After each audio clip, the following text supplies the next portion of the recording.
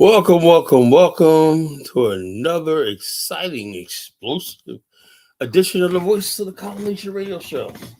This is a Sunday night sermon. Welcome. Folks, we're going to have a good show tonight.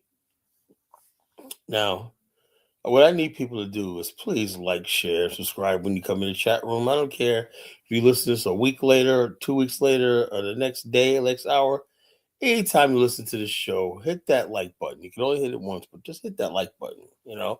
If I get 600 views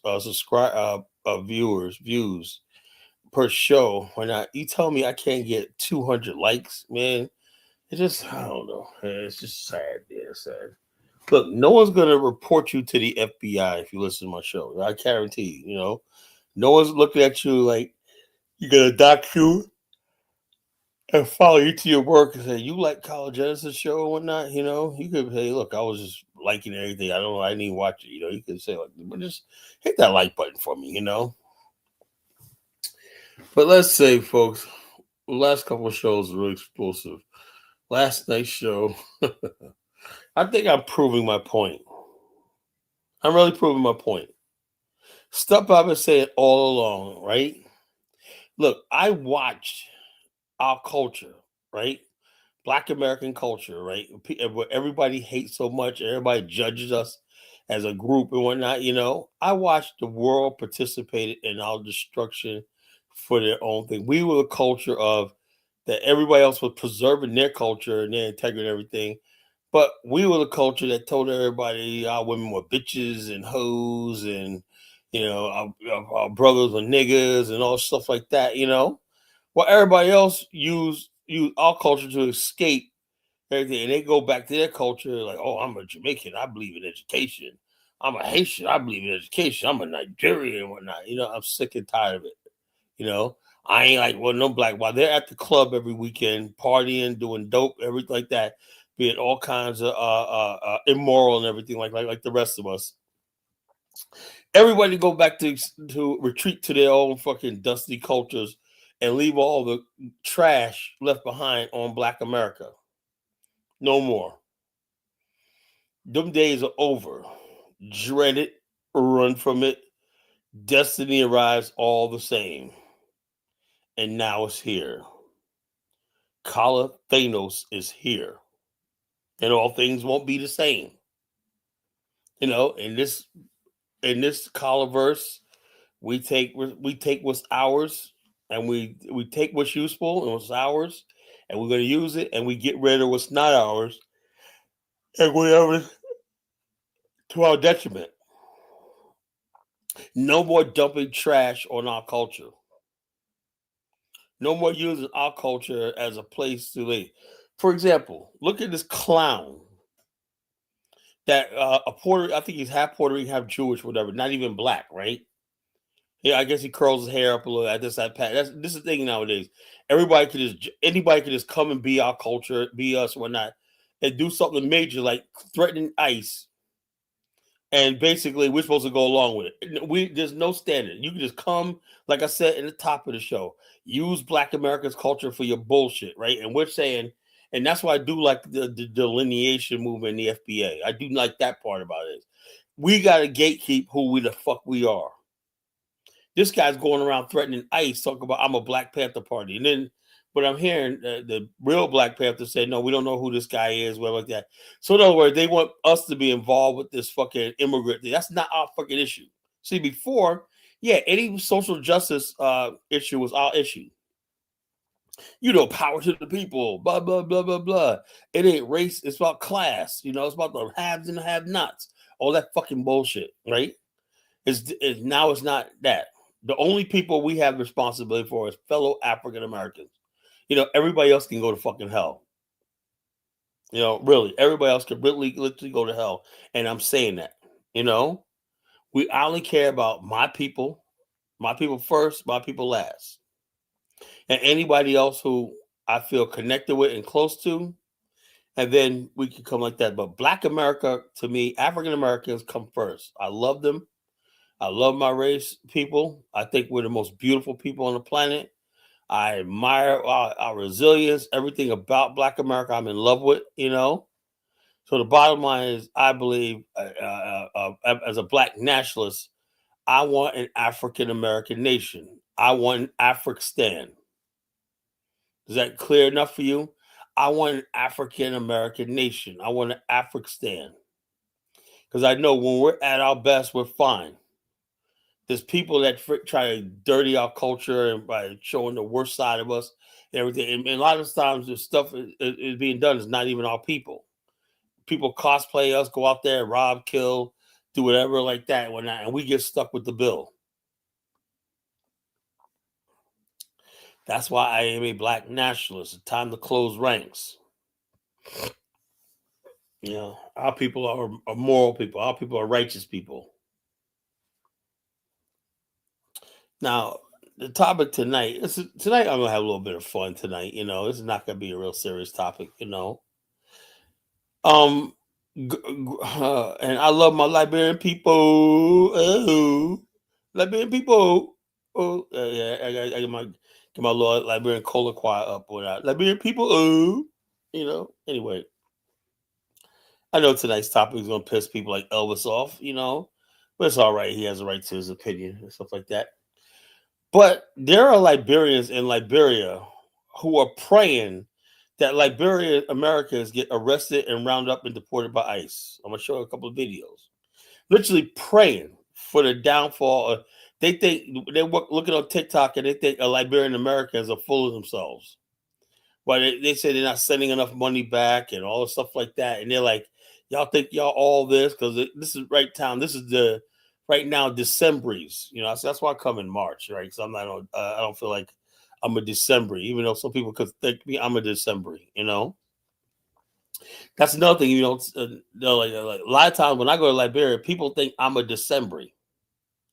What is a December? A December is a Liberian or an African who returns to their country right around December. They always think that we get money for Christmas or something like that. So we got money to travel, once a year, And the Decembers are now resented. They're like the American Liberians in 2026. Now people are wishing harm on the Decembers in Liberia, saying they full of themselves and everything like that because they have to deal with the reality of Liberia, right? And the Decembers coming here to eat all the nice restaurants, they're going all over the place and everything, and there's resentment. So a lot of Liberians, like, if we basically bring them back to Liberia, they now cut them down to normal size. They won't be all big and high and mighty, And there's Liberians like, man, you Liberians are so wicked and evil. But let's look at this realistically, right? Let's look at this for a minute, right? Now, Liberians have are making a claim for their kinfolk, Liberian Americans, to come back home, right? They say they've been in America way too long and they need to come back home. They hoping Donald Trump and ICE deports them. So then the Liberian Americans said, we're the only thing keeping Liberia afloat. It is remittances. And then so Liberians like, y'all not sending enough. So, the remittances give y'all too much influence and power.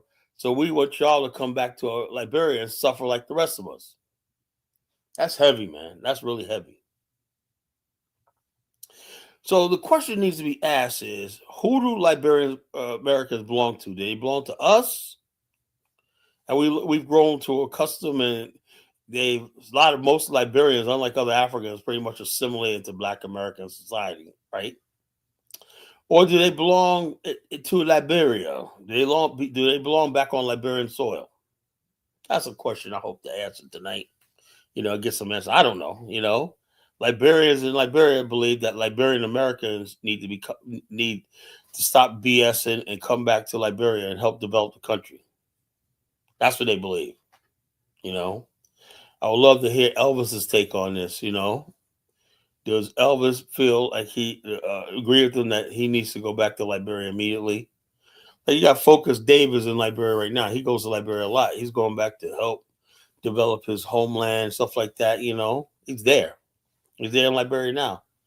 He's down with we have a Black African Infrastructure chapter in Liberia, right? Hopefully, Dave get a couple to help build that chapter in the Association of African Americans Liberia. You know, and I'm determined to make these two organizations work, stuff like that, and build something. It's not easy, man, because I realize now people are full of shit. Nobody wants to do nothing. All they want to sit on their lines laugh. People think because they get on a panel and they get on a live stream that qualifies them as an expert or a Pan African. No, it don't work like that no more. I was talking about good brother Mufasa tonight, right? I was like, why does everybody seem like they get on a plant panel and they're gonna dictate to me?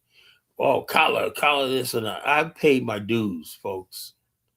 I'm not somebody you question on every little thing. That's why I got rid of 1776.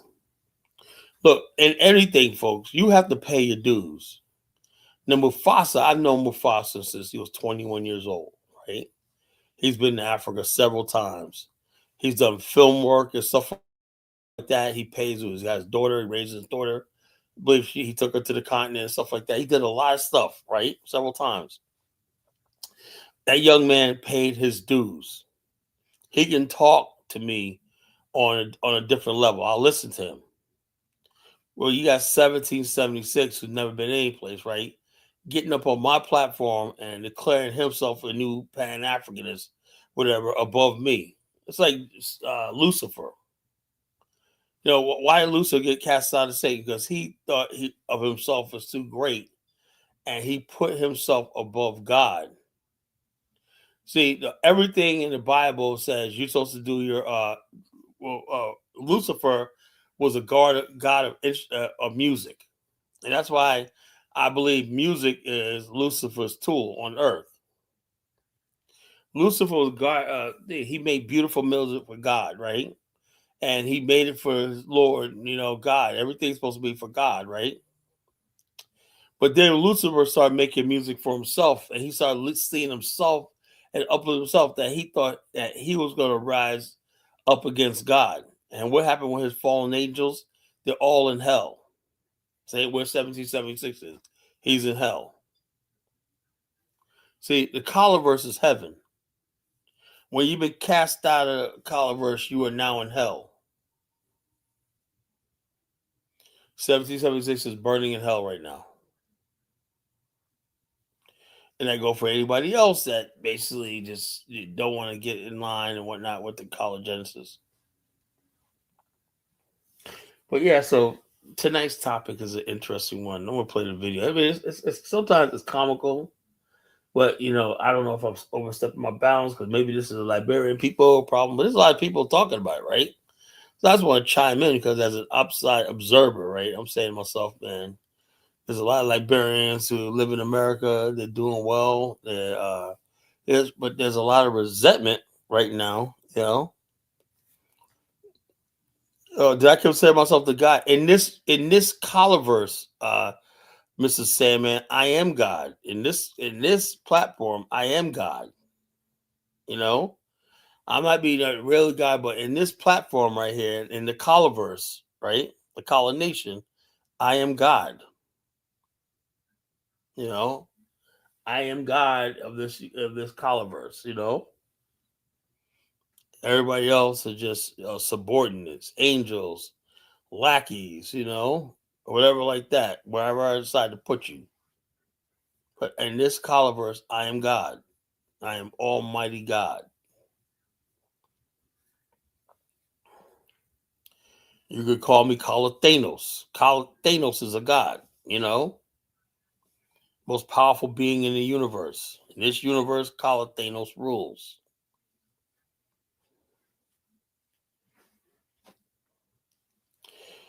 But yeah, so we'll talk about that tonight, folks. I wanted to hear from some of my Liberians. I hope some Liberians call in.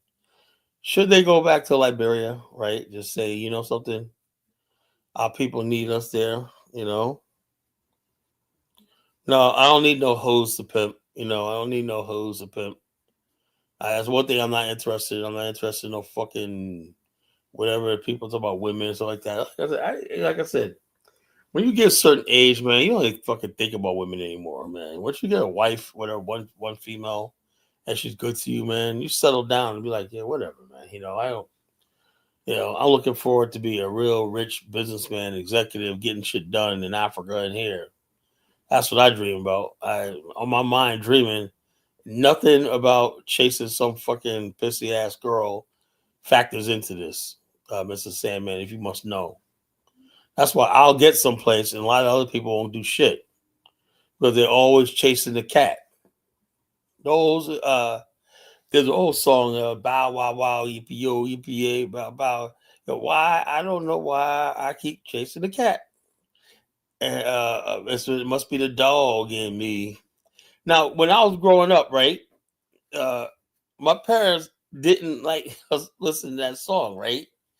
I had no idea why my father would say, "Don't listen to that song." I had no idea what it was about because the cartoon it was like a dog chasing a cat, right? I had no idea that was a dog, and the cat mean the pussy. You know, why am I keep I'm a dog chasing the cat? You know, it must be the dog in me. I'm like, whoa, man. I was like, so years later, like, okay, that's why my parents never liked that song. Why I chase the cat? I was like, oh shit, must be the dog in me. Nah, man, Mr. Sandman, I am not chasing the cat. I'm not doing that. I am not chasing the cat. Not at my age, bro. You know, not at my age, but I ain't chasing the cat. But it's comical. How do Liberians in Liberia know about ICE? That shows you, man. Like, how many people know who the Liberian enforcement agency is? I don't know if that was Parliament. I don't know if that was Parliament because like. Let me see. I think that was somebody else. Let me see. Uh, nothing but the dog. Nothing but the dog. Nothing but the dog. But the dog. The dog in me.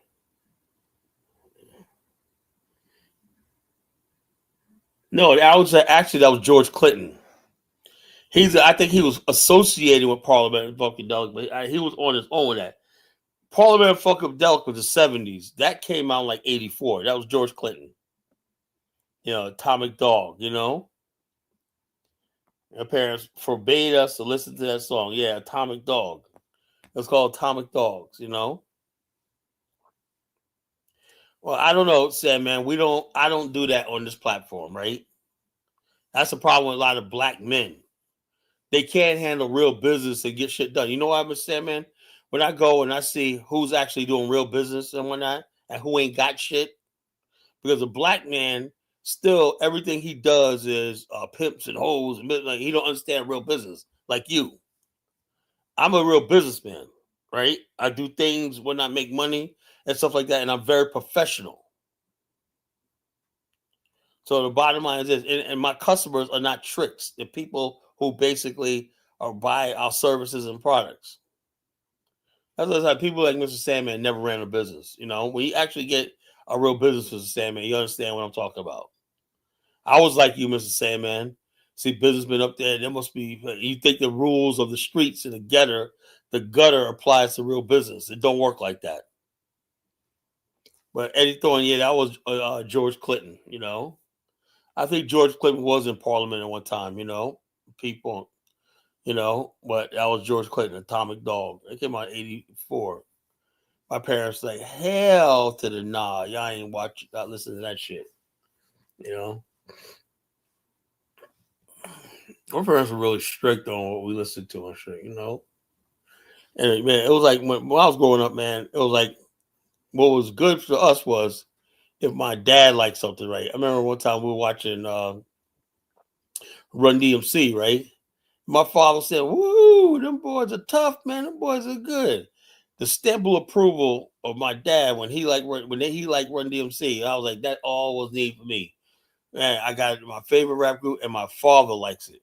All right, I was like, yeah, that's how much respect we have for our parents in my generation.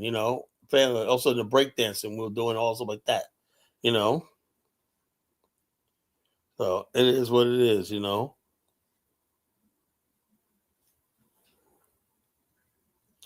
But why are some Liberians praying for Liberian Americans to be deported by ICE? How do people even Liberia even know what ICE is? It's like, wow, man. So people around the world are basically watching all this. And you know what dawned on me, when I was doing this topic? I had it all wrong. I really did. I had it all wrong. I thought that the world was trying to build and develop. I thought every country in the world was like Japan. We're going to build our country up so we could one day have a choice between America and various African countries. I had no idea in Africa, the number one goal was not to build Africa, but to get the fuck out of there and come to America. And, it's just mind-boggling. You tell me we're that fucking trapped in this shit? Yeah, America. So in other words, they're making us eat our words and whatnot. We're saying how racist America is, and everybody else is saying how by just them coming here, fighting to come here, what they're saying is America is what the fucking founding for all this. But listen, what about racism and all stuff like that? White supremacy, it doesn't matter. As long as people still think America is this land of the free, home of the brave, the argument against America dies. So, like I said, I don't want to see Liberian Americans go, but there could be some benefits to deporting Liberian Americans. It could be the process where if you start seeing more Africans deported out of America, that could make our case that America is a racist country and we need to get the hell out of here too. That's just a thought, But Africans coming to America will always discredit Black America's claim to social justice and whatever we have. That's just the truth. So it's a double-edged sword. Africans come here and we're not, okay, that brings up Black numbers, but what that does is the case against America, it weakens. Because if America was racist and discriminatory, like you say it is, how come these Africans and immigrants are coming here? How come they don't see America the way you see America? You see why they call me the college genesis. You see why they say I'm the culture critic, the geopolitical pundit on YouTube every night of the week, 7 days a week. We're not doing a 6-hour broadcast and everything. You understand why I am what I am? You'll never understand because somebody like me comes once in a lifetime, Let me play some videos, folks. I'm getting bored.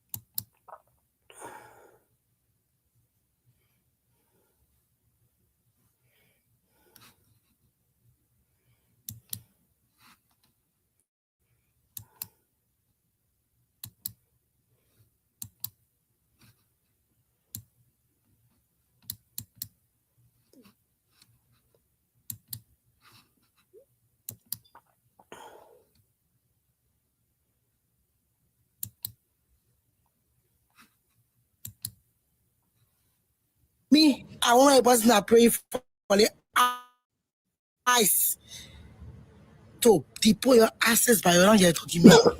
So you can't buy it. My people, when you watch that video, what do you see? What do you see?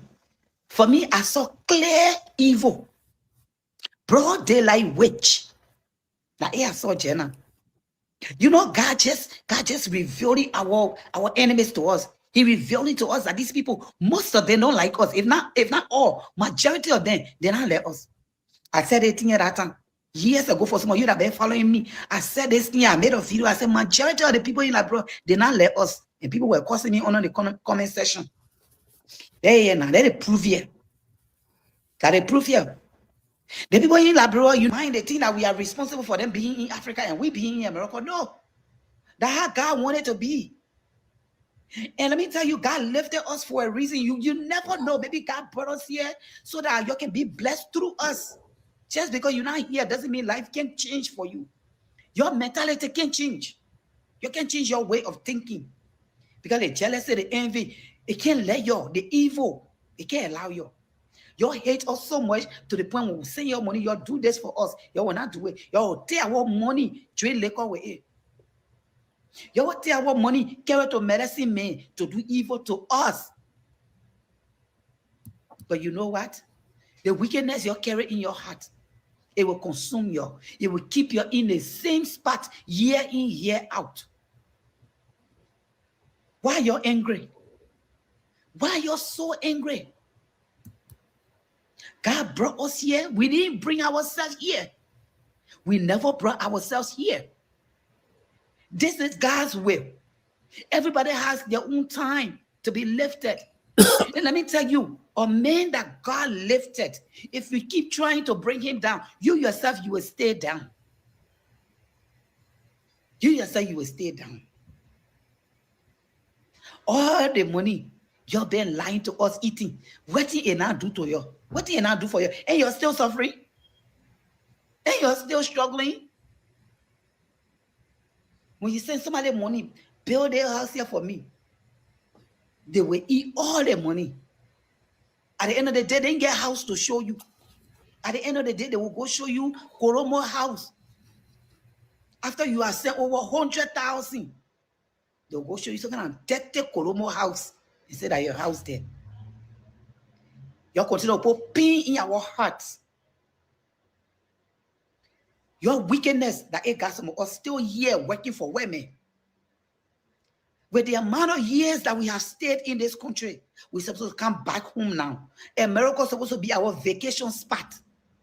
But we're still here running from one house to another, running from one nursing home to another, running from one hospital to another, cleaning people poo-poo. We're still here working to the meat company in the frozen place, cutting meat.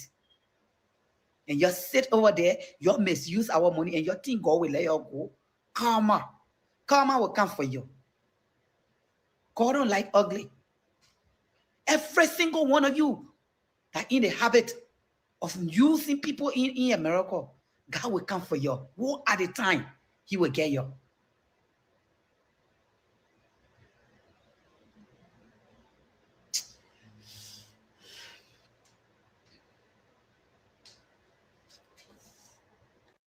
I want a person that pray for the eyes to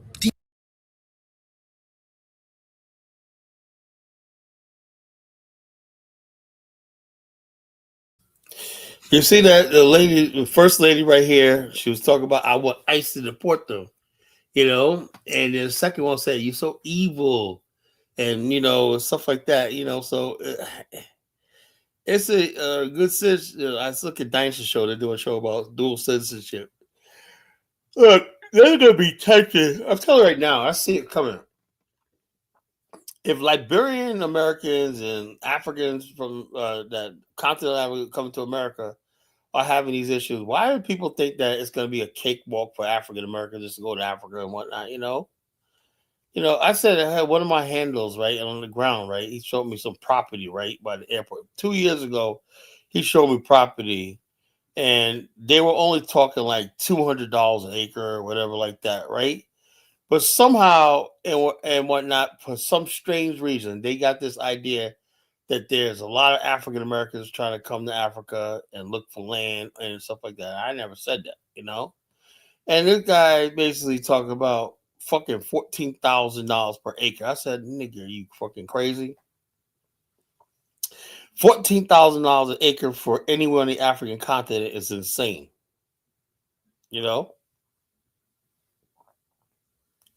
So I'm saying to myself, now if you want people to come to Liberia, you better bring those prices back for land like they were 5 years ago. But somehow people got full of themselves.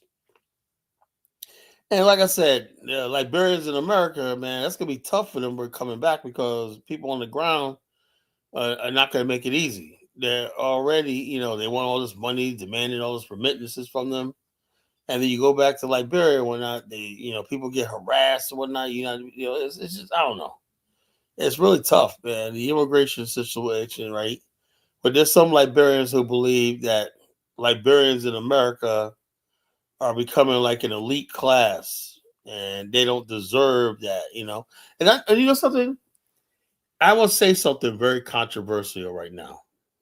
That I know I'm going to get shot, and picketed, whatever, like that. I think it's only like the indigenous Liberians that are going through this, not the American Liberians and the Congo people. It's like the indigenous Liberians looking at other indigenous Liberians in America like you don't belong there. You're not a Congo man. You're not America. You're not. It's like that.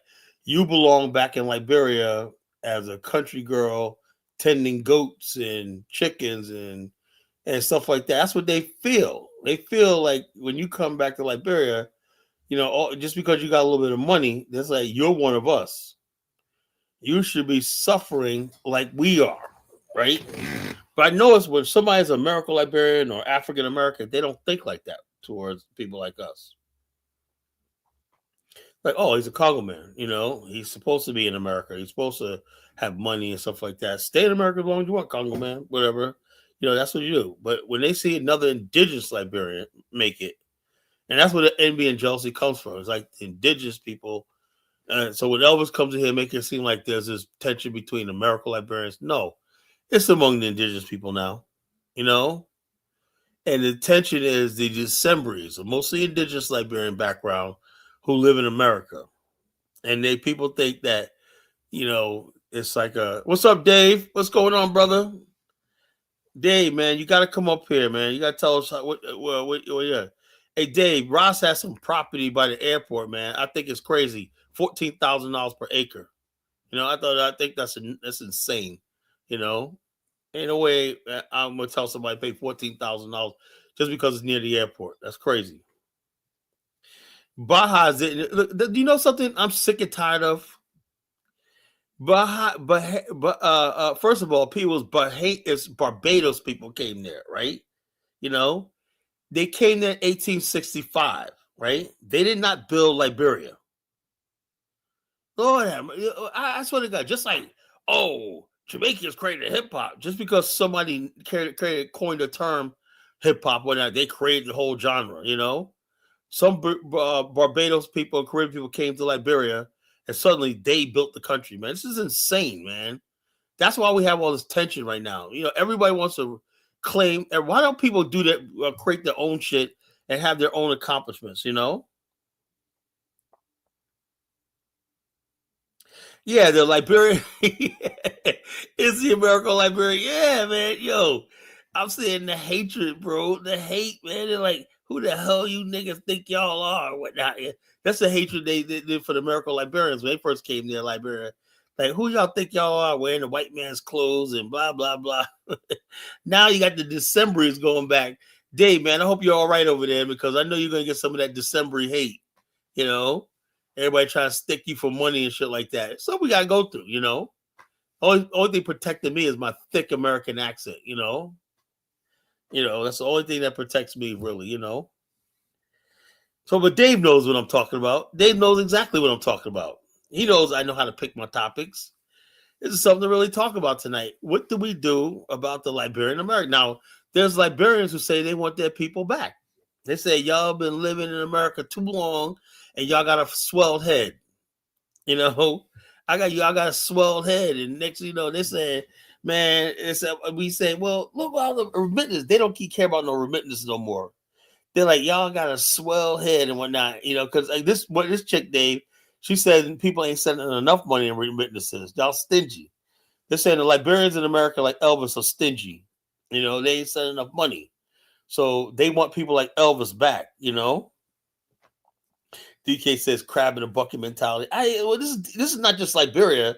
This is all over Africa, This is all over Africa. You go out there, you send the pictures of you in France and Paris and whatnot, the Champs-Élysées and Brussels and everything like that. But they're sitting there, got to walk 2 miles to get to fetch some oats to feed the goats and whatnot, and they got that hard life or not. They got to go to the communal well and pump some water all day, wanting to take a bath, whatnot, and you living there with a microwave and all shit like that. It does cause some resentment, So we gotta discuss that. How do we do this? Like I said, the only thing to do is build an Afghanistan. And then we can look, man, I believe everybody in Africa ought to have refrigeration, running water, the basics. 85 years, man. We can't of African independence, whatnot, for the most part, right? Yes, all over Africa, because people see online and television media how the rest of the world lives. And they accept that, right? But when they see people who look like them living that life, it's resentment. That's why they figured they just want to come in by the millions. They would come in. Then Donald Trump, he's like, no. Y'all can't come over here. It's different with Africans and everybody else. Other people who come here aren't in a desperate situation, They know a lot of Koreans and Asians will go home, whatever, like this, or Indians, whatever, like go home. But Africans is like, you have no reason to want to come back to the continent. Like a couple of times, right? African soccer players, right? When they go play and whatnot, when they qualify around the world, every time, like when they basically, this is what they would do. They wouldn't tell Africans when they're going to go home, right? They'd be like playing soccer or whatever like that, all these festivities. And they make them think that they got a few more days of living in Europe or not. And then out of nowhere, they round them all up and put them on a plane. But some Africans got wind of that, right? And a couple of days before that happened, they said, no, man, this is a trick. They disappeared in the country. There's so many Africans who come there, especially to play sports and whatnot, and disappear, and they don't go back home. It's a problem, man. To all Liberians in America and I return Liberia, best, man. So Liberia is closed, and no more back doing. No, Liberia is big. Liberia could use another.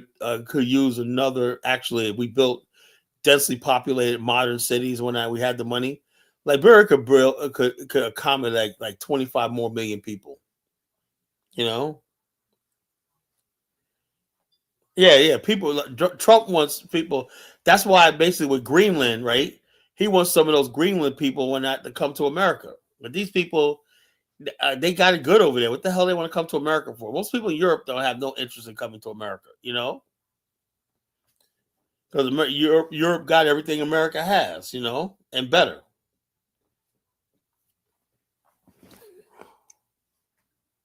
So we got an interesting topic tonight, folks. Why are Liberians and Africans praying for their fellow African immigrant Americans to be deported by ICE? This girl chick was praying for ICE to round up Liberians and whatnot. She's probably these type of Liberians. I know Liberians. I love them, but they are very deceitful. Don't underestimate them, right?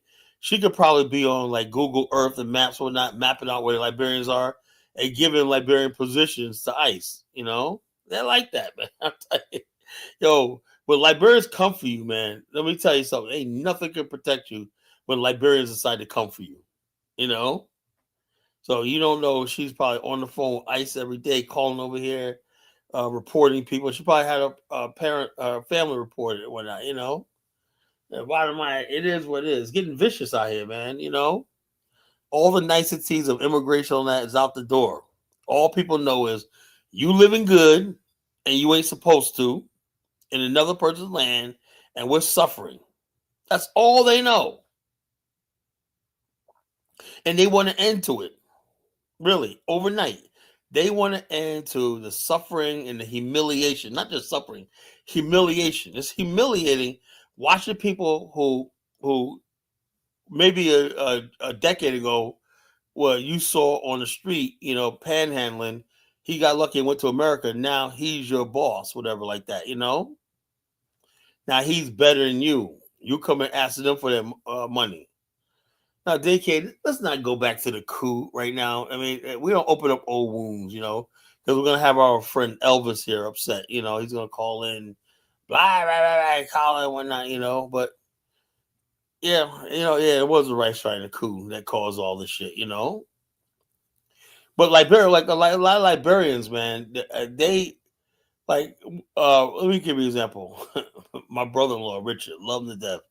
Cute kid. Richard's like around. He's my wife's youngest brother, man. He's like, I think he's like 23 right now, 23, 24.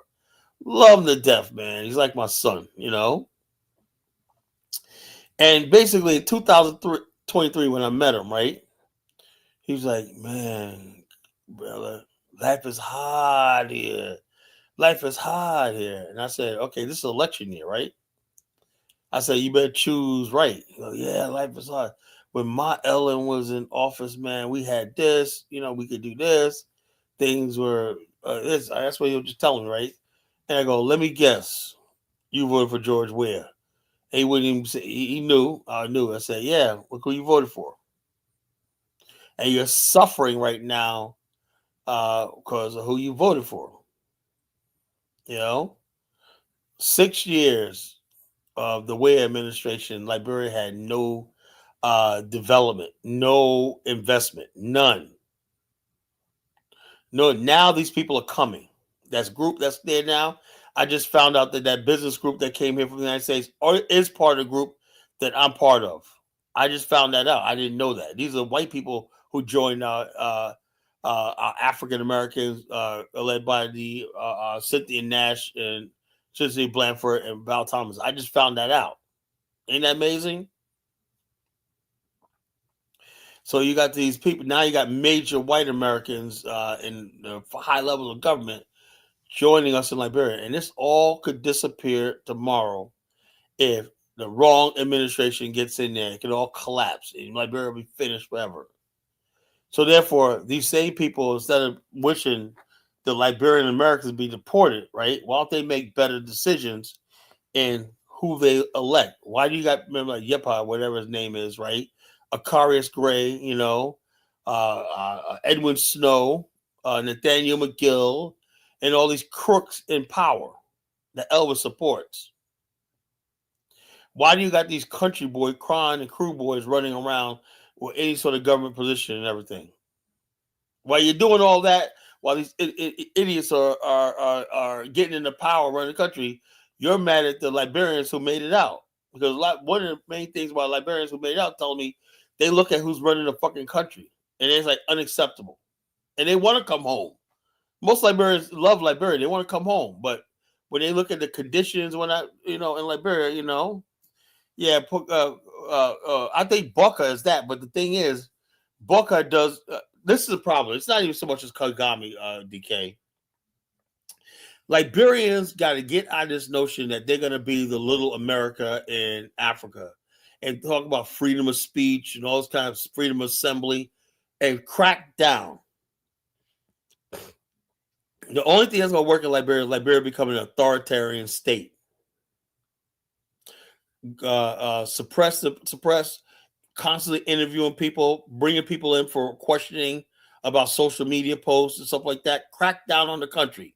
Sanctioning people, in the country, arresting people and whatnot that get out of line. That's how you carry out a policy. You don't need, Liberia's not ready for American style democracy and stuff like that in society. That's what the problem is.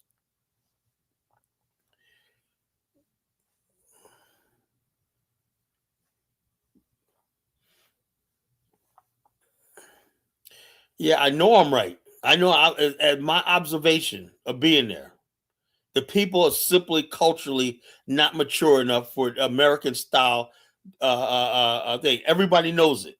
I'm gonna keep saying it. I believe Liberians don't understand the difference between liberty and freedom. Now I'm gonna give a jewel of the college Genesis, right? Liberty is what you are given by the state and the society. What they say they under arrest the things that they know that you're inherent and whatnot. Freedom is the society does not have the right to regulate your behavior and control you at all. That's not what America has. America has liberty. In other words, yeah, there are laws and everything that can restrict you and everything. You can't drive when you got liberty means that you can drive, but you got to have a license. You know, I'm not being condescending. You know, I say I'll be going to I think the same thing about a lot of places like Gary, Indiana. I don't believe in freedom. I believe in liberty. You know, Liberia was founded on the idea of liberty. That means some people at the top make sure everybody has the freedom to move within the confines of the law. I believe you have freedom within the confines of the law. You could you could protest and all the stuff like that right there within the confines of that you agree to live in a society. But when you have contempt for the society that you live in, that's not freedom. Yeah, the cost of true freedom, like I said, there's no free country on this earth. America has liberty. That's the best you're going to get. That means all the things that you're supposed to have. The freedom of association, the freedom to think, the freedom to pursue happiness. All those things are inalienable rights. Life, liberty, and the pursuit of happiness. Those are guaranteed. Now, what is basically different than that in freedom? Freedom means that you could do whatever you want and there's no authority or anything like this. I think people misunderstand. A freedom means there's no government. Freedom means anarchy. And a lot of people confuse the two things. Liberty and freedom are two different things. Liberty are a bunch of freedoms enshrined in law, in custom, and constitution. That's guaranteed. That the state or the powers can't take away from you. But some people think freedom means that you can just say whatever you want, do whatever you want, and the government basically can't sanction you. You can get up there, cause a riot or insurrection and whatnot because you got freedom. No, it don't work like that. Oh, because I've been to Liberia several times, right? I've talked to, let's say, hundreds of Liberians. That's my conclusion. And the people that are capable of running the government, right there, they're so outgunned and basically outmanned and whatnot. You know, they have no power because what Liberia has is not democracy. It has it's mob rule. America put in safeguards to guard against mob rule. What you have in Liberia is people making decisions, right? In order for you to basically, where America was founded was you had to have a free public education because people had to know what the laws were and basically understand why you have laws, why you have this, you know. Mubama goes, freedom. I don't believe in fucking freedom, you know. I do believe some people need to be repressed, you know. I do believe that. Because we have so much freedom, that's why a talk radio, right, was on thing in Rwanda talking on the radio, and next thing you know, a million Rwandese died because of freedom of speech. No, I don't believe in freedom of speech as far as black people in Africa are concerned. Absolutely not. I saw what freedom of speech did in Rwanda. Rwandan genocide was caused by people spreading misinformation on a radio show. People listen to a radio program, and they went out and started killing Tutsis. The rice riots in Liberia happened because somebody got up there and spread misinformation that the government was trying to starve Liberians out. Well, that was not the case. They wanted to put tariffs on imported things to protect local Liberian grow, but they spun it around under the guise of freedom of speech. We could say freedom of speech don't mean you can lie.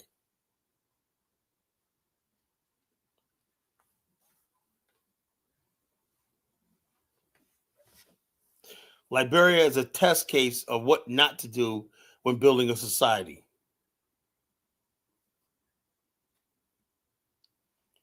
Oh yeah, okay, yeah. I believe they can govern, but not the way it is right now. Not when you got that rebel. There's an undercurrent of that rebel element still that exists in Liberia, and it's dangerous. They say, well, can Liberia go back to war? I believe it can.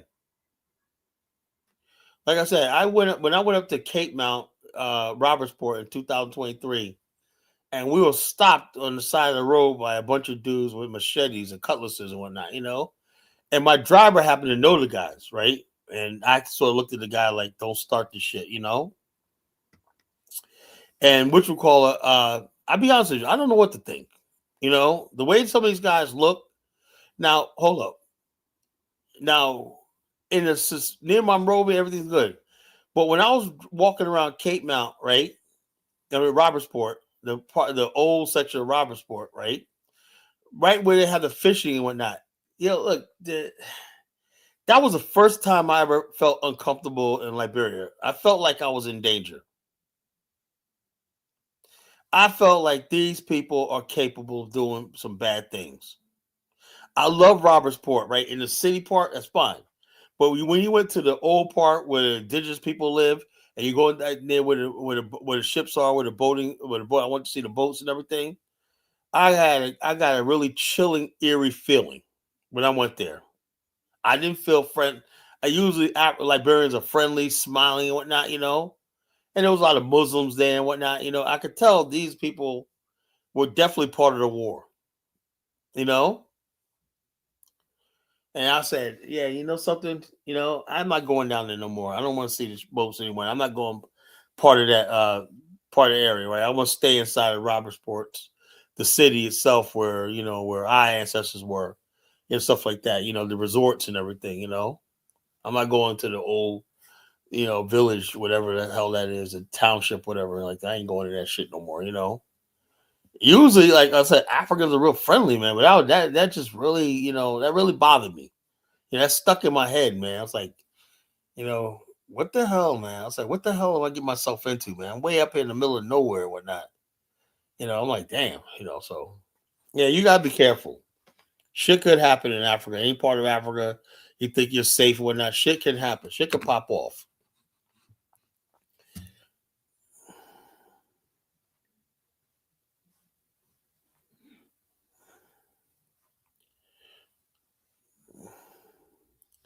Why is someone praying for Liberia? Yeah, like I said, we have people wanting to uh see Liberian Americans deported. I don't know. I would like to know, if those people want go back to Liberia, are they talking about harming them, or taking them left and whoop them for being arrogant in America and whatnot? Yeah, I don't get it. I what you call. I like look. I don't know why they want them back in Liberia so much. They can get with because they're having too much a good time in America and whatnot, and they think that I love my Liberian people. Liberians are hilarious, man. Oh,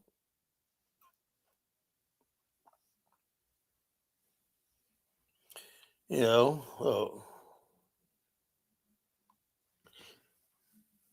I love my Liberian people. Oh.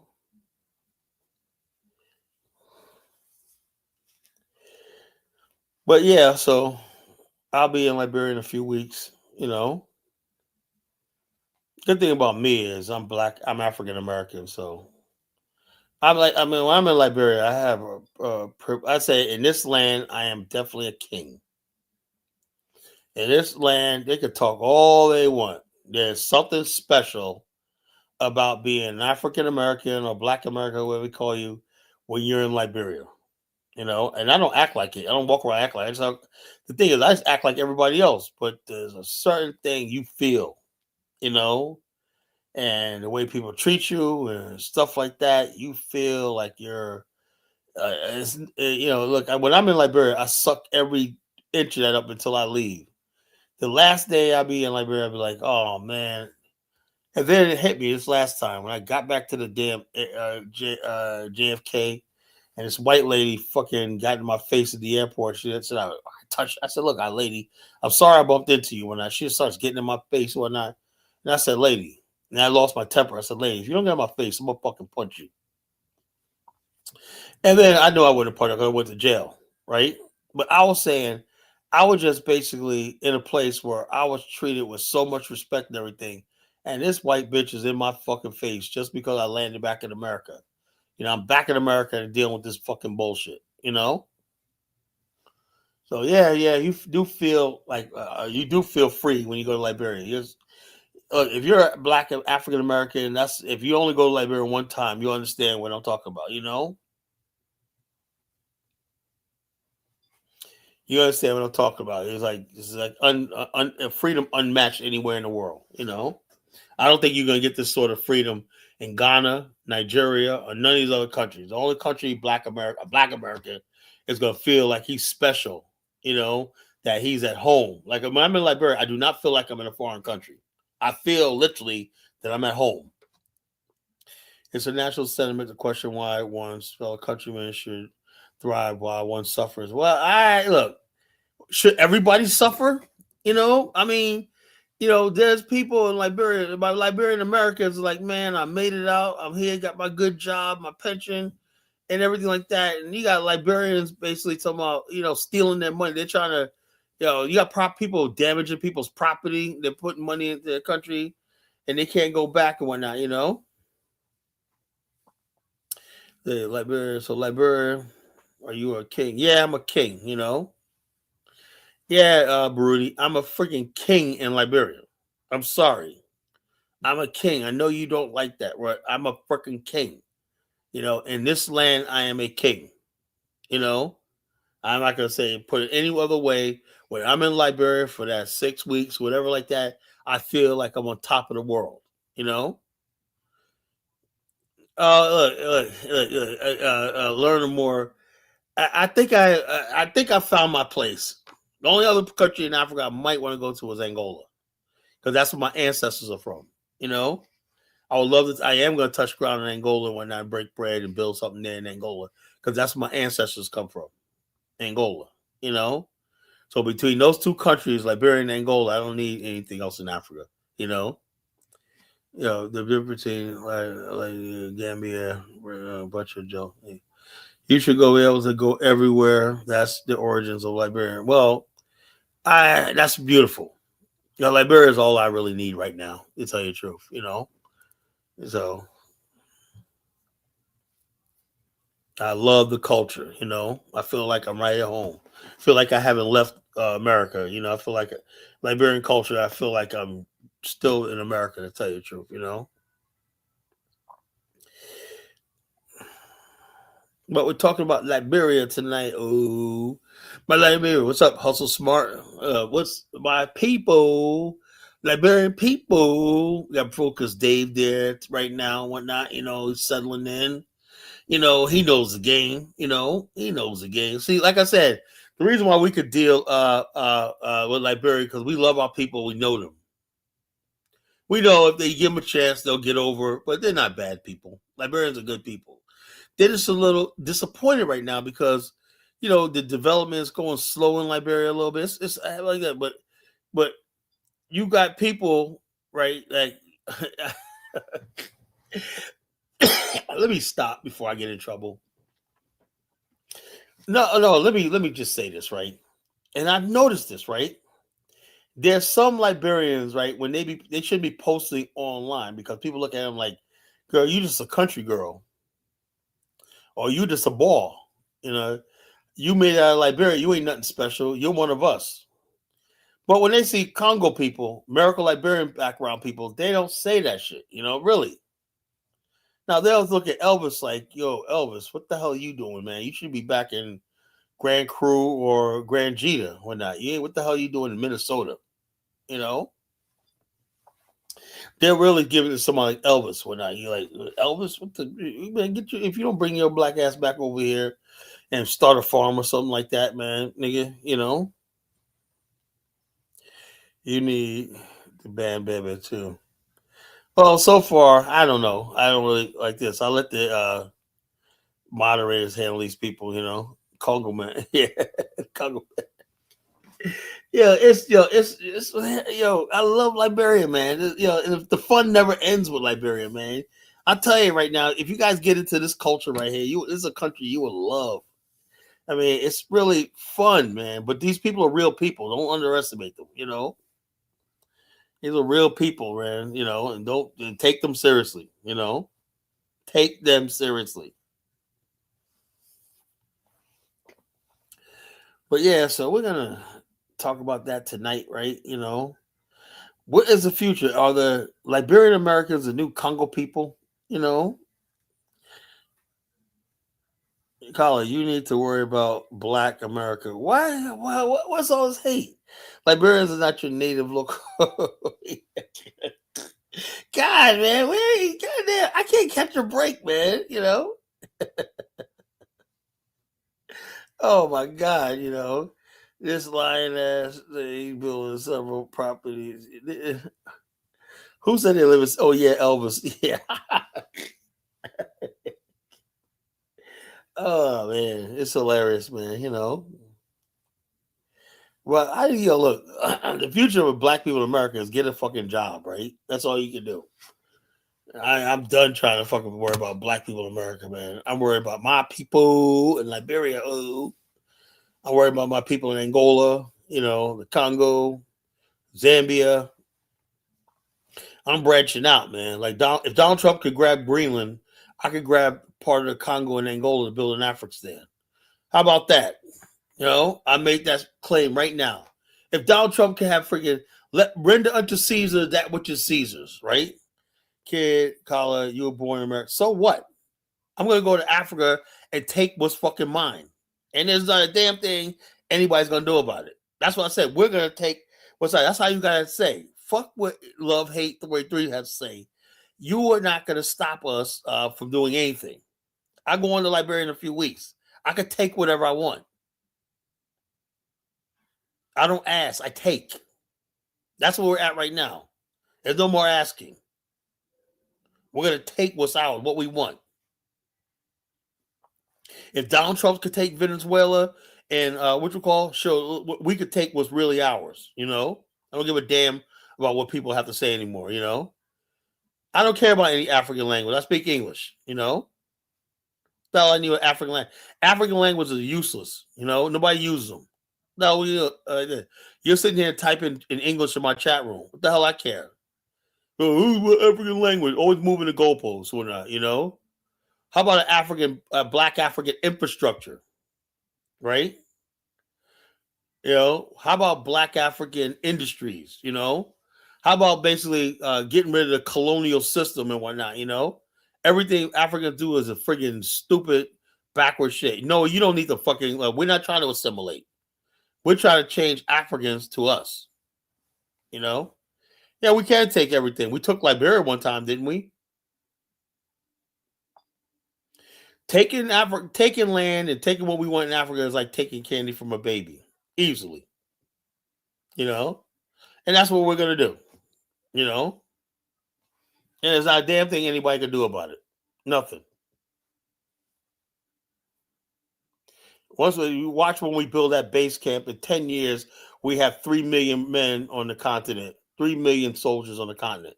We'll be able to take whatever we want to take. You know. African leaders will fucking sell. You give them an envelope full of fucking 50s and they'll sell you their mother. You know? Yeah, we're gonna take that shit, man. You know? Right now, the Chinese and Indians are taking all over Africa. You got the white man taking fucking parts of South Africa and whatnot. You know, get out of my face with that shit. You know? The white man in South Africa just created their own little mini state in South Africa and whatnot. Took it.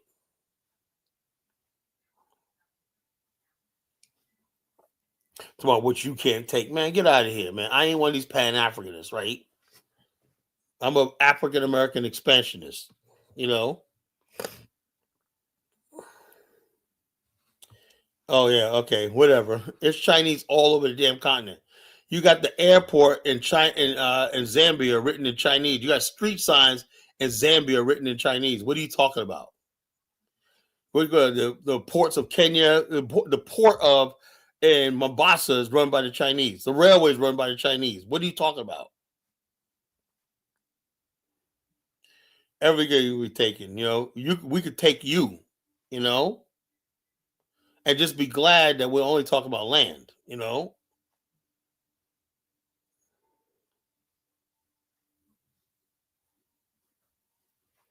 Oh well, please, yeah. Tell me how the white people basically are trying to take Western Cape right now. Africans act like they're powerless with that. So if the white man who don't belong in Africa could just take where he wants to build his own shit, we're gonna do the same thing. How about that? Yeah, that is my mindset, and I'm not changing. We gave all the world like 400 years to get shit, and now we got to take drastic measures, right? Because it's time for us to part ways with America, and the only thing we got to do is like this. Like I said, when people come in my chat room with this stuff, if you don't agree with what I'm saying, why don't you guys get out of my chat room? How about that? Maybe I should need to block some of you people. South Africa won't let them take us. Get the hell out of here. They're going to take Western Cape, right? Because they're going to have Donald Trump and whoever else. The Africans are weak. Africans are not going to do a damn thing about it. Shut the hell up about what Africans tell they're not going to do.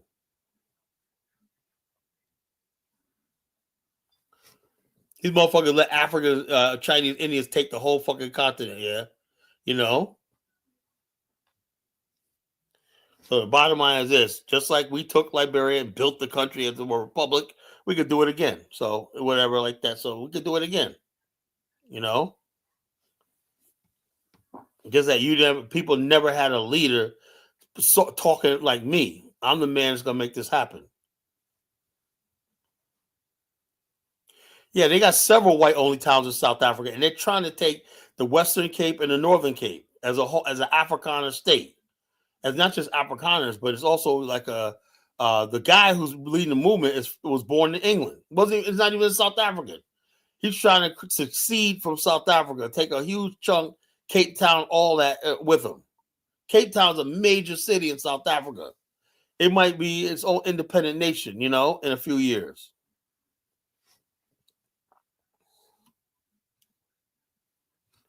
Well, look, I'm not condescending ever. I'm just telling you the fucking reality,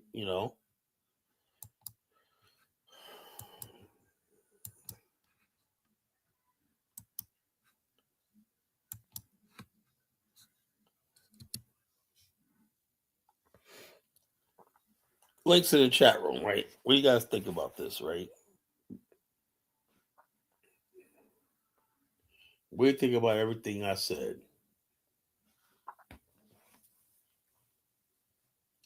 Yeah, look, anybody, if we build infrastructure, the local, that's why people understand something.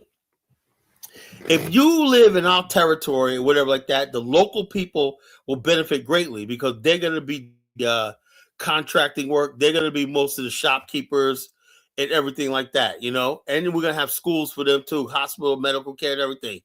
It ain't going to be like we're living by ourselves and local people are going to be integrated into our culture and society, So whatever it is. So you guys understand what we're talking about. Oh, you're just going to come over there and exploit the locals are going to be part of it because they're black.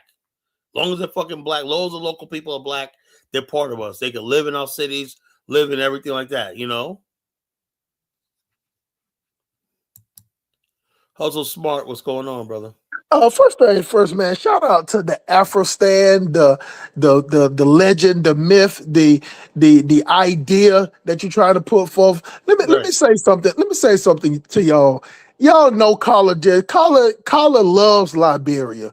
Now, if y'all sitting up here listening to what he's saying now, think that some type of way he wants to go over there and exploit. Y'all ain't been listening to Carla. It's no. Let me tell you something. Me and Carla have discussions offline, but it's no way in the world anybody that watch Carla's show. Carla loves Liberia more than the people that are from Liberia. Carla talks about Liberia more than the Liberians. So, you know what I'm saying? I'm not telling y'all that Carla is just colorful with his language, just like I am. You get what I'm saying? So if y'all trying to be technical and literal about what he's saying, they know what I'm talking about. That's what I'm saying. But people always come on here and be like, oh, like that. But and also, I'm getting really tired of it, right? If after all these years, people listen to me, if you think I mean any malcontent towards If Africa, those you don't people even want to listen. think you have malcontent about it, then they just sitting there waiting. That's like me and you had that conversation, and I tell you, some people just waiting for you to say the wrong. They'll be waiting 3 months. Him say one thing, then be like, oh. You heard what he said? You heard what he said? You see what I'm saying? Yeah, Like, you yeah. can't fuck with people like that. Do you get what I'm saying? Yeah, So, that's why I said, man, these people right here, I'm warning you. You come in my chat room. If you call me a college or whatever like that, I'm a black man, right? African continent, like on less than 15% of the continent is occupied. right, Like less than like 5% of the continent has development, right? right. You got whole sections of the continent that fucking have no people for thousands of miles. Now, when people get up here and say no, they just simply don't want to see progress. That's all. And the bottom line, True. it doesn't really matter because building in Africa just simply, if I can only get enough black men on board, all I need is, like I said, we build a base camp. That means we have military logistics, stuff like that on the continent, construction, stuff like that, warehousing, trucking, and stuff like that, And then the thing is, once we basically build that airport, whatever it is, it's probably going to take high level part of it. But what angers me is the fact that we wasted so many years in this raggedy ass country, right? You got a white man, Donald Trump, right? This is folks. Let me tell you something. How I am, right? I grew up not thinking that I grew up not thinking white people are superior to me. I never believed that. I always believed the black race could do whatever the fuck it wants to do, and we don't need the white race, right? When you're against the friggin' no, I'm not 1776, I am not no colonizer, how do you colonize what the fuck or it's already yours? Because you know what's funny? They don't call none of the other people in their countries, the Lebanese, the French, the They have Chinese, no the problem. all the they don't call them I'm gonna That's why I tell you, bro. We the black people, the original black people in Africa, we're all shit eaters. We don't like each other. We don't like that's why I each said other at all. I was on the chat room today and they were trying to tell me black people built ancient. So no, I don't believe that. Mm-mm. I don't believe black people, based on what I'm seeing right now, everything I'm seeing right now, black people are anti-progress. Anti-progress. If you when I talk about African, that's progress. They're fighting against progress. How the hell are you gonna tell me you built civilization and you're fucking anti-progress? No, what I'm saying, back to what I'm saying, I don't believe they're superior. And the difference between me stoic is this: I'm acting on what I believe. I'm the only one brave enough to say black people and white people in America need to part ways and we need our own nation state. Now, if the government of America don't want to accommodate us, we should have representation in the UN, all this other thing. And all these other countries that don't want to recognize us as a nation or whatnot, when the time comes, we're not going to recognize you. And that's what we have right now. The lineage of FBA, I agree with, right? Because all the time, black people, we'll always expect black people to fight their cause. They think, oh, yeah, we can just get to black America and, and blah, blah, blah. Let people think, oh, nobody's going to touch your because black people in America ain't going to stand for that. We're going to riot. No, the fuck we're not. No, the hell we're not. They said black people are not going to stand for a United States bombing Iran. Do you think I give a fuck about Iran? No. Because the bottom line is this. After all these years, we got nothing. Nobody even lifts up a dime. Show me, brother, other groups of people, the Chinese got trillions of dollars at their disposal. How much money has the Chinese ever invested in black America? Not 1 cent, not one dime. How many people basically, unless it's self-serving, right, ever spoke up for the black race in America and say, something, we should do business globally with black American business, and governments around the world should make provisions and special things for black American business to give them a hand on the global scheme. Has anybody ever had that conversation? No. And let me read one comment, caller. This what Love Hate said. Lebanese are not large in number in West Africa, you Yeah, goose. right. Hold on. Watch this now. Their population is average 20 versus 5 to 230 million. Now listen to this, caller. When I called out the countries, did I only call out Lebanese or did I call out French? Or did I why you think he picked Lebanese and didn't say nothing about the French or the Chinese or the Germans that I called out or the Italians? Syrians and all these other people like All that. these, it ain't that. It's over there. But let me tell you something, caller. This is the funny thing, though.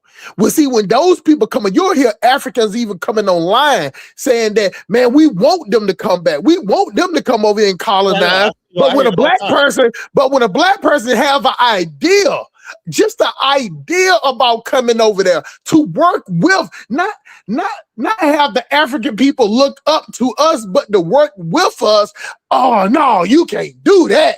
But every other race of people, they love them. I'm talking about teeth shining. They brush their teeth. They comb their hair. They even take showers for all these other group of people.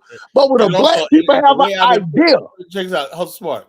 Now, this 12 MD says Africans possess the capable of self-government. No, they don't, and should independently address their challenges. They've been doing that for the last, how many years? And it's getting worse, I'll show you a video where the Nigerian girl said the number one goal for all Nigerians is to get the fuck out of Nigeria. I think it's called the Czar movement, get the hell out of Nigeria. That's sad. Mr. Sandman, what the hell are you talking about saying China brought every Michael Jackson Thriller? What the hell that got to do with anything? So like I said, we got weirdos. I'm lost on that one, Mr. Sandman. You're a smart guy. I don't understand that one. That guy Sandman, I don't know about him sometime, man. Sandman is a cool guy. He retired military, but sometimes he do say some off the wall shit. Cause that makes no sense. Yeah. Now, if you want to clarify that statement to make sense, then clarify. But that makes no damn sense. Talking about they bought an album. What the fuck? Everybody buy albums. Matter of fact, Carla talks about how they take over everything they do, and now breakdancers over there making millions of dollars. Our breakdancers in America were broke. People take our culture, take everything, whatever. This is what it is. But check this out. When I talk about, we got Baruti in the chat room, Obama, right? Like, when they talk about an Afghanistan, right? Mm-hmm. The best way I know how to build something is to build out based on our culture. I know what works, Baruti, right? I know Black America is used to the Black African Americans, right? Like I said, I got guys in Liberia, whatever. I don't know. Look, man, be honest with you, I'm being disheartening right now because I'm like this, right? How do you guys work to be there 40 years old and you never had a fucking full-time job, right? The culture. No, I'm not being funny. Look, I'm not being funny, right? I said the same thing in Nigeria, bro. Look, I'm not trying to clown people, right? How can people be 30, 40 years old, never have a full-time job? Right. And not only that, check this out. Black America are the only group of people. Take even Black people working fast food for 30 years, right? Steady employment. You have Black people that work in the shipyard, the steel industry, some automobile for 30, 40 years to collect the pension. The only group of people who consistently work the most hours in a lifetime is African Americans. I could build a nation state with that. I cannot guarantee that I'm going to build a nation state with people who are not used to hard work. That's why I want an African American, Afghanistan, and then you integrate and bring other Africans along. But we have to be the majority. That's all. That's all. Yeah. That's all I'm saying. Yeah, we definitely got to be the ones that give them the work because they will work. Have to be the majority. I'm sorry, man. That sounds condescending, but it is what it is. That's my observation. Let me get Elvis on. Go ahead, Elvis. What's up, Kyla? What's up, panel? I mean, Kyla, I seen the video you played. There are some people who, preying on the downfall of other people. But, that's a small percentage of people in Liberia. I think most Liberians tend to benefit from their friends and family members in the United States. A lot of them want them to be deported. This is happening now that Liberia got put on a list. Like my wife mad at me. She has this crazy thing that I voted for Donald Trump, man. You know, I tell Of course she did. her. I said no, man. I never voted for she no damn listened. Donald Trump. She She goes, listened to you you, voted Carla. for It Trump? was your I said, fault. no, It's a no, side. man. It's a side effect of your vote. And That's she you know. so she's like, you see what Trump did? And I like, oh yeah, man. That's why I voted against him, man. You know. Well, anyway, the bottom line is this: since now there's been going to be a pause on visas, there's a lot of resentment. Now, do you think that's justified? There's some people who think that Liberian Americans should be belong to Liberia and they should come back. And I say, you guys belong basically to us because you guys are the only group of Africans that assimilated into black society. Carla, that group barely exists in Liberia anymore. You know, culturally or even genetically, they've been so mixed and culturally separated from the United States that they could come back, but they would just be like any other Liberian. Like you was telling me about the one lady who was American Liberian but keeps identifying herself as a quote unquote Liberian. Well, my point No, here is that that lady also the way I'm thinking about she was native indigenous Liberian, right? She was indigenous. I thought you said she was American. No, Well, no, the way maybe we talking about a different case. The one I was talking about was the one said she couldn't wait to get back to America and whatnot, and I said the reason why I said that was after a while she was there, right? And I noticed I was following her for like a 2 months on TikTok, right? When she first got there and whatnot, she was like the girl whatnot. After a while, right, she was around there just like any other native girl, with the basket on her head and stuff like that. And she was like, I gotta get out of here. The reality of the native, like, cause she comes from native background, and she was like, I gotta get back to America. Then she get back to America, she gets to a soul food spot. She's out in the club, whatnot, with her drinks, whatnot. Oh, I'm back. I'm like, yeah. All right, Kala, you keep yapping and babbling. Now it's time for me to speak. All right, I'm gonna push you back on the Lebanese population in Africa, man. In West Africa, they're small, Kala. They ain't large, and they ain't But running. they got a huge, They're they got not some they're- formidable okay, presence. Kala, if you saying that they run stuff in Liberia, where is the evidence? Where is your video? Where is your pictures? Where is everything? Yo, love hate. When's the last time you been in Liberia? Where is your evidence? No. Let me ask you a question. made that statement saying Love that hate. the Lebanese are controlling stuff Love hate. in Love Liberia. hate. So Love where is hate. the evidence? Love hate. Where is the video? Where is the I can give you some evidence. They don't run the country entirely, but there's a segment of our economy that they dominate. Okay. Like rice importation, right? There's a cabal of Lebanese who tend to import rice, and they kind of set the price, and they kind of run a racket, with the importation of rice in the They country. set the price in their stores. Yeah, Liberian but their locals stores has are their own dominant rice in the country. business as well. No, they have warehouses, right? You gotta tell the truth, man. The Hold local on, let me Liberians speak, do have brother. their I'm own a business. Liberian. I don't know if you're a Liberian yourself. Yeah, he just Oh, I'm not talking. Liberian. He's not talking to comprehend. He just talking. They have You gotta warehouses listen. where the small vendors will go into those warehouses and buy the rice. So if they buy the rice for $15, they're going to have to sell it for $20 to make a profit. So the Lebanese are the source of the rice when they import the rice, and then people go and buy it from the warehouses. They They're the set that price, wholesalers. yeah, and then And the small also because sellers. the type of rice the Lebanese have is favored in Liberia. Liberians don't really like their own country rice for some reason. So what you So got to say about where are that, you from, love? bro? Hate? Who, You me? sound like a Jamaican or a Caribbean.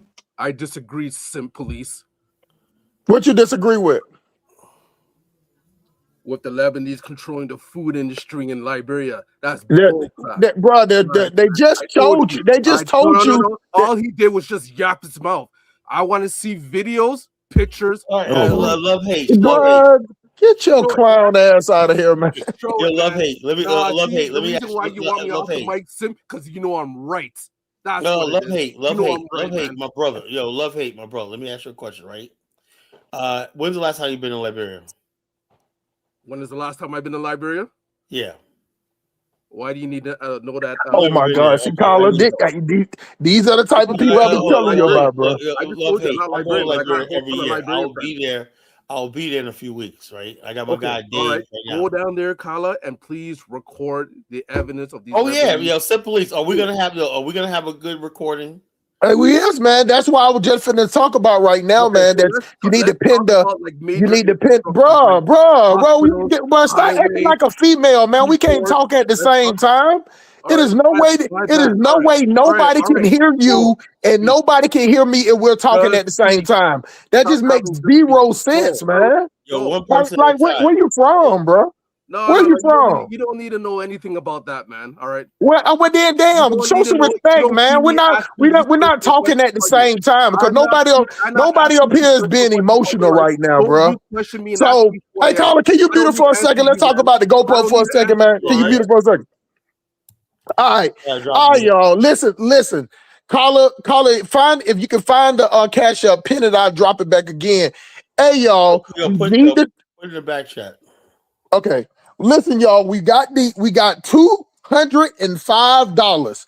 You know what I'm saying? I don't know. Colin come up here rumbling all the damn time. He don't mention it. He don't bring up the picture. I sent him the picture of the GoPro. I sent him everything. Now, why Colin don't post it? We know we might have to do make a a screenshot and an ad, right? And with that, and I might I sent you the thing. You can make that. You can put that up anytime. You could just put it up as thing. But listen, y'all. I'll have to figure Hold on, out let me drop it in the back chat. stuff on there. Put your information on there. So what we doing is, y'all, we putting money for the GoPro so Carla can take some good ass pictures and some good ass 4K video. Carla out there trying to take pictures with his iPhone 6. That just ain't gonna work. You get what I'm saying?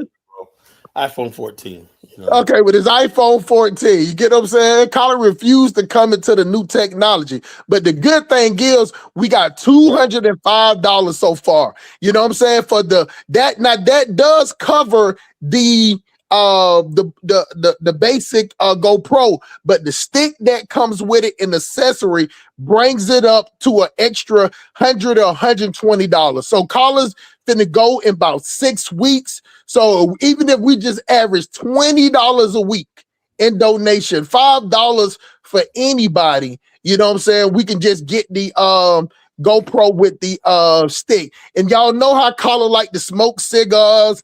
I ain't gonna let him the money. If we don't raise the money for the GoPro, I'm gonna send everybody back their money. We're not gonna have Colin over there going to the Liberian strip club. You know what I'm saying?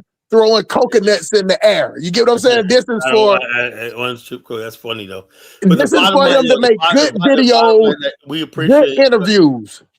Any stuff like that. I want to do quality interview. Look, that thing right there. I just found out that we were talking about those white people. I was wrong. Those white people coming to Liberia, Dave. You listen, right? They are part of our group, the African American group, Val Thomas and all them.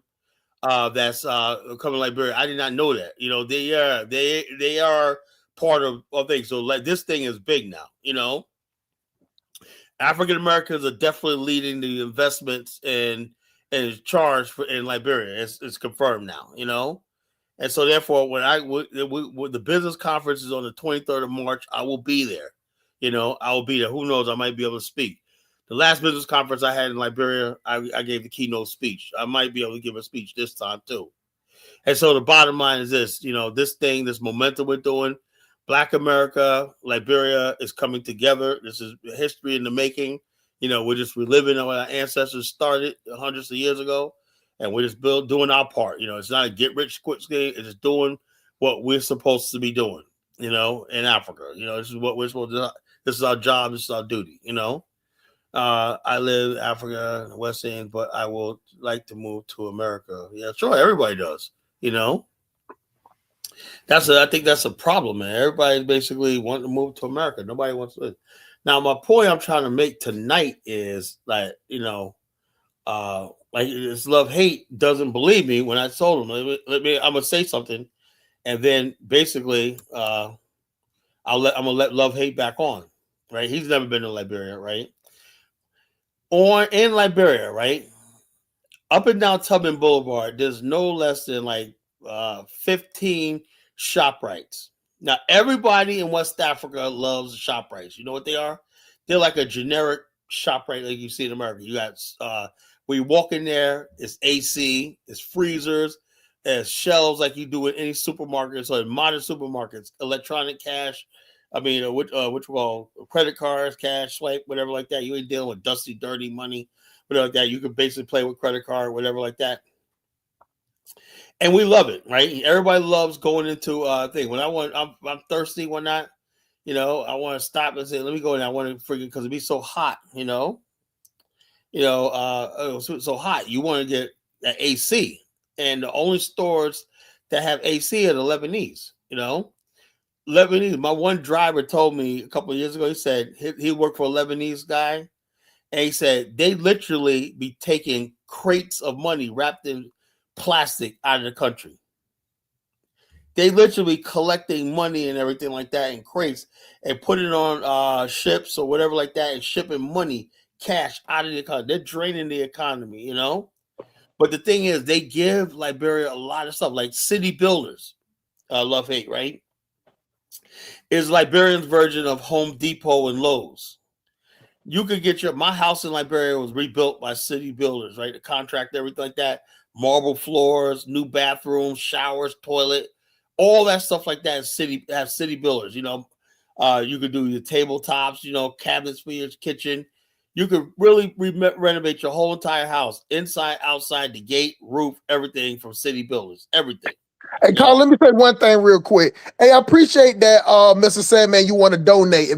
Anybody that donate, all you got to put in the remarks is collar, GoPro, or just collar. If you want a message to be read, you can put a message after that. If you put a message for collar, then we automatically know it for collar. Because I have my YouTube people watching my stream, and then they donate to me when they watch it back too. I get cash ups all through the week from people, man, and I appreciate that too. But if you want to donate for the collar GoPro, and I'm gonna put the name in here because collar don't want to put the name in. I'm gonna put the information in the back chat and just actually with nobody expecting no big amount. If it's only $5, believe me, $5 will add up. If we got 20 or 30 people in the chat, $5, put something in there that you're not gonna miss. You know what I'm saying? We just need we just need at least 5 to 6 people to do it every week, and we're gonna have it. I'm gonna put in the link of the GoPro, the attachment, and the microphone that you're gonna have with it's the accessory that come with it, from Target. So that's what it is. So I just wanted to say that, Carla, before you go on, my brother. Yeah. And also, love hate. Okay, now you heard what I just said. I said Lebanese got a lot of shops and everything like that, and they take a lot. And they most of the best nightclubs are owned by Liberians, right? But Lebanese got this one club in Mama Point that's really freaking nice. They don't control Liberia's economy, okay? They don't control Liberia's economy. Well, hold on. Well, but they're a major part of Liberia's economy. No, I don't believe that, Kala. No. So okay. Yeah, you can say whatever you say, Kala. But here's something I wanted you to do. I posted a link in the back chat, so I want you to show that link to the people in the chat room. The real Liberia. Can you do that, please? No, hold up. I would screen everything before I play it on my show. Yeah, just show them the real Liberia. You know what I mean? You know what I'm saying? No cap. You know what I mean? All right, hold on. I know this brother. I already know this brother, bro. I know what you're doing. This brother. Look, I know he makes good videos and whatnot, but he'll tell you, man. Look, he does a lot of good. I know this brother. I interviewed him before. Okay.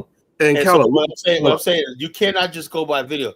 Look, I'm not going by videos. There are several videos out there that shows the real Liberia. And I know that. I'm gonna show you the real Liberia in a second. Right? Kala, one more thing. I'm looking at your display picture. Why is your left arm smaller than your right arm? Like, what's going on? Are you suffering from something, or are you feeding one? Like, are you lifting? Are you doing bicep curls? First of all, the left arm. The left arm is like basically that's not the whole picture, Carla, first of all, First of all, he asking you personal question, but when you ask him personal question, he says that you don't need to know nothing about that. So that's why I don't understand. Why do you answer their question when they don't answer your questions? Why Yeah, the hell are you That makes no on sense. Kala? Would you get off Kala? That doesn't make no I am sense, bro. talking directly You get what I'm to Kala. saying? I Like am you not sit up talking there, to you sit up there I am trying to not slick. talking to you. You trying to Why are you slick talk playing about him, and why you know are what I'm you saying? That playing he have active the, game and he on letting you come up on here. You like that? Why would you Why do are something you like that? against a shadow or Why something? would you want to take a personal shot I am at not the host, you. and this is your You first are time on his here? maid. You are his kitchen maid. That's what you are, man. I ain't gonna have that shit, man. Nah. I don't even understand that. I mean, Elvis is a lying Liberian, and he don't even do that shit. You get what I'm saying? So I don't even understand that. You get what I'm saying? You ask him a question where he from, you don't need to know that. You don't need to know nothing about him, but he want to ask 1,000 questions about you. And on top of that, trying to make you work and play videos and listen to video. Yeah, I saw that video for you. Look, Liberians, look, on the surface, yeah, if you watch videos like that, you think everything. But when you get on the ground in the country, it's a little different story, you know? Look, let me tell you something. 2024, me and Bomani did a tour. I'm in fucking Edina on the Three Rivers, right? The Three Rivers, like the St. John and Bassa River, all this is where they join together in Edina, right? And go out to the channel, right? It's estuary, right? We're down there. You guys saw the video, right? You guys see the video. I was sitting there like I was in that heat, you know? Y'all saw that video, right? When I was on the boat, whatever, like was going across. Why do I got 3 Chinamen in the middle of fucking Africa just walking the fuck around? Right now is a fucking free-for-all. Look, in Cape Mount, in Robertsport, there are precious redwood trees, right? Everybody is like, we in the Gola Forest and up there, we can't keep these Chinese out of there. They're illegally cutting down timber and stuff like that. What is this guy talking about? We're seeing this stuff go on. Foreigners coming in, not paying their dues, not opening illegal businesses and stuff like that. Yeah, Liberians got a lot going on, but this idea that everything's perfect in Liberia, no, it's not. You know, we got a lot of fighting to do. You know, so it is what it is. If Liberians concentrate, and you know what I never understand how smart Liberians, they never say anything about the Lebanese. They never do. I know the Lebanese are cool and stuff like that. I mean, I talk to them. They're cool. They're cool got people, right? But why do they got so much vitriol for their own people? Just like, look, I'm serious.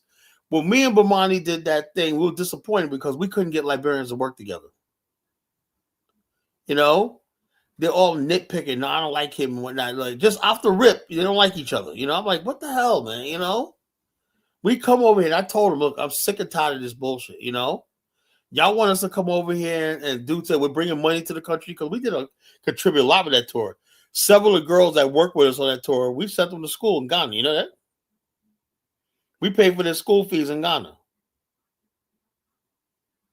And so, therefore, we're saying we have a lot to offer the country and the people, you know, when they work with us. But we could not get these people to friggin' work with each other, you know. So they got a long way to go. But, yeah, so let me get this down. Love, hate, please, no personal questions about me. I'll let you back on. You ask me anything about Liberia, but don't ask me any personal questions, you know.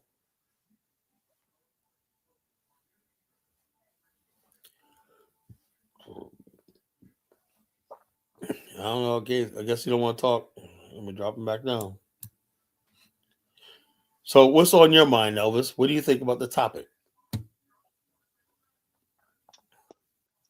I mean, Carla, I try to talk, but you're gonna cut me off every time I say something. No, go ahead and talk, man. You know, you act like you ain't saying nothing. You know. I mean, the topic of the show. I mean, you're talking about there might be a war, you know, all of those kinds of stuff. I don't see it. No, I'm not talking about a war, but this back and forth, right? That's basically spilling on social media. Is the Liberians on the ground, are they justified in feeling a certain type of way about their brethren in America? Look, it's like I said, you experienced it when you first got there, and you made a couple friends, and you know, They used to ask you for $50 or tell you all the life story, and you might send them a 50 or 100 or 75. That's how most Liberians are with their family members, especially, But or even their they're friends. saying that people ain't sending enough. Yeah, I mean, some people, they have, I don't want to use the word, deplorable family members who you can't help in perpetuity. Like some family members, you can help them and try to start a business, but they'll tell you, oh, the business went down, it didn't work out, and they expect you to send them another 500 or another $1,000 to start another business. So there's that element of it, right? But we send a lot of money, getting close to like $800 million annually back home to our family members and friends and so on. So Liberians don't really want people from this country to get deported because a lot of them will not have the means to support themselves or even to put their kids in schools. So I don't think it's true. Yeah, but I agree with because it was suicidal. If all the Liberians came back to America, when I But Carla, you seen one video, you seen that lady talking crazy. Maybe no, she but had an ex. actually, there's a couple of them. Yeah, a couple of them still. Maybe they had a couple Well, exes here. bottom line, the people basically on the ground, and it's not even that she said that. She said she's praying for You know what Liberia. I'm saying? You got one hater, probably have some person to be with somebody in the States, and she's being bitter. But She's like, most Liberians don't think that you way. guys are living up there in Liberia, in America, and whatnot, and they think that you guys don't belong in America. You belong back in Liberia. I was like, that's strong. So I had to do this show. I was like, wow. I had no idea. I knew like the Decembries. It usually happen this time of year with the Decembries.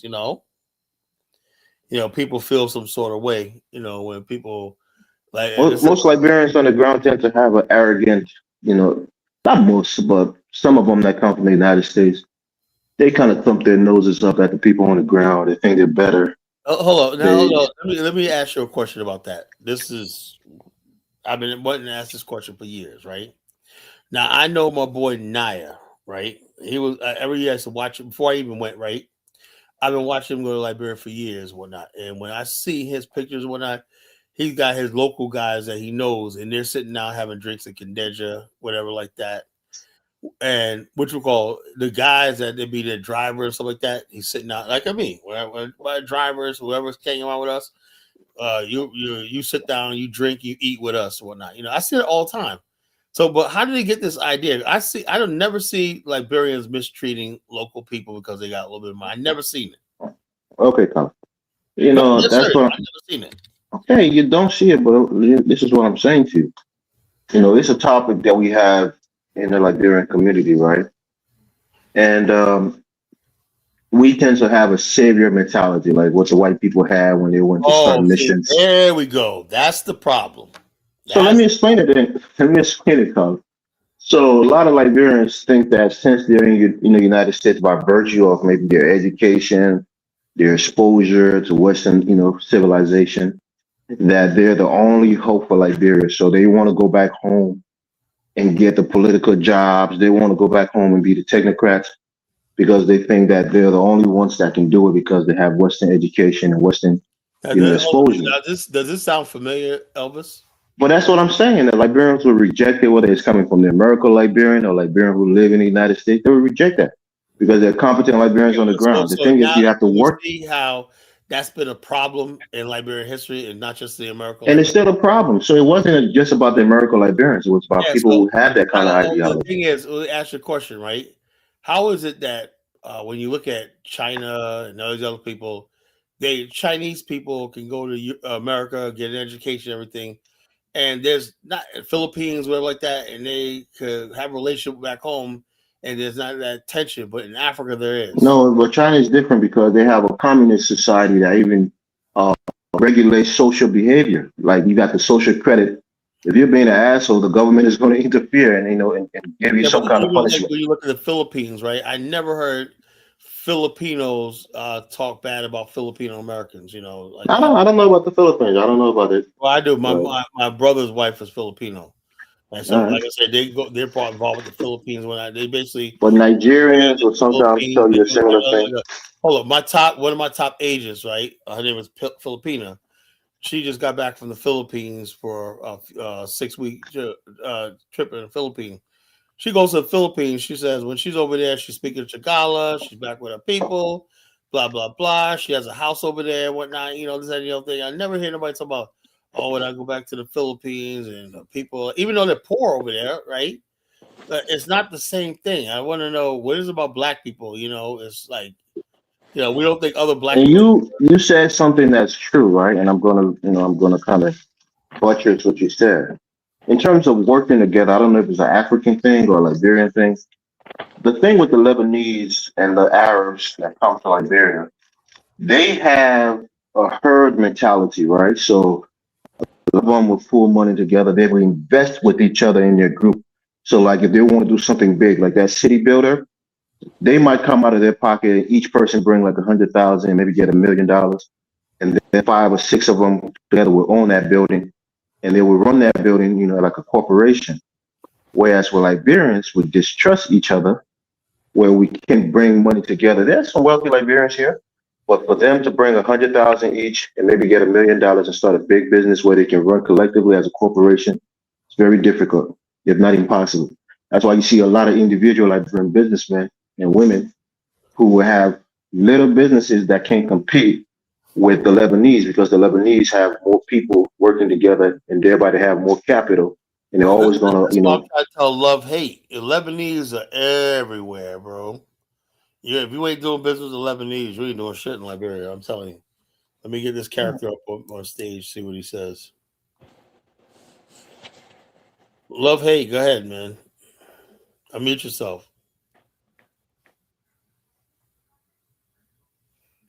Oh,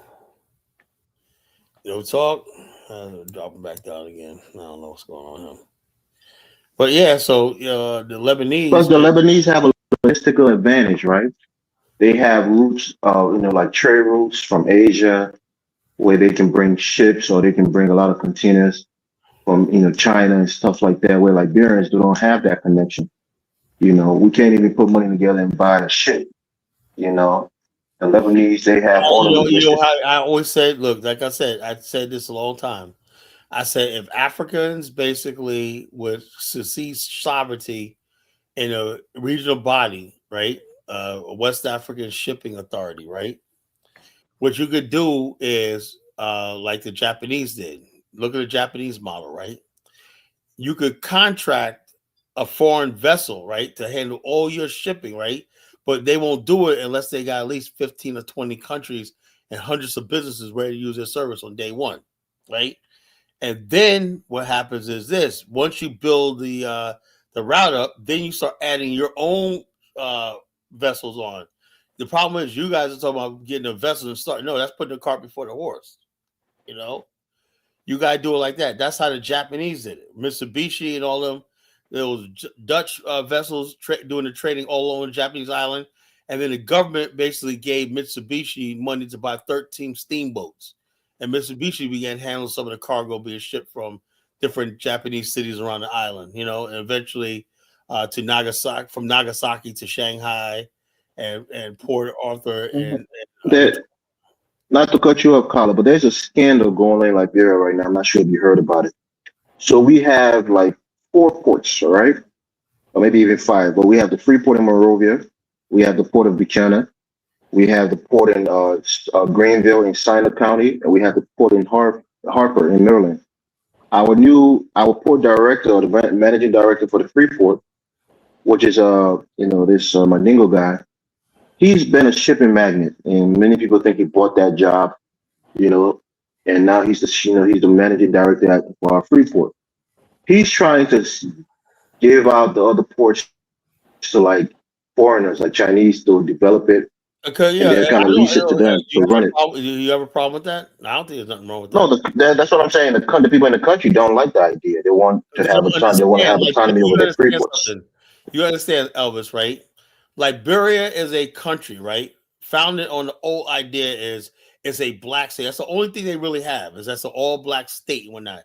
And to them, they have to be educated by saying, okay, it's a concession, right? You still own the land, but they operate it because they can operate it for a profit and everything.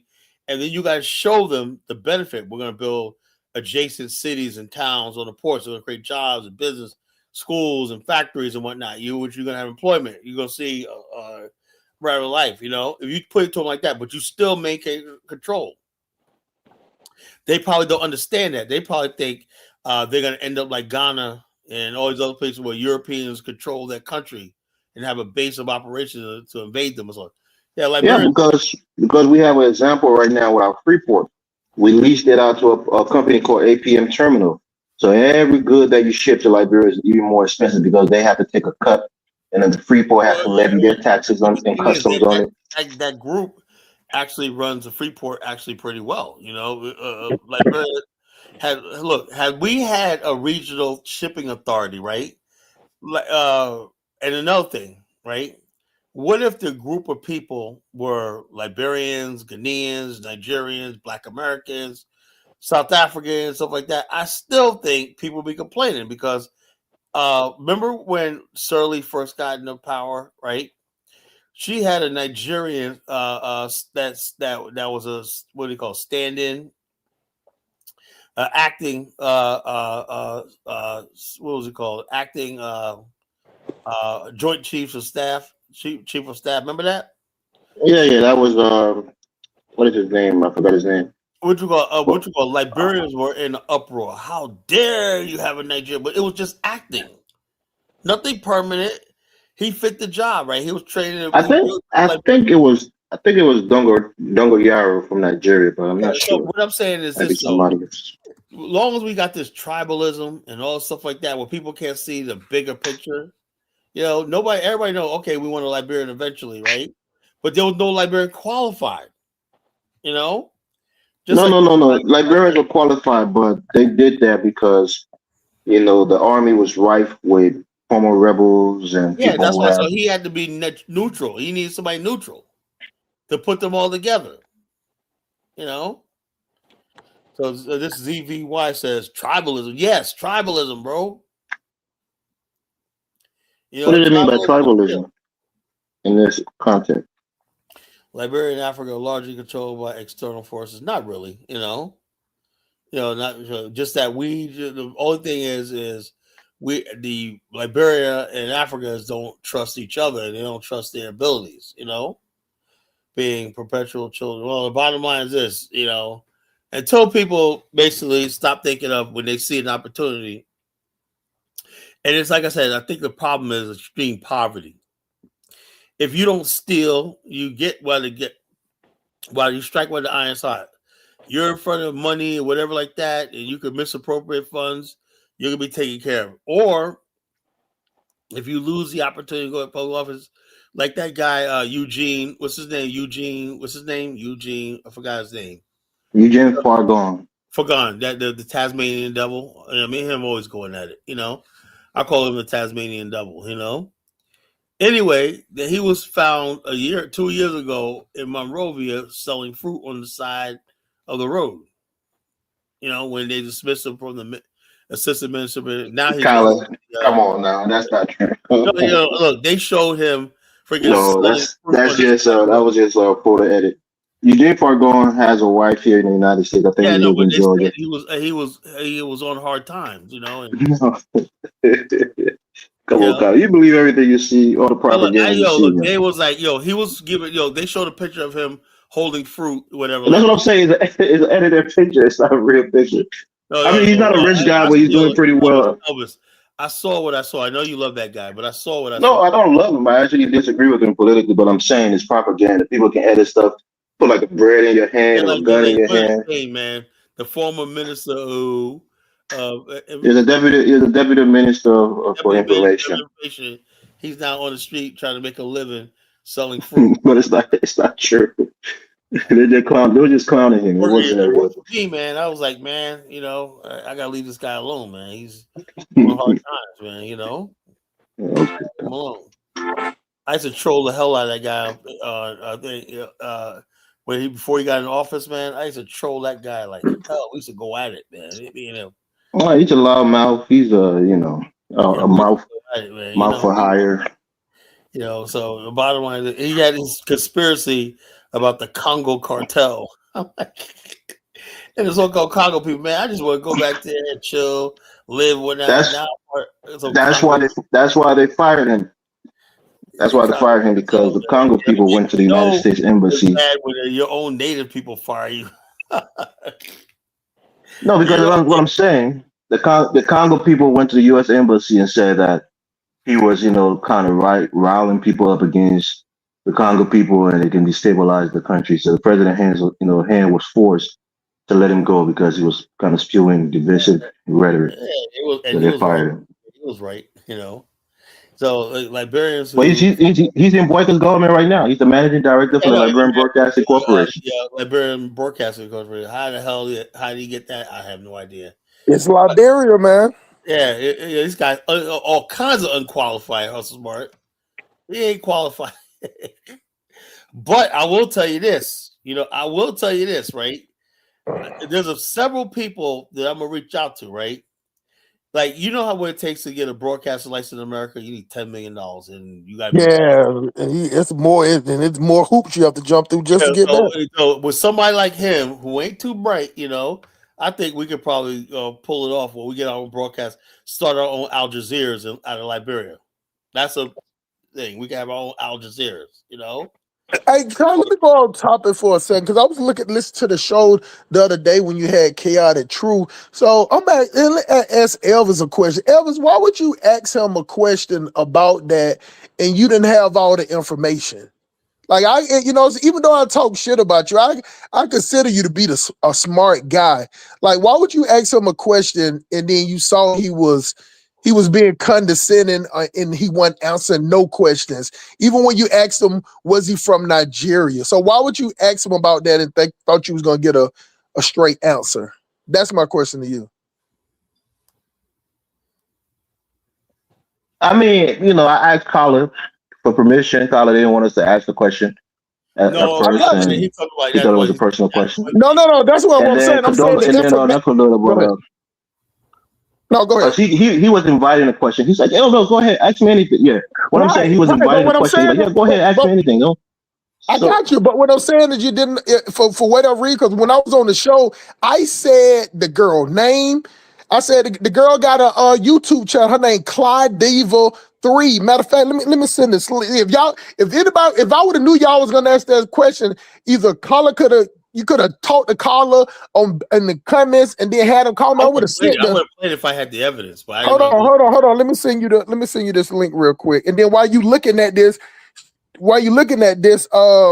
it'll show you that this is the chick that I was talking about. Click on the channel, and she did a whole stream about a month ago about how he transformed into what he was. Like, you get what I'm saying? So, like, you asked him about some streaming at the library, he said no. Then he said something about whores or something, and he's on her. But the chick that I'm talking about, her name Clyde Diva, and the other chick name is Lady Shay. And y'all didn't even ask him none of that. Like, no questions to pin him in. It was just like yes or no questions. So what was the point of asking him a yes or no questions when he wasn't even answering yes or no if he's from Nigeria? Now, the only person that did some facts was Jonathan played a video. That was the only thing that nailed him on the wall. I even told Carla that once he was being condescending, you get what I'm saying? That's when you should have just dropped him. You know what I'm saying? So that's when I asked Carla, I said, well, what was the goal? Was the goal to talk to him or was the goal just to destroy him? So Carla was like, hey, it was destroy him. So once Carla said that, it was nothing else for me to say. Now, my whole thing was, Carla, let me say this last thing, Carla, last thing.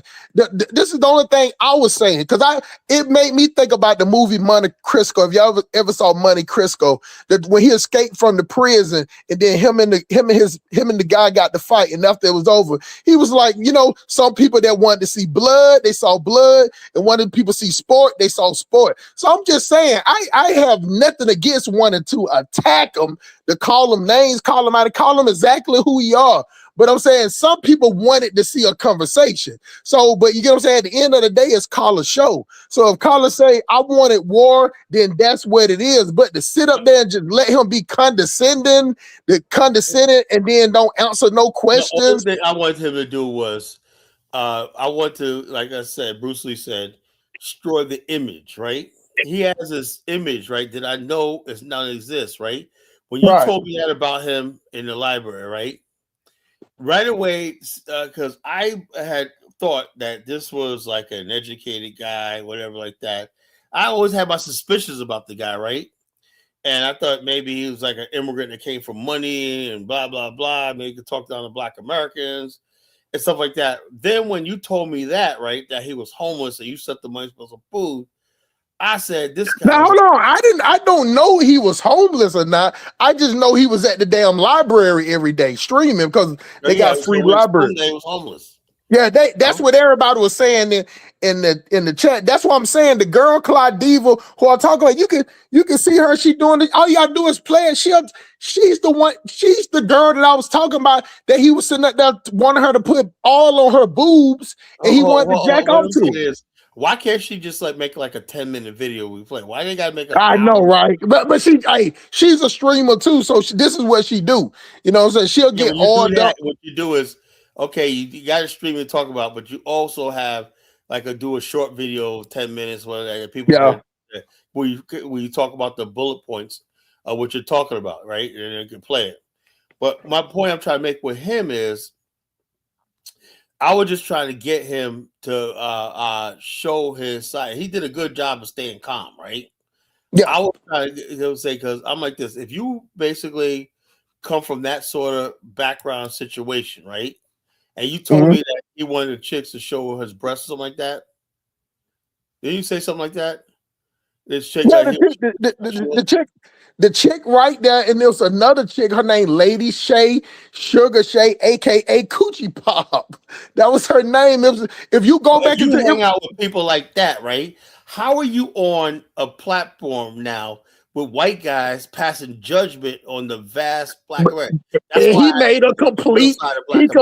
That's when he was a little boo too. Because even if you look at the, but you don't change. You don't change. You know, Carla, this is the internet, and they're an immigrant. You get what I'm saying? Yeah. So they looking at the cash. They looking at the money. So he put on a suit and a tie. Like that's what I'm saying. Though what I'm saying is even when I was talking about him when we were talking about when I realized it was him, and I sent you the picture. I even sent you the picture with the name Labutu under it.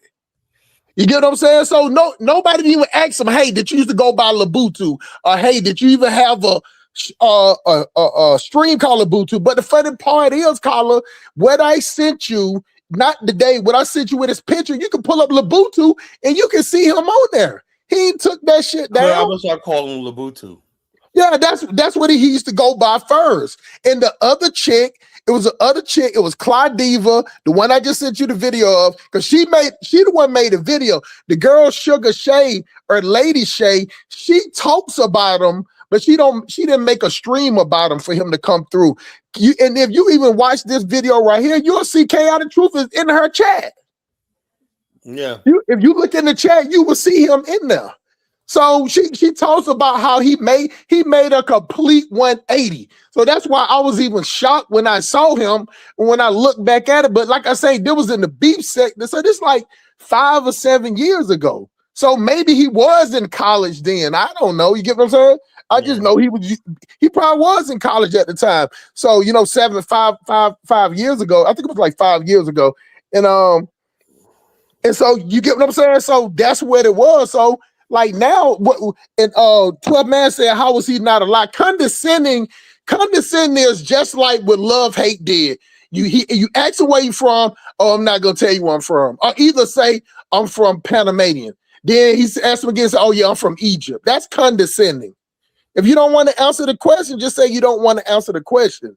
You get what I'm saying? So therefore, it was nothing, and I didn't understand why Elvis trying to engage with him when he been kind of like his whole goal was to come up on the show and just be completely still with his mannerism and let everybody else say that he had no intentions on answering the questions.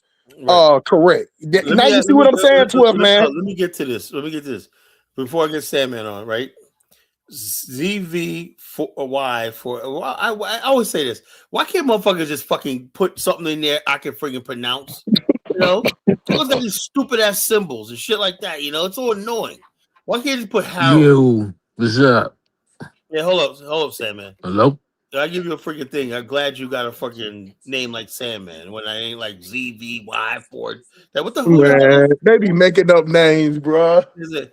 Anyway, he says interesting how outsiders created many false ideas about the so-called Congo people. Yeah, because proof of which Hustle Smart is the same thing people said about the Congo people. Because like this. Now, what if somebody basically said, you know something? We're gonna try to discredit the Liberian Americans now because Native Liberians are complaining about whatever like that.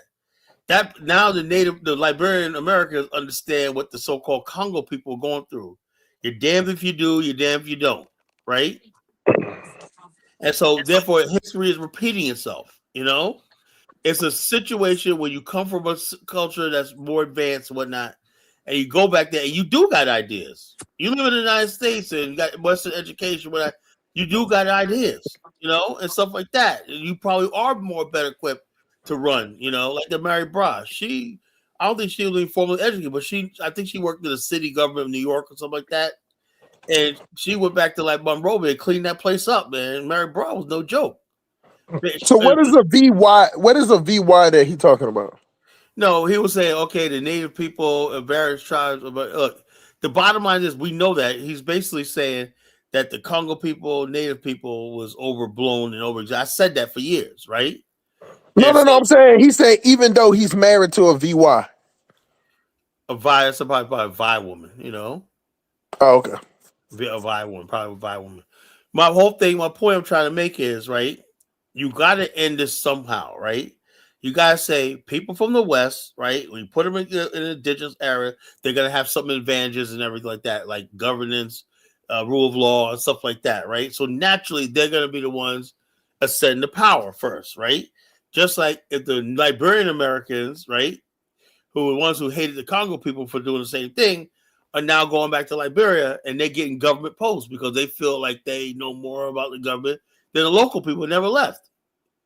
So it's so hypocritical. Now I would jump on them and be like, "Oh, see, y'all doing what the Congo people did. Y'all have the same attitude."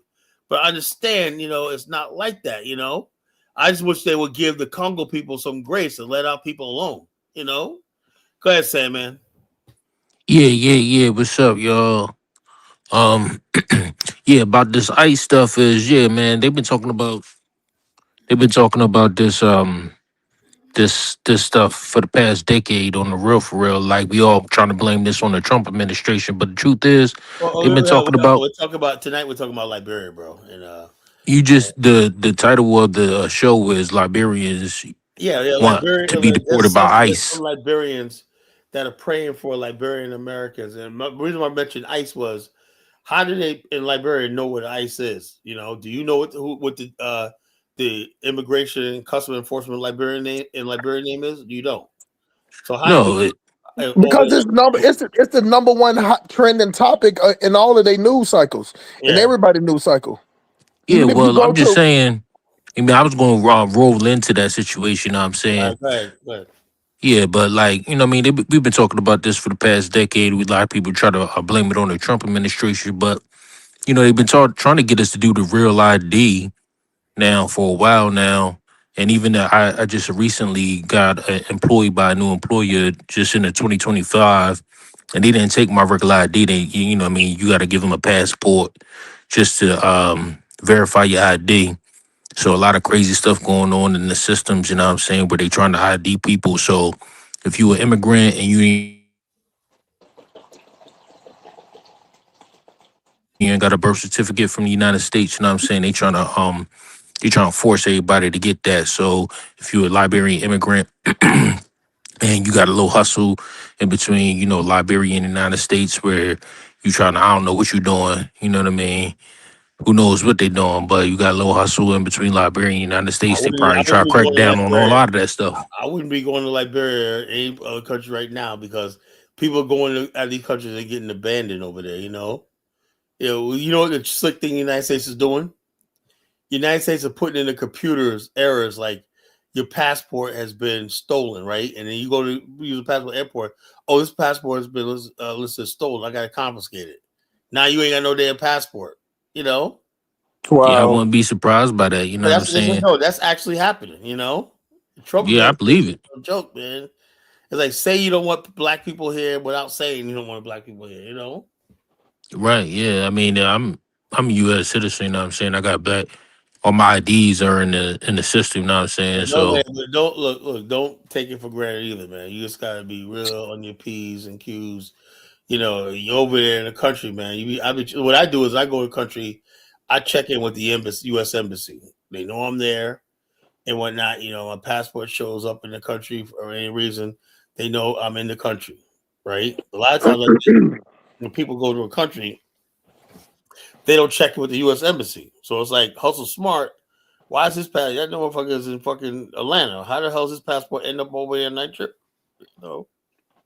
You know what though? You know what? What I was gonna say, Sandman, is that if far as black people, you talk about the black people, like Colin just said that they don't like black people. Listen, when Joe Biden came out and said that when he just all of a sudden like he got a note or it was on the agenda. I don't think this is the thing that I'm not gonna put on Joe Biden and say that's his agenda.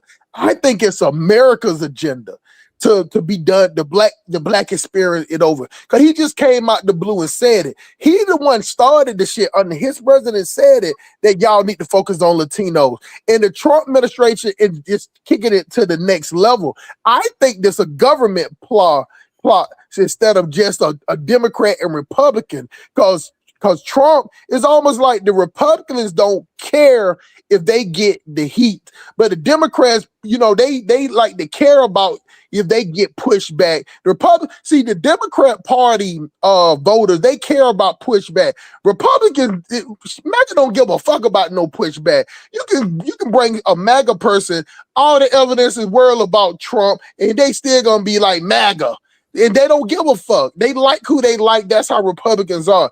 Democrats are they're like Falcons fans, like Atlanta Falcons fans. They're fair weather friends. When they doing good, they root for. When they bad, they don't want to fuck with them. They complain. Republicans is not like that. They rolling with their people, you know what I'm saying, because they represent that NASCAR monster truck type deal. You get what I'm saying? The Democrats is more whiner pansy and they just end up looking weak. That's their problem.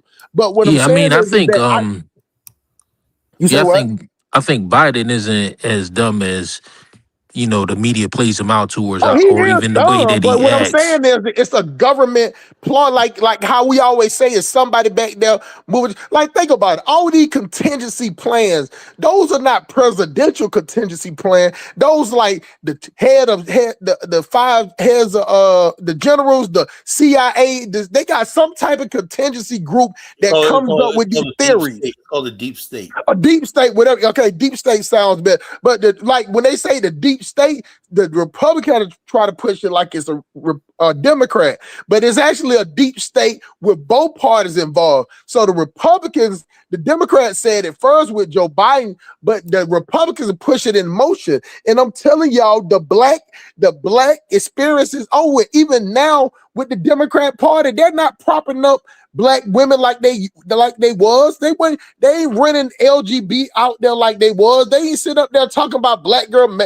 men and black girl this and having black women up there posting up. They're not putting all that. Those private equity groups is not talking about we want to give money to black women and all that.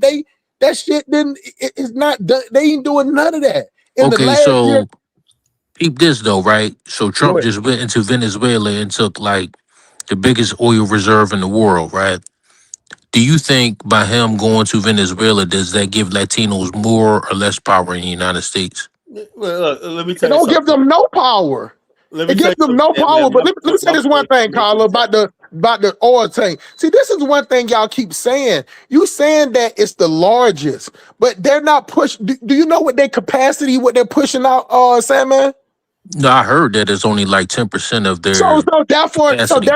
it's not the largest. Like they're just like saying Texas, just like saying Canada is the largest far as first or second land wise, but it's only No, I'm goddamn, saying they I'm don't. sure they got like machines that could detect how much oil was under the Oh, gotcha. surface. But that's what I'm saying. So if you saying 10%, it doesn't matter how big it is. 10% is not the largest. They're not pushing out. So they had so much of that. They had 80. I think they had said 70% of that was not. They had to shut it down because they were still having parts for when United States built it in 1985. That ain't never been repaired. So what they're saying they're gonna do is to go over there. They already made. I don't know if y'all know about it. They already made 500 billion. You know what I'm saying? Off the order they already took. They putting that 500 billion back into 500 million. 500 million, and they putting that money, all that money back into restoring the old faulty equipment because nobody wanted to go in there. So it's a good thing. It's a good thing when they bring it up back up to full capacity. Then when they bring it up to full capacity, you can see what they're gonna do with it. But right now, it's only at 10%. Right, yeah, it's only at 10% now. So when they get it up to full capacity, will that make Latinos richer No, or no. Let me tell you something. It will make their Right now, society better, but not richer. the Latinos all over. I've been watching this. Right, they feel humiliated. They feel like we're back to Monroe. They feel like we're Roosevelt. Roosevelt created the Roosevelt version of the Monroe Doctrine called the Roosevelt Corollary. The Roosevelt Corollary said, "Speak softly, carry a big stick," and dealing with Latin American countries. So Roosevelt grabbed Panama, it bullied Colombia, and grabbed Panama, created a fake state called Panama, which they created to facilitate the Panama Canal. They went into Mexico, sent troops into Mexico when the elections didn't go the United States way. They went into San Juan, whatnot. They went into Haiti, whatever. All over Latin America, they're starting to, even back in 1983 when Ronald Reagan sent troops into Grenada, right? They're Right. starting to feel the humiliation of being Latino in the Western Hemisphere with the now called Donroe Doctrine, you know? So no, they're not winning. They feel They're not winning at all. And the money yeah, I that mean, they might not feel that way, but as a businessman, both y'all businessmen, when y'all look at this situation long term, like what it's does going to this be look good like to for the you for what people. I'm saying is this though. The only people that benefit from this are the people connected directly to the oil industry. Yeah, Let me tell you something, Sam, man. But you probably don't remember this, right? When Iraq invaded Kuwait, right? This has told me everything I know about geopolitics, right? When Iraq invaded Kuwait, I don't know how smart you was around that time. You remember that? The yeah, I do. Iraq war or They whatnot? just fully draw down this week. Right? Yeah, you know what? Kuwait, remember that? Hmm. Kuwait? And Mhm. Kuwait was like, the United States bombed Iraq and they withdrew from Kuwait, right? Well, You they talk don't like about Desert Storm? no, yeah, Desert Storm, right? They said that they told us that we're going to benefit because of the rebuilding of Kuwait, right? You had Negroes sitting around. Decided black people don't want to work. You had black men going out to unemployment office and whatnot.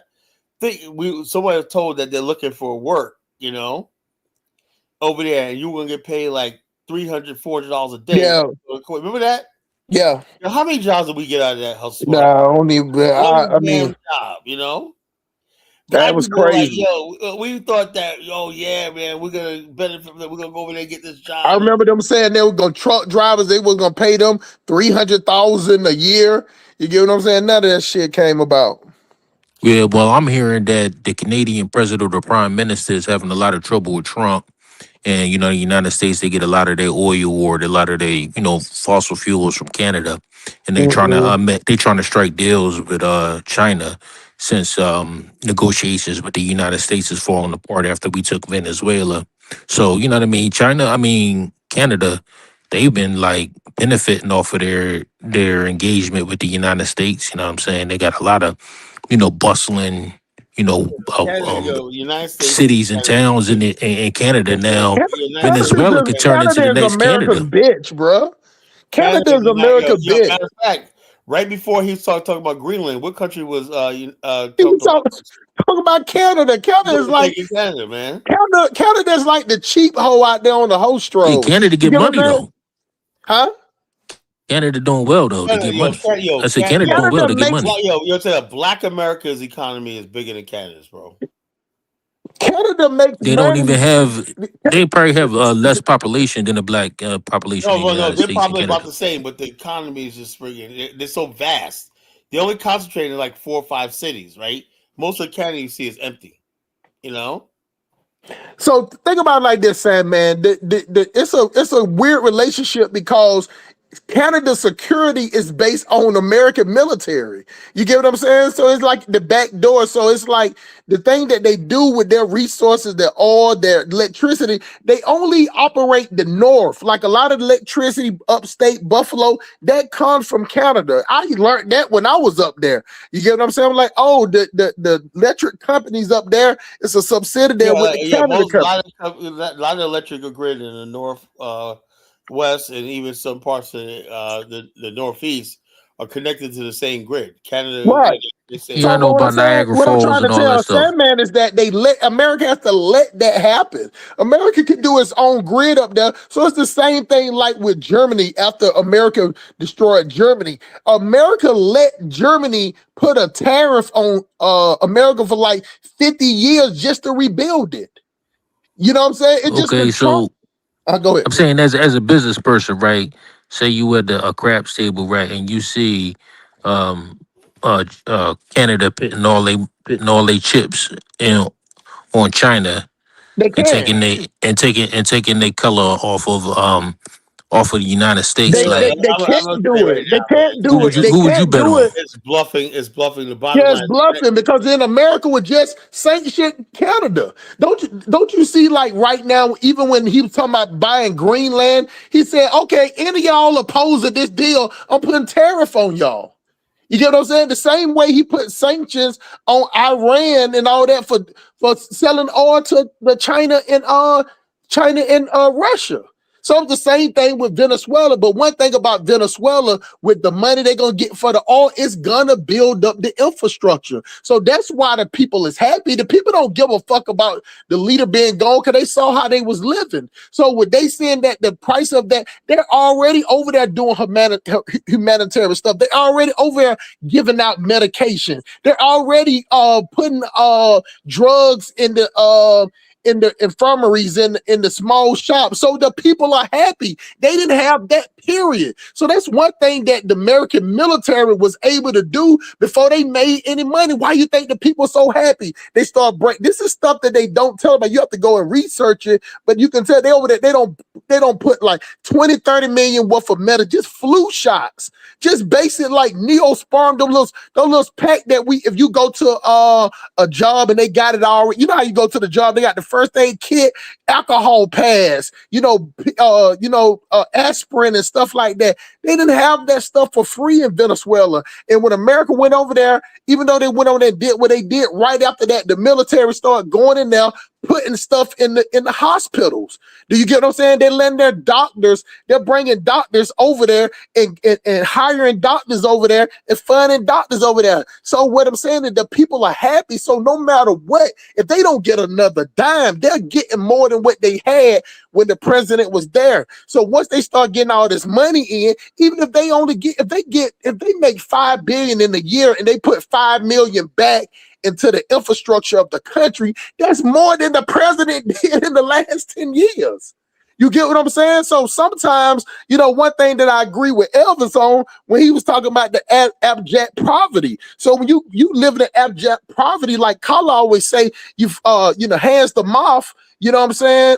If then you got people over here that's feeding you, bringing in stuff and dropping off bags of rice and, bringing in plantains and all of this stuff for you to cook and oil, and they giving away. You're happy with what they're doing.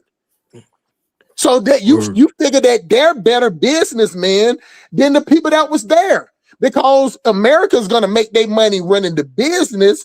But now America's saying, okay, look, because they know they need the people. They don't need it to be like Iraq or Kuwait, where some of the militants was going over there burning up the oil fields. You remember that, right? Saying, man, you know what I'm saying? Oh yeah, I remember that. That was in I mean, that's before my time. I was in Operation Iraqi Freedom, but I wasn't in Desert But I Storm. That was got you. before But you my know what time. I'm talking. But you know what I'm talking about, though, right? So they Yeah, I know what don't you're talking want. about. So they don't want that to happen. So therefore, they're gonna go over there. So Philly already said about 35 million. So, but what I'm saying is that whatever money that they get in, and you talking about in a 7-day period, they ain't had that shit. Them the pharmacies and small shops been closed under government occupation. You get what I'm saying?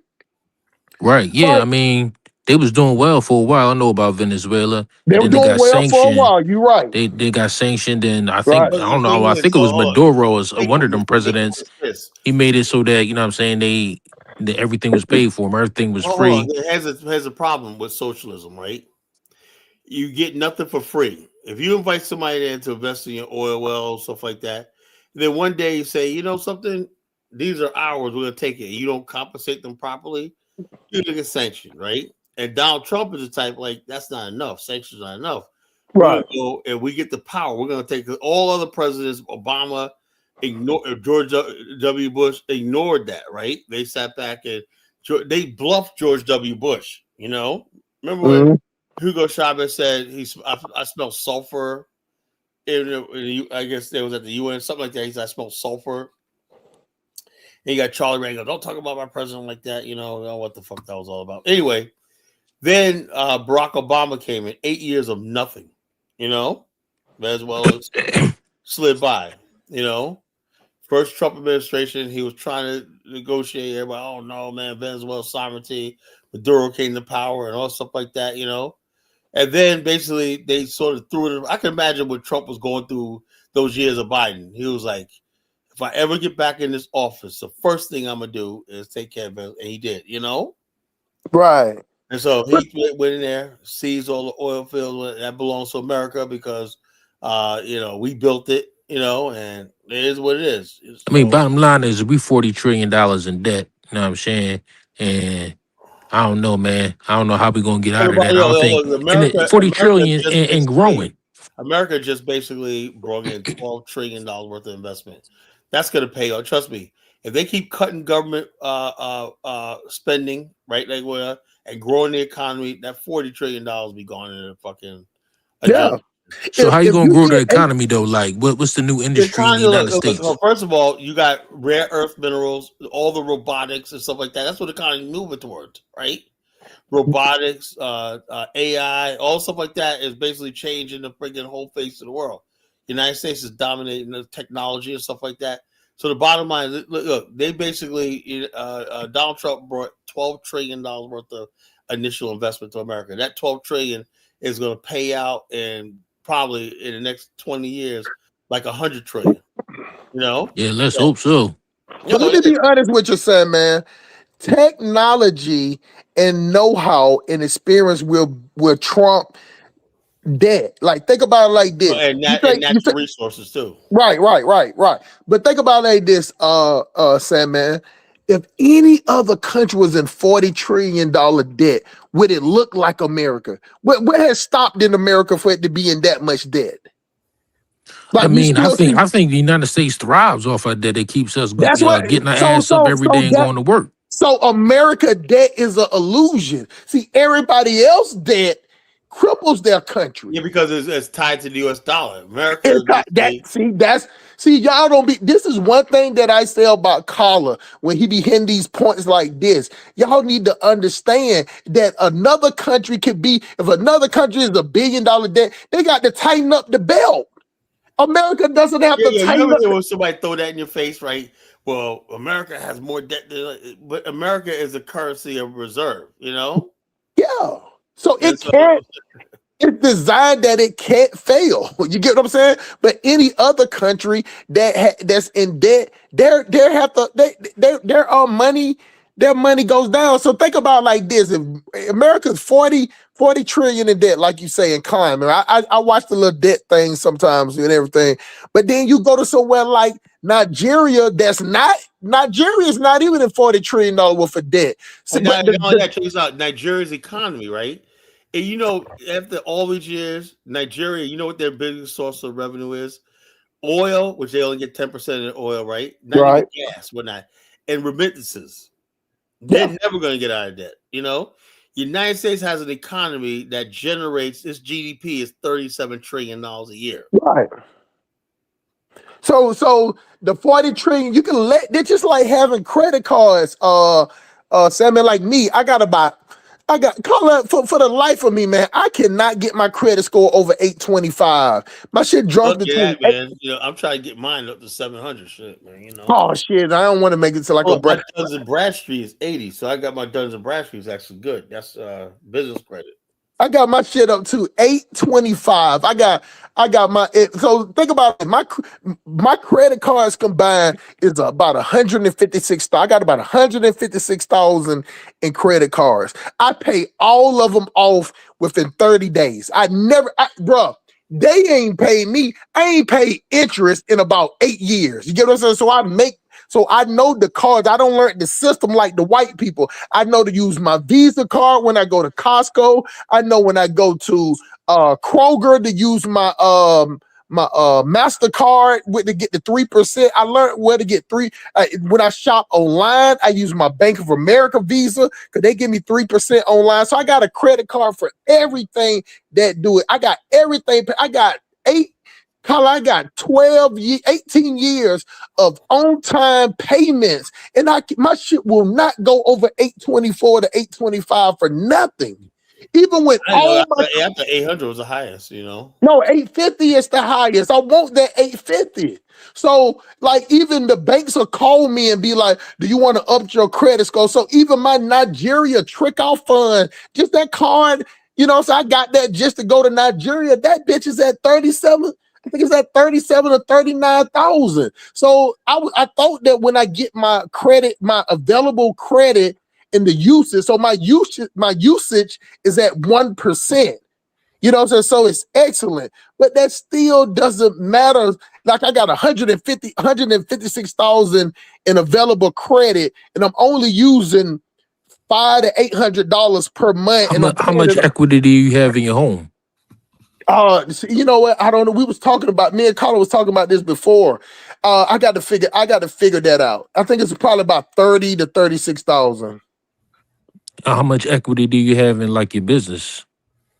My business is it's no equity because I don't own my business straight up. Like I don't run under my own authority. So I'm attached with another. Like I run up under like the rail company. I run up under their authority. You get what I'm saying? You get a 1090, right? Yes.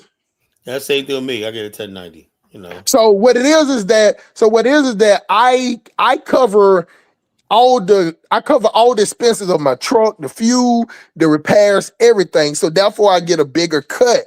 Do you get what I'm saying? But yeah, because they say like, your credit score is shows like how likely you are to pay off your debt, but at the same time your net worth is more valuable to an investor than, your credit score. Yeah. So it's almost like I have to take out a loan. It's like I have to take out a loan. I need to take out like I get these things to where that like right now my borrowing power is 175,000. So it's almost like I need to borrow 100,000, but I don't want to do that. You get what I'm saying? Because I can't pay that off in 30 days. It's almost like they trying to make me pay interest for my credit to go up. The only thing I pay interest on is my mortgage. You see what I'm saying? Right. But if I get a loan for 100,000, then I would have to pay. Money is a science, So I'm just confused on that, man. You know what I'm saying? I'm confused on that. So right now, I go to my Credit Karma. Right now, my credit score is 8. My TransUnion is 823, and my Equifax is 824. Mm-hmm. And I just don't know. I just don't know how to get it. I just don't know how to get it paid. I know, believe me, 824 is good. I know it's good. I know I'm in like the 1% of people in America with credit scores, but I just can't.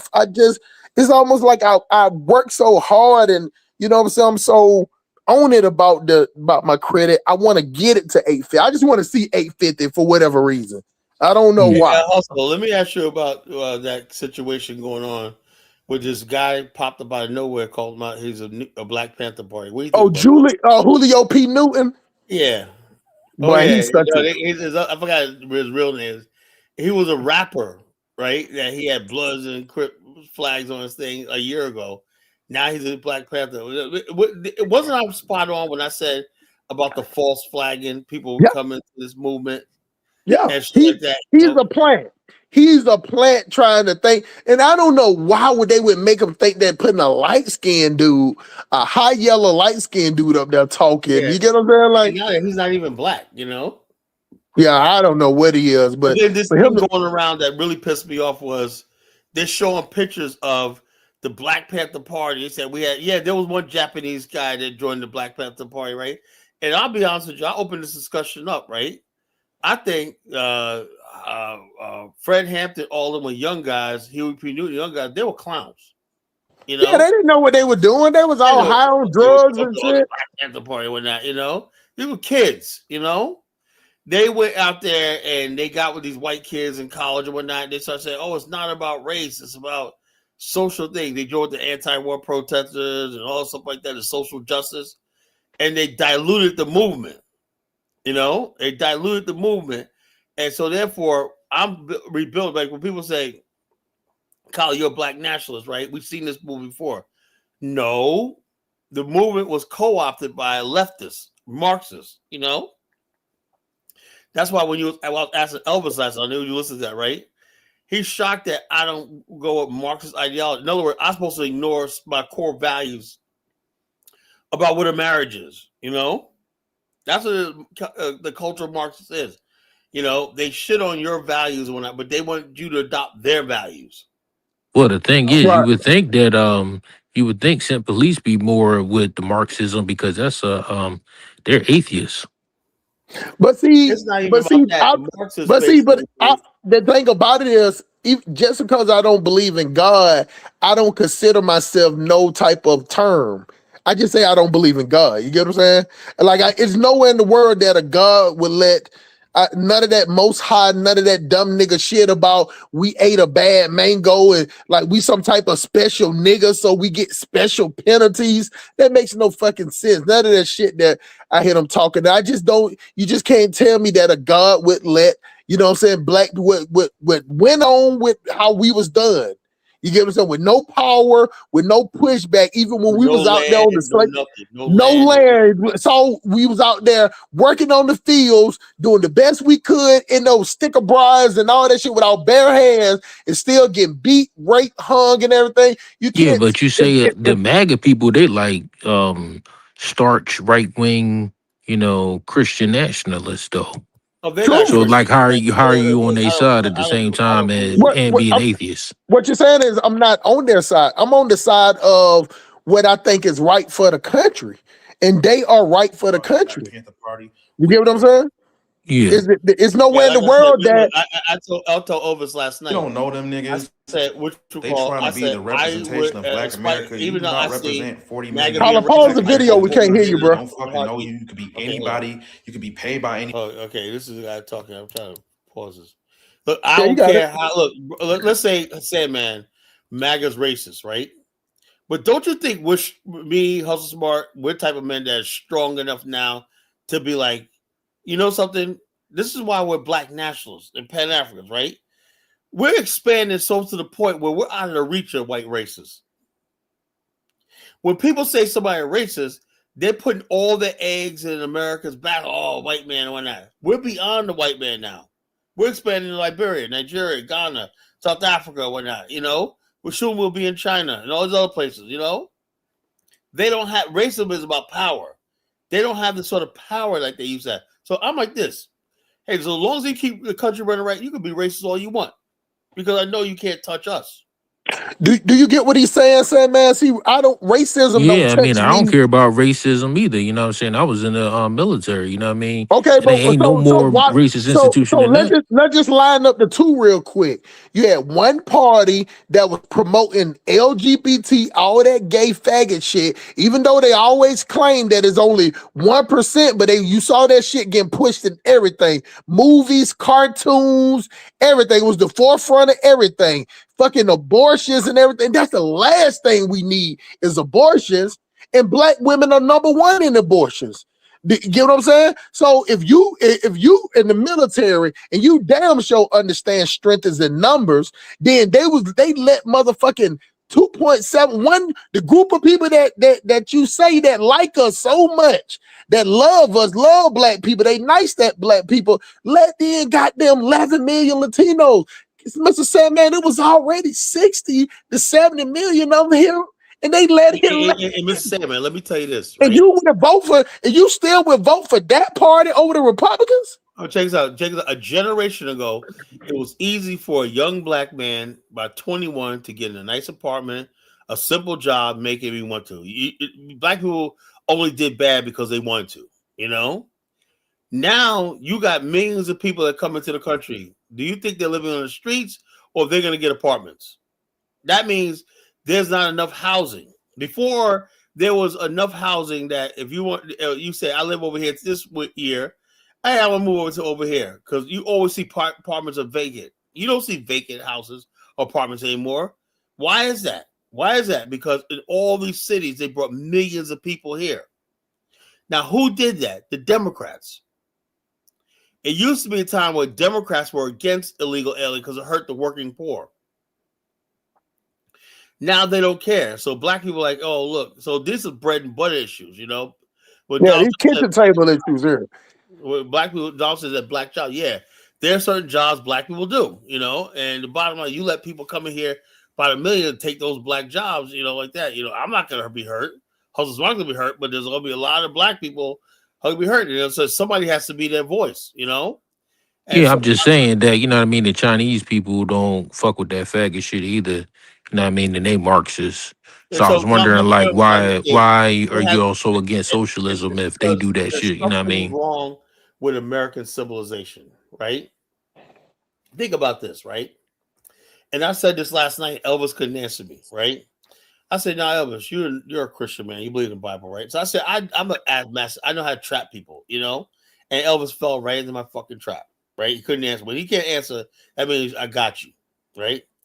I said, now the Bible says, you know, fornication is wrong. It says adultery is wrong. It says murder is wrong. It says what else is all kinds of shit's wrong, right? And we call that sin, and we ask for forgiveness, and we don't do it again, right? Right. Why is it that the one thing that's a sin in the Bible, two men sleep with each other, homosexual, right? We're not allowed to question that. If our civilization is based on the Bible. Well, you know, I said, so why did they get a pass? So what about incest? What about if a man wants to marry his daughter? Well, Carl, you can't. Look, bestiality, incest, homosexuality are the same thing.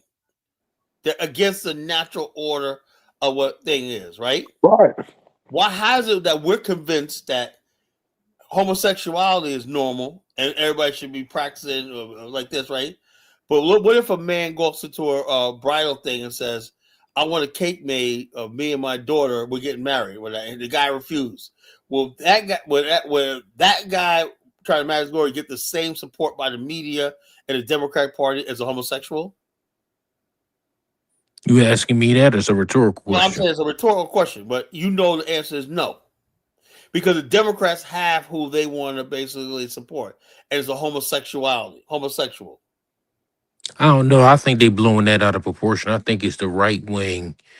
You know, the same way that I think it's the same way the Democrats. Mr. Sandman, They say the way.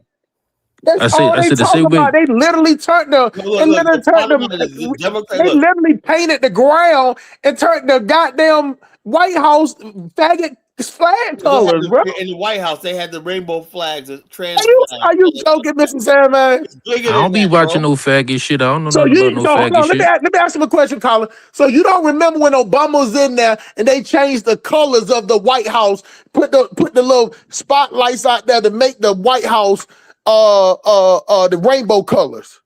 I wasn't there. I We're guess not I paying I'm was not, attention. I know I didn't I was say out of you was town. there. I didn't say you was there. I said you You're don't not remember aware. that. You're not paying attention. Nope. You know, we are. Okay.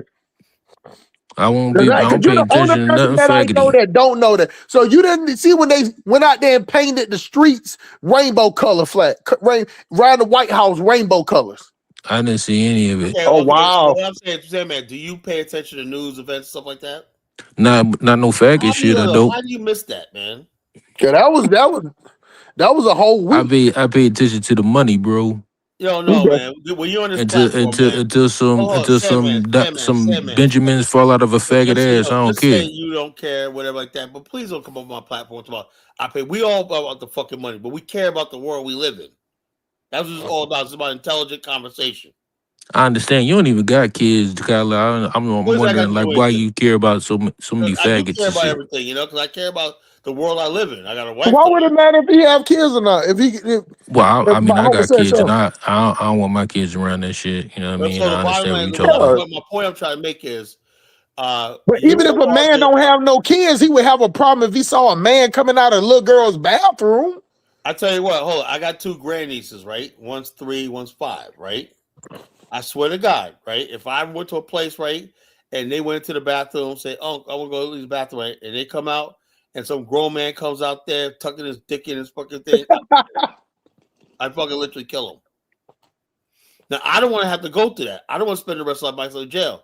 That's why I said we need somebody in government, in office, that's going to make sure that, because the next stage is going to be violence. Let me ask you a question, Mr. Sandman. Do you believe in strength is in numbers?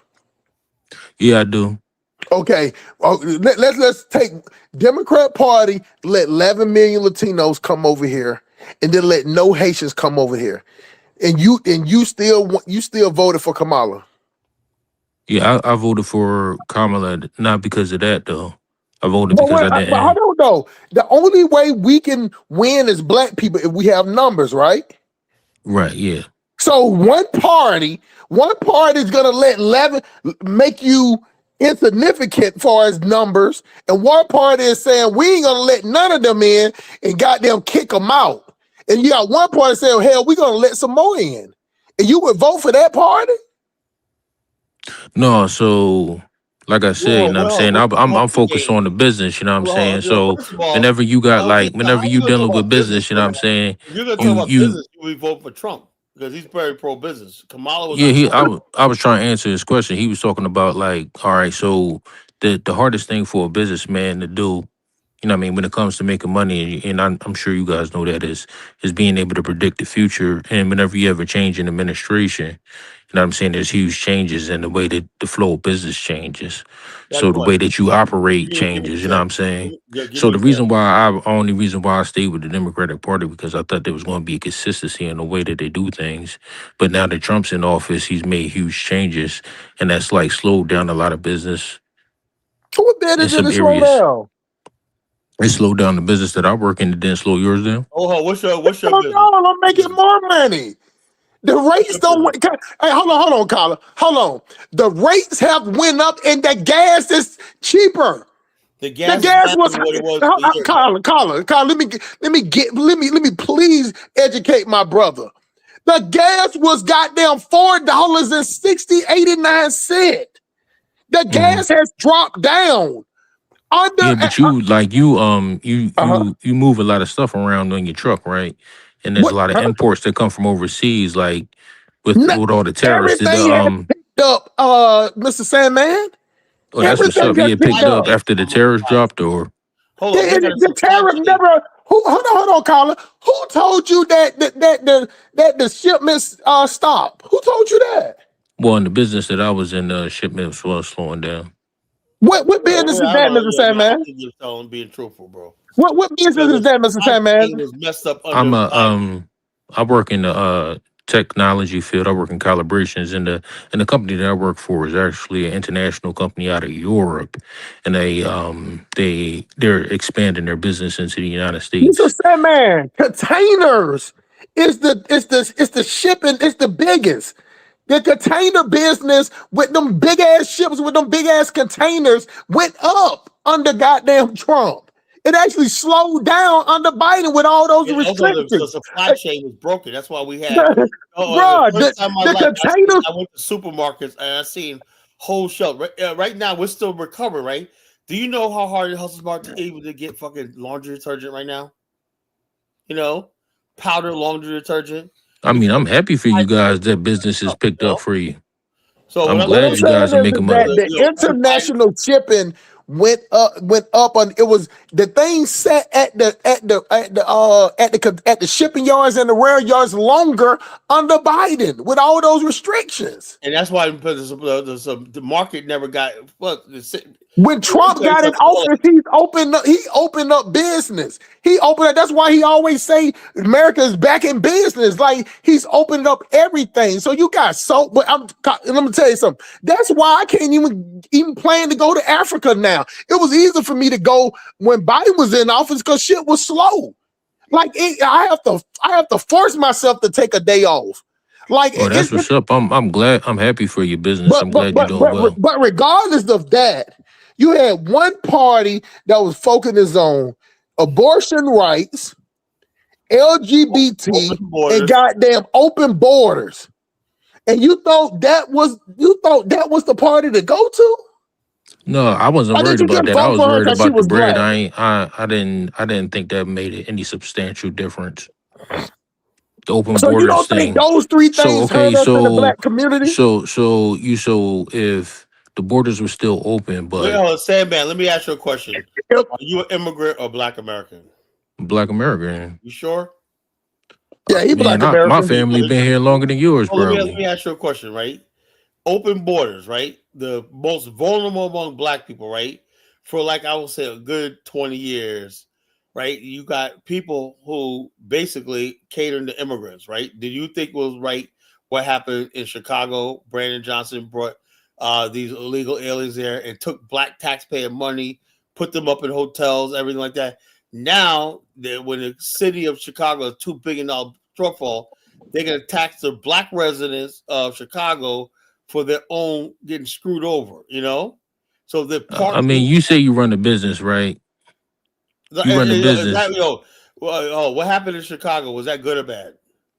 So you run a business, right? Yes. And you know when you run a business, like you can move money around and make it look this way and make it look that way. Like that. You talk about a government. Government has fiscal responsibility. No, they run that shit like a business, man. That's just a That business. don't work. It doesn't work like Now that. they have physical responsibilities, bro. They have physical responsibilities, but you know they the have a deal. certain amount of money they take in, right? What they call a budget, you know. And they flip that shit. He went over the budget, busted the budget, right?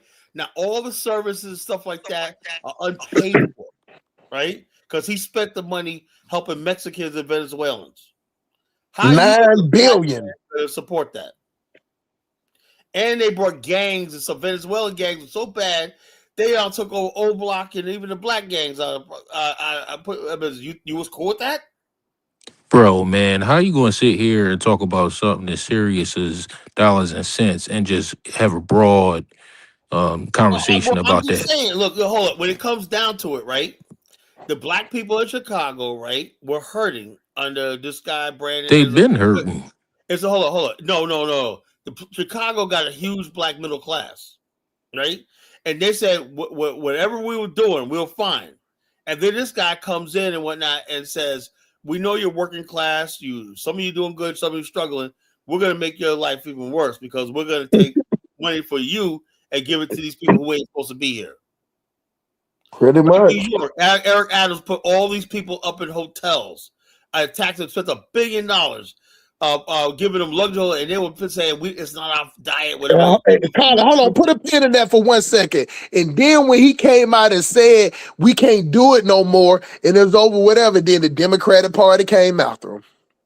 Yeah, they came after him. He said, "No, we can't do this no more." Right? He said we can't do. He said I'm what going to go to the White. He I went knew to as the a White black House man would want that shit, he went to the White House and when asked Biden for some more money, he told them that Biden told them to put that on the people, and he was like, "No, we ain't finna do that." But the mayor in Chicago did that. He did that. See, Mayor Adams said, "I'm not gonna put that tax on the people, so we're gonna stop some of this shit." But the mayor of Chicago, he told the lie, said, "Man, he said, you know what the sad part about was? You remember that incident in Martha's Vineyard where the Texans when I dumped some of them off he in sent Martha's those Vineyard? people down." They said, "Yo, those same people you voted for, the Obamas and all them, you know what they did? Those illegals, they got them the fuck out of there. They didn't even stay Got them the fuck up out of there. They didn't even stay overnight. Do you think they put them up? All the rich houses in Martha's Vineyard? No, they got them the fuck out of there the fucking same day. You know, sent them over there to the black neighborhood. They dumped them on the black community. Sent them right over there to the black community. Oh, the Democrats. You ain't know about that either, did you say, man? What you talking about? Like money that they moving around in Chicago? No, what Carla just said. When the Texas governor he sent like 12 bus loads. I think it was like 12 or 16 bus loads up there with all those people that talking about, oh man, let's let the immigrants come in, send them over there in the rich neighborhood for the rich people to take care of them. The rich people didn't even let them stay there overnight. They put up a shelter, anything, didn't pay for anything. Sent their ass over there to Chicago and New Jersey to the black neighborhoods. Yep. See, that's the thing. That's the thing about this fiat currency shit. Like they get it's just numbers. It's just numbers and it's just numbers and shit on the computer screen, and they telling you this. Man, you moving the goalpost now, man. You my dog, but you moving the goalpost now, bro. I'm gonna be honest with you. He sound like Elvis when you lose an argument, right? Like you wouldn't start talking about something else, bro. He's a foaming at the mouth fucking Democrat. You ain't fooling me, man. You know? Yeah, that was bad right there, Mr. Sandman. And like listen, Mr. Sandman, if it's something that Republicans do wrong, I'll say they're wrong. But I mean, they just clearly laid out. He laid out two things. We just laid out how the two things that they did that was wrong about them immigrants. Moving them in black neighborhoods, moving them in schools, the rec centers. Like they took over rec center where the kids couldn't even play anymore. You get what I'm saying? Then they were out there in the streets, goddamn robbing, shooting. But how smart? The problem is fiat currency. Yeah, that was bad. You my dog, bro, but that was bad right there, man. I gotta start shutting this nonsense down, man. I'm sorry. So I mean, if you say, man, you know what, I'm gonna vote for Democrat no matter what, then I go for that, bro. Yeah, but it's no way. There's no way that as smart as you are, Mr. Sandman, that you say you ain't paying no attention to the fucking 11 million illegal immigrants coming there, and then the black Haitians, they didn't let them come in there because that was under Biden. You remember that, right? You remember when the black Haitian tried to come over here? They was out there in the water with ropes and horses stopping them from come over. You remember that, man? He dropped off. Yeah, well, he dropped off. He my dog, man. But that ain't it, right? That's being politically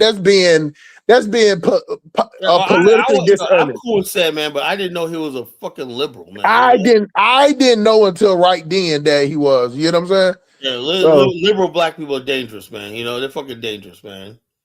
But it is no way as black people as we think like our numbers. We see our numbers is not growing. We see our numbers staying at a crisp 43 to 45 million, Colin. This been the same for more insignificant. The bottom line is this: if we don't start fighting back, we're gonna die. We might as well roll over and die, you know. But you see the Latino numbers is growing by the millions every year. They said in the next 30 years, they might overtake white America.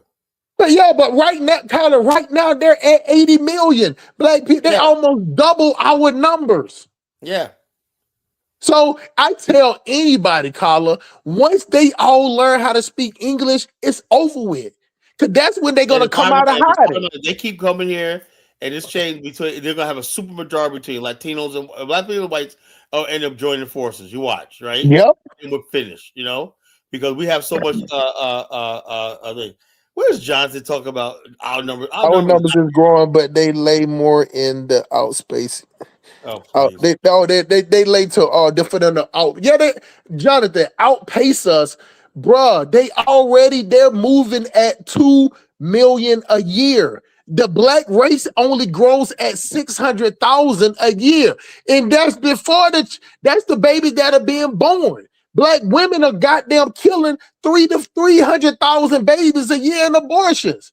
If black women weren't killing babies at numbers, well, we would grow. Black women are stopping our growth. And now that black women are good to have children until they're like too old and unfertile, Well, let me play this guy. Let me see what you guys think. Hold up. Walking around with some sunglasses. We don't fucking know you niggas, bro. Y'all came out of nowhere. Rest in peace to Renee. You know what I'm saying? But if you would get paid to go across state lines and aggravate and agitate a federal officer, what else do you want us to fucking do for you, bro? Stop going out there messing with those people. People are getting deported. You didn't do this shit during Obama. Obama was deporting people left and right. You didn't fucking say shit. Don't say shit now. This is how every country operates. I can't go over to fucking Russia, France, Italy, Spain, Africa, or any place else and do the same shit that you motherfuckers are trying to do here in this fucking country. I will get deported. This is not a mythical place where you do whatever the fuck you want. This is not Never Never Land. This is not motherfucking Disney World. This is the United States. It's a real fucking country, and illegal immigration is against the fucking law. I'm not trying to be an asshole.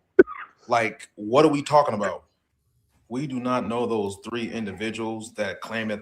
Yeah, like I said, the bottom line, that's how I would say 90% of black people think, And it's like, you're going to put us, we know these motherfuckers are serious about this immigration shit. They're talking about, you motherfucking branch weapon, talking about going up against ICE. Are they crazy? White people is the only one that can get away with that, even fucking with federal officer like that. Yeah, like I told y'all that black people, we know better. Let me tell you something, Carla. In the hood, even when I was young, like 14 or 15 years old, my homeboy be like, oh yeah, that's the state police right there. We ain't got to worry about them. But when the feds roll through, everybody would disappear. Because, see, the white people, them people up there in Portland and up there, they got money to make those federal bonds and get a lawyer. Hell, them white people might even know some contacts. We don't know no contacts. So, Carla, when you get a federal, that shit, the bond is $75,000. Not the bond, the lawyer. The lawyer wants 75 bands to do a federal U.S. district court. See, black people, we know not to go out there and fuck. We know to go out there and try to block. I can't even imagine. I know I got friends that's killers. They went there, even try to throw a shoe in front of a federal police car. Yeah, these motherfuckers. Because it would make the neighborhood hot. They want what they determined. I thought they got the message by now. We're not fucking with the shit now thing. They're determined to draw us into the shit. No, but you know what? One thing I agree, even black women, they ain't online talking about we need to get that shit. Black men ain't with that shit at all. Nobody is. Yeah, we know they about to see. The white people can get away with it because think about it like this, Carla. The white people in those neighborhoods, they ain't not. I want y'all to understand this. In those neighborhoods that they're occupying, it ain't nobody out there selling drugs. It ain't nobody out there throwing no parties. It ain't nobody out there, doing what they want to do. In the black neighborhood, you fuck with the feds like that, they shutting down the neighborhood. You can't do nothing. That's why I guarantee if we had people in the black neighborhood that did that shit, black people would put them out and drag them in front of them, like get them up out of there. We can't move. Yep. See, them white people, they don't give a fuck because they got plenty of money to go out there. They organize, Carla. They got one person take Carla. They running out there in a group. They got one person taking a picture, one person doing the crying, one person holding the phone, one person with a whistle, one person in a car. And they will coordinate that. That they were setting up roadblocks and whatnot. That's some balls of shit, And try to agency and when I try to white people crazy as fuck. That lady was one of those lesbian crazy. These are people you're dealing with. extreme, crazy liberals. These ultra liberals are dangerous. And I didn't know until tonight that Sandman's one of them. Nigga, I don't want him on my platform. This platform about real black men. But when you're just a Democrat first, we got nothing else to talk about. If you're a black man who just happened to be a Democrat, blah, blah, blah. But when you basically are just a Democrat first and last, like you'll say, oh yeah, evidence, right? But he the same as Elvis though, Carla. He the same as Elvis. But Elvis is a Liberian though, so But Elvis is an American citizen. He'll tell you that. Yeah, Elvis is a Liberian though, But when I hear it's just shocking because I'm saying to myself, the Democrats have shown us over the last 20 years they ain't shit. So why are black? Sam, that was the first time I've seen, except for the gay guy. There was a gay guy that he was arguing on Dynasty Show, like a flaming Democrat, Who, me? Oh yeah, that dude Shy. Yeah, so those are the type of people I expect to be Democrats, right? Right. That man don't strike me. He says he's a father with kids. Military on the conservative side a little bit, or the black national side, If you're a black man with a family, the thing I was trying to give my brother, because I like Sandman, and he definitely support, but he knows how I am. Even if he support, I'm still gonna tell him the truth. I told him you'll be better off saying that you just voted for Kamala because she was black than to say what you just said, talking about you just worry about the money. What do you talk about when they outnumber? Eventually they're gonna outnumber you. The government works off of numbers, off of bodies. Why would they want to focus on? Why would they want to do business with black people when they got 80 million Latinos that work together, don't fight each other? Biden said that, man. Y'all gotta deal with the Latinos, man. Biden said that shit. Biden said that shit. Y'all gotta work with these Latinos. But he like, man, population and whatever. You know what he remind me of, man? He remind me of this dude named Mr. Bellamy. I was locked up with Mr. Bellamy. Man, I just put my head down, man. I just go out there and do my job, man. I don't see nothing, I don't hear nothing. And one day I told Mr. Bellamy, I'm like, bro, you don't want to know. You hear everything. You just act like you don't know. Yeah, the type of people that just withdraw from the world. Yeah. Instead of getting involved, how you don't know that the number one issue facing us that's going to define this civilization is gay marriage and the gender identity and abortions. Yeah, and all this stuff like this. You got to have an opinion. If anybody don't have an opinion on that, I don't want to talk to you. Yeah, that's wild. You have an opinion. If you agree, you must support it. But you don't want to say you support it, so you come up and say, I haven't really looked into it. Just like Obama, he said, remember he lied in the first debate, says, well, I never really talked about this issue, but I think a man between what I know the father of marriage, that's what got him elected, How is it 4 years later, at his inauguration speech, he said the number one thing in our time is the right to marry who you love and shit like that at his fucking inauguration. That's how he's going to begin his fucking second term. Right. The whole time he lied to us. Well, even with that Obamacare, he ran out there talking about if you like your coverage, you can keep it. All that shit was fake as fuck. All that stuff like that. All man. So I tell people all the time, I said, look, Obama, in 1996, I keep saying this, right? The first case of gay marriage was basically in the Hawaii Supreme Court. Right? You're gonna tell me Obama and Columbia and Harvard, right? And President Harvard, he didn't know about that case. They didn't have an opinion on it. That's why they covered all his transcripts from Columbia and Harvard. I said, what was this? Trump was right about that. What was his thoughts? He was a be president of the United States. Media, because you know why? Because we didn't have Twitter and shit like that back then. Right. Now hold on, Colin. Put a pin in that real quick. You was 100% right about that. Obama would have never, because think about what he did. He put in a fake ass law, fake ass goddamn executive order, making it a mandate that if you didn't get it, you had to pay a mandate, you had to pay a penalty if you didn't have Obamacare. You get what I'm saying? Like even at your I remember they was making people pay fees because at your job you can elect not to have coverage if you don't want to. Yeah, he said everybody had to have coverage. Everybody had and see that's what I do for a living, so I know all the laws, rules. You know? He fooled to decide that. No, he just straight up lied. He straight up lied. But so people didn't know him. He had that good favor that they put that in. But that was the one for him, right? But people, even back then, right? Even liberal people was not keen on gay marriage. You know, Yeah. He knew that. They did that polling. Most people, liberal, conservative, black and white, were not cool with normalizing gay marriage. This is before. Carla, they was out there for my homeboy Sandman to act like he didn't see that, but they was out there flaming. They was out there in parades. You get what I'm saying? That's why I said Sandman's a fucking bullshitter. You know? Yeah, he capping on. And he's from Philadelphia. He know that shit was going on big because you right there about Washington D.C. You right there about Washington D.C. Like I said. The bottom line on this platform, we fucking don't come up here being half stepping because we will call you car. Let's say you didn't think I was gonna say that. Look, man, no, you're lying, you're bullshitting, And then when I said about Martha's Vineyard, that's got it right. Yeah, the same Democrats you voted for made sure they got them the fuck out of there. They didn't even stay the night, And then the motherfucker talk about fiat currency. What the fuck? That's why I say, nigga, you gotta go, man.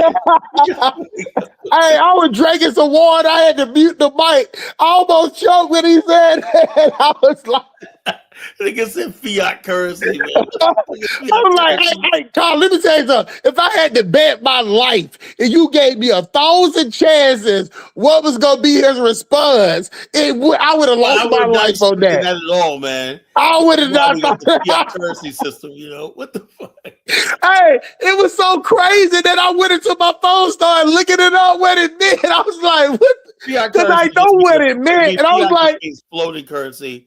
The United States is the only one that got fiat currency because it can print money without having a tangible asset in place because it knows America's economy. As long as America has a military and the world's largest economy, it can float currency because somebody's gonna buy that dollar. It's gonna be Carla, I knew what it meant, but when he said it, I was so confused that I was like, well, damn, am I wrong? Does it mean something else? Yeah. You get what I'm saying? The way I you just said the same thing, man. Maybe I had the term wrong all these years. Oh man, he got me on that one, bro. It's a sad man. You off the chain for that one, bro. Funny, man. That was funny. That was let me play this video. Look play it up, man. I love the videos, bro. White lady, I don't know if I think she could be one of these liberals or whatnot. She probably thinks, look how serious she looks. Like we finally got the Black Panthers behind us, whatever, like that. This is hilarious, right? Watch this shit. I guarantee you they won't. I'll put a hole in their chest the size of a window. Safe line repair, safe line replace. Look how she's smiling. Look how this bitch is smiling. Look at this dude. Look at his face. The dude is mentally deranged. You see, look at this picture. Look, folks, look at this. Study this picture. Look at her smiling. She's smiling at a deranged ass motherfucker talking about this, that, other thing. This is what they want for us. This is what we wait like this, look, this guy is a fucking clown, He basically came out of nowhere. He's probably not even black. He's not black. But that's not even half of it. Look at this bitch's face. Cousin Smart, please talk to me. Look at this fucking bitch's face. Look at her face.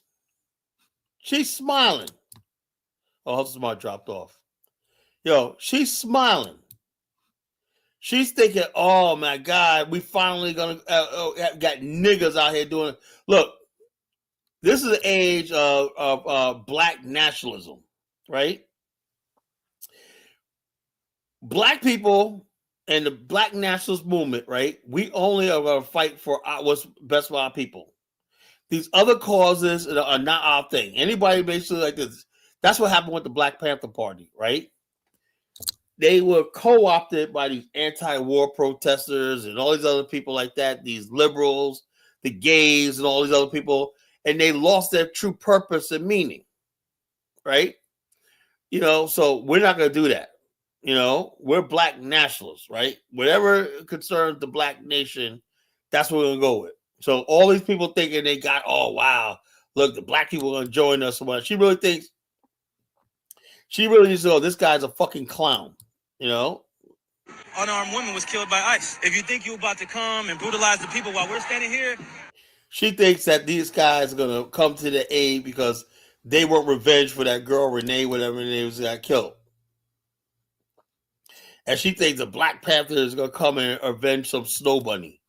Are you fucking kidding me? Fuck around and find out. Our interactions with the police and ICE, and we hold them accountable. We patrol the community and we hold them accountable. The Black Panther Party for Self-Defense, we're the same Panther Party from back in the day. This guy came out of nowhere and started talking about he's a Black Panther Party for self-defense. This is insane. This is insane. This is what we're dealing with right now, That's why if you don't listen to nothing I say on this platform, man, we tell the truth. We do. We tell the truth. We tell it like it is, We tell it like it is, So, I know it's Sunday night. A lot of people are not up. We're not, But call in if you want to add to the conversation. Call in. Links in the chat room. Call in. Call in. Call in. Call in. Call in. Call in. Let's see what you got. Let's have a discussion. Am I off the chain? Am I right? I was looking at this freaking female's face. She's buying this guy that he's so black. That's what tells you people don't know nothing about us. Anybody that's been following social media knows this guy don't fucking speak for black people. He don't sound like us. Phil Scott made a point. He said, this guy don't even have our diction. You know how black men talk? Whatever. He says, oh, yeah, we like this. He sounds like a fucking white boy.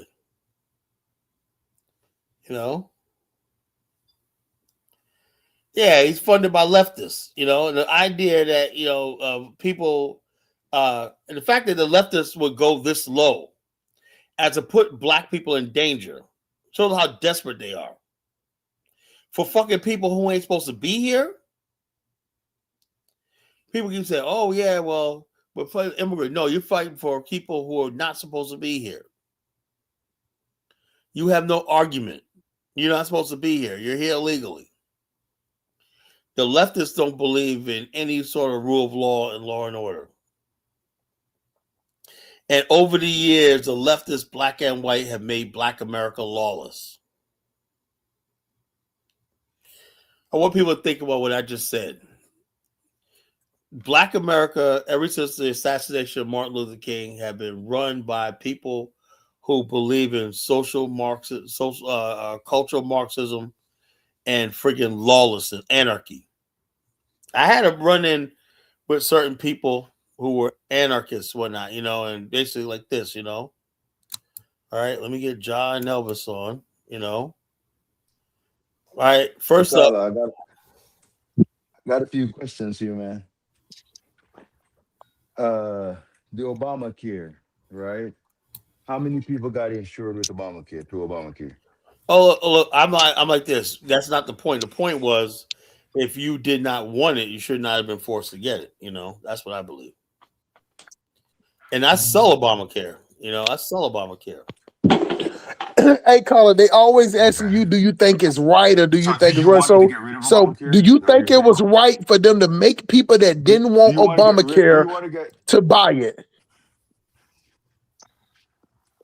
Yes, I think that's fine. See what I'm saying, caller? Caller, do you think we should get? By the way, the mandates are gone. By the way, now. No, that wasn't the question though.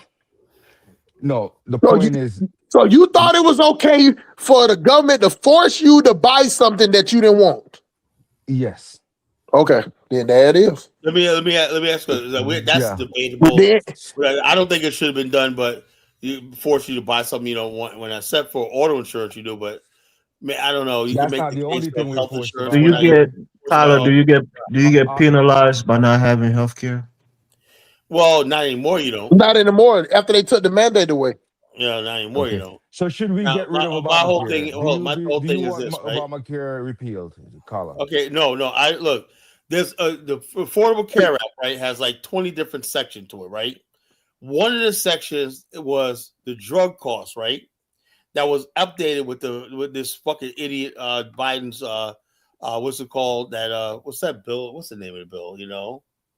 What's that bill he passed in 2020, 2022? Forgot the Build name. back, build back better. No. It was forgot the name. It's on top of my head. Infrastructure bill? Which one? No. Right. It was a bill dealing with healthcare. You know.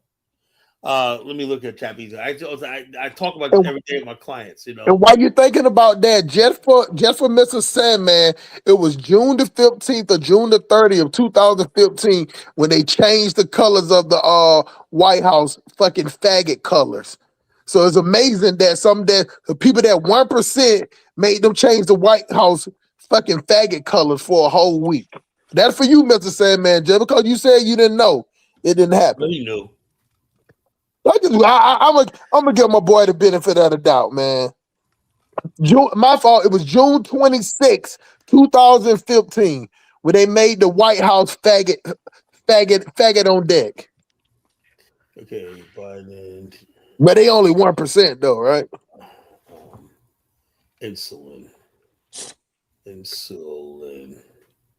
bill. Yeah. With insulin bill? No, it was called It cut the cost of insulin, right? No, yeah, that's what it was. The fucking Inflation Reduction Act was really screwed my industry up. We're still recovering from that, right? Even though we had a good year, only reason why we had a good year because it was so bad, several companies folded, and I had to rewrite people in other plants, so we made a lot of money this year. We hit record numbers, right? That was a good thing. But 2027, we're gonna be back on track, making money again, real money again. The Inflation Reduction Act, you know. How did it screw up your business? Inflation Reduction. Oh well, first of all, there was nothing wrong with the way things were. The coverage gap, right, in Medicare, right, without the deductible, right, it was closing.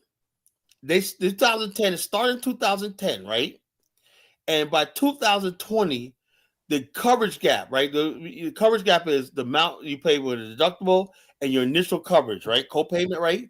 When it reaches a certain point, you got to pay full price for the drugs until you reach a certain amount, right? And then you go to catastrophic after it. What happened was the coverage gap started like around before it was like around $4,000, right? $4,000. And between 4,000 and 7,000, you have to pay full price on drugs, right? Then after you hit $7,000, everything drops down to almost free, right? That's called a coverage gap. Some people who reach the coverage gap in their drug coverage early, like June, because they had expensive drugs, right, were on hard times. The Affordable Care Act was taking care of that because people over the years were reaching the donut hole, the coverage gap later, right? So by the time 2020, some people had only 2 months in the coverage gap. But along comes Biden and Kamala, that's just too much. Are you freaking kidding me? You know, 2 months. 2 months that you might have to pay full price, right? 2 months after all these years. The only thing good about it capped off. They used it. They justified and say they capped off insulin at $35. That was good. Okay, we deal with that.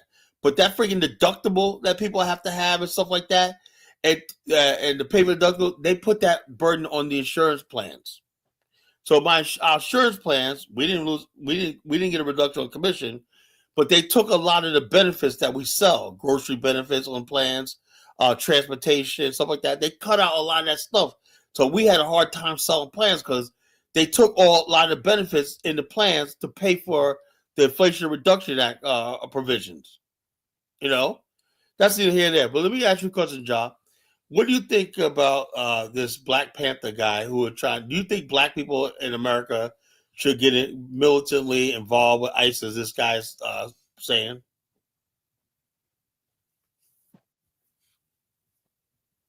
Ja. Yeah, he probably eating some curry goat or something. People they just go quiet when they don't want to answer questions. Yeah. And then, but like, you remember I told you, caller, they'll turn around and ask you a question and you just answer it, man. I mean, That's why I'm not answering no more questions. You're a good host like that. I'll give you that credit. Because they won't answer your question, but then you ask them a question, they'll goddamn answer. Man just pivoted, man. Good Lord. Goddamn fucking fiat currency. Elvis, what do you think about this guy, the Black Panther guy, fake imposter?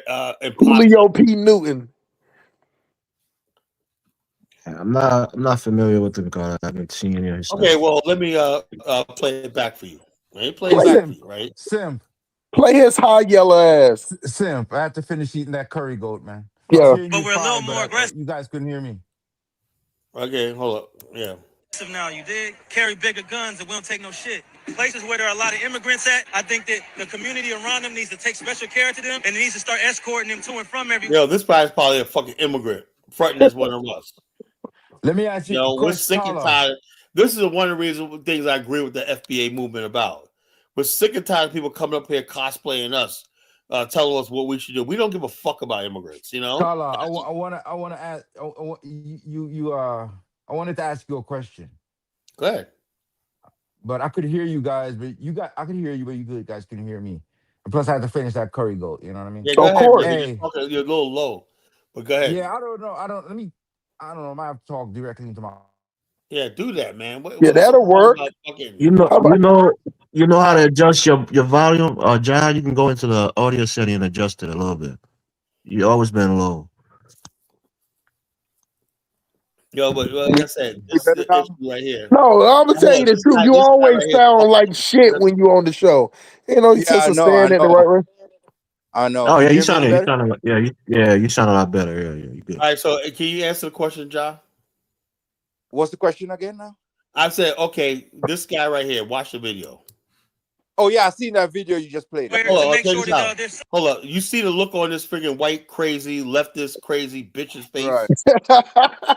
Okay. These are people like Elvis loves. These are people that think they're friend.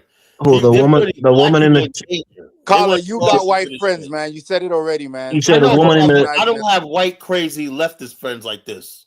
How you know? but she's just a Because I commentator, know. right? She's commentating on it. Well, look at she smile. Look at her face. because them ICE agents, She's they can shaking act her like head. that Yes. if it's a bunch of people standing outside with assault rifles. You really think this guy is the real thing? More of that, please. Can we get more of that energy, please? No, let's not get more of that. These people want us to get involved in their shit. You know, that's what pisses me the fuck Or off. is this white You know? woman Okay, an Carla, let me immigrant? ask you a question. Let's back to the No, she's healthcare yo, stuff. look, Elvis. Let me tell you something, bro. The only reason why ICE is even having a hard time is because of white liberals. They want friggin' you guys here as a voting bloc to replace us and all stuff like that, and whatever the fuck they is. They don't. The bottom line is this: there's no justification for blocking ICE from doing their job. Carla, you got the Tariq thumbnail, man. Let me finish asking the question about the healthcare stuff, man. Yeah, it's pretty funny, right? So no, it's not funny. It's idiotic, in my opinion. But so on the healthcare thing, right? It affected your business, okay? Did it benefit the consumer of healthcare? No. Did it No. lower the cost? Yes, it did, Carla. Hold on. Let me say this, right? I would say only like around 10% of my clients are on insulin. So how the fuck is that everybody Not just the insulin, right? Hold on. They turned the whole industry up because they overblown insulin. Oh, insulin costs, and I was saying to myself, insulin prices were going down regardless. This was completely just like the climate thing. You know, they do unnecessary shit. You know, the Green New Deal, all this stupid shit, and also, you know what the Inflation Reduction Act says? The reason why we do this, all stuff like this, is upturn because to battle climate change. What the fuck does drug costs have to do with climate change? Like I said, I saw all this insanity, you know, in the laws. Section 1557 of the Affordable Care Act, 2020, right? Says I cannot friggin' deny somebody what they choose to identify as, right? All this I was seething right now, like this. Like if somebody comes to my office and says I self-identify as I'm a 12-year-old girl, give me a pause for that. No, I'm not gonna do it. Has that ever happened, Colin? No, because it won't happen. Because bottom line is, I had it happen one time, but I wrote the policy up as a guy. The guy identified as a woman. The guy I think the guy was screwing him. You know, he was his caregiver. I think he was screwing him. You know. Well, let me say this, This guy Colin. was supposed to join my agency too. One guy that Colin, did let me say this, right? So with the Affordable Care Act, right? I was working at the time it got passed, of course. but I was able to stay on my father's insurance till I was 26. Yeah, that That's did a it. that That, yeah, that That was was a a good benefit thing. to me Like I said, but and there's a so much benefit to a stuff lot of in there. people. Like, hold up, remember John Boehner? Boehner said, Yeah. "Hell no, you can't." Remember, he was right. There was a lot of stuff stuffed in this bill under cloture, right? That a lot of people didn't know about, like 1557 thing. Also, that thing with gender, that was stuffed in there. Trump administration, when he got in there and said, struck that down, line item veto, said, no, man is going to be identified by a woman at birth. The Biden administration changed that rule, of Title 20, I think it was, like this. But Trump administration recently just changed it back. by the That way, was Trump put in the said Affordable Care Act bill, Trump said he was going to repeal and replace. So we're still waiting for the replacement. Oh no! The But whole thing is this: I don't agree with repeal and replace because there's a lot of things in the Affordable Care Act that's actually good. Yeah, some things that's good. Hey, Something that's but good. hold on though, Elvis. You agree with if you didn't want Obama that you should pay a penalty and get that shit deducted from your taxes returns? Well, if you look at the reason why, it makes sense, right? So, for example, if somebody goes to the emergency room who didn't have insurance because for them, it's too expensive. The cost is passed down to the taxpayer ultimately. So it was causing the government a lot of money for uninsured people because the easiest way to do is just to go to the emergency. Whether or not it's an emergency, they have to treat you. So you go to the emergency room without insurance, and then your bill is passed down to the government, Medicare, or I sometimes know the the reason, hospital. but what I'm saying is that you think it was okay for the government to force you to pay for something that you didn't want.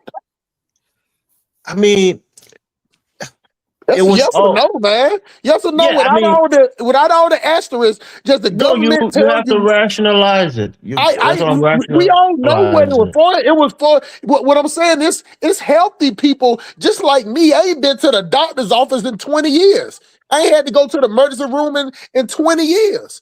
Why the fuck if But I also, think but that you drive truck and you get hold an on for a second. Hold accident. on for a second, John. Hold on for a second. Because I don't want to start talking shit to you. So just hold on, man. Let's be respectful.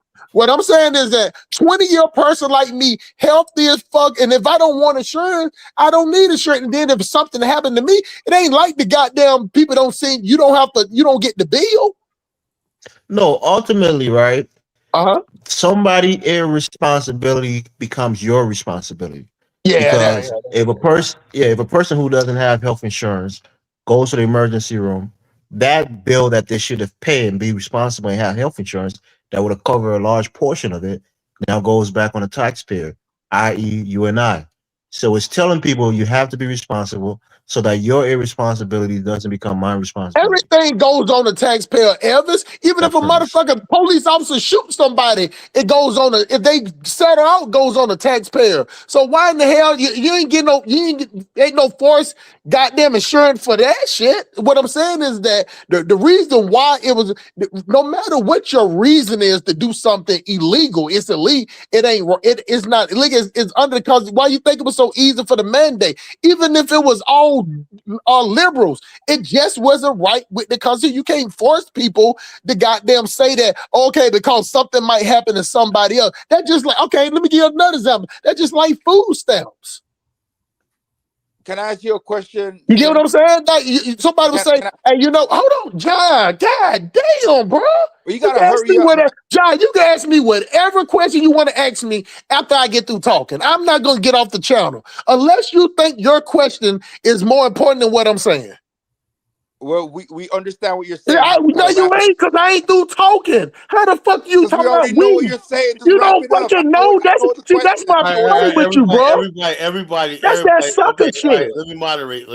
God I know damn, what you're asking. Me I and want to Elvis ask is you a having a question. conversation, asking Hold about on. certain Finish what things. you said. John, hang on for a second. God damn, Finish what Elvis. you said and So we'll like this, right? Go ahead. So Elvis, so let's talk about the food stamps. And you got women getting $800, $1,000, $2,000. That shit come out of taxes. You would support if they say, hey, you know what? We're gonna start making y'all, say the government, all this money coming out of tax. We can't handle that. So we're gonna want y'all to pay an extra $100 out your taxes to cover the women out here that got all these goddamn kids again food stamps. You would support that too?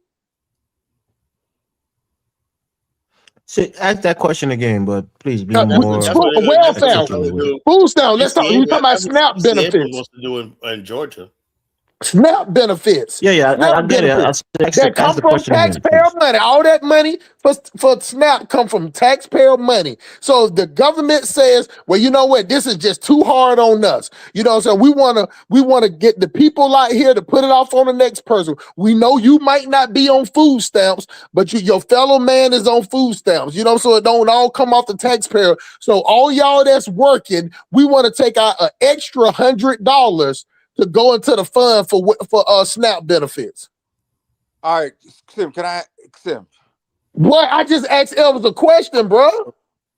I mean, if he wants to answer, I can let him answer. You can. I ain't still talking to him though. He just been disrespectful. I'm asking you the question, Elvis. After that, he can say whatever he want to say. All right. So again, I'm gonna try to rationalize it, right? Okay. So, for example, like you said, with social welfare programs, it's already budgeted. Like you said, the budget is too much for the government to handle, and they said that. I keep missing that part of the question. If the government says that you have to pay for, that's that part of the question. Just because they have a budget for it, it might be women. Just because they have a budget for it, they don't know how many people are going to sign up for it. Because if people can sign up for it, because some people might lose their job. You get what I'm saying? Like, just say if there's 300,000 more black women lose their job and they all go up under welfare.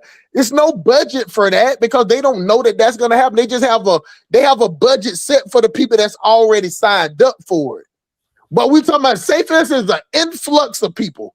Influx just come on there and they say, well, we didn't budget for this. So we want to come up with this thing where we're going to take people that work an extra $100 out your check every month to cover this influx of people on welfare. Would you agree with that? I mean, again, me personally, I would agree with it, right? Because you have to understand my position. I'm a liberal. So I would say yes, if people need food, if babies who are living with single mothers who can't afford it or maybe are unemployed, I don't mind paying $100 for my paycheck so that they could benefit. A lot of people will probably disagree with it, but that's just me personally. Of course. And that's why, and now you understand why people don't want nobody just to go in there and take nothing, because it's able-bodied people over there. You get what I'm saying? Like Elvis, I'm from the hood. I know people that generationals that living off that shit only go out there and make just enough money legally so they can get benefits, and then they hustle for the rest. You get what I'm saying? So they can get them $800. So think about this, right? Think a person who is marginal in the sense that the young lady who got a GED, right? So barely graduated high school.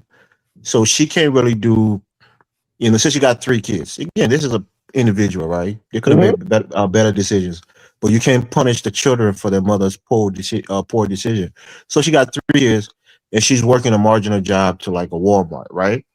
And she's living in an apartment that costs, since she lives in Atlanta or maybe some expensive city, she lives in an $800 a month. It's impossible. If she make that money, she qualifies for the goddamn Section 8 or Section 8.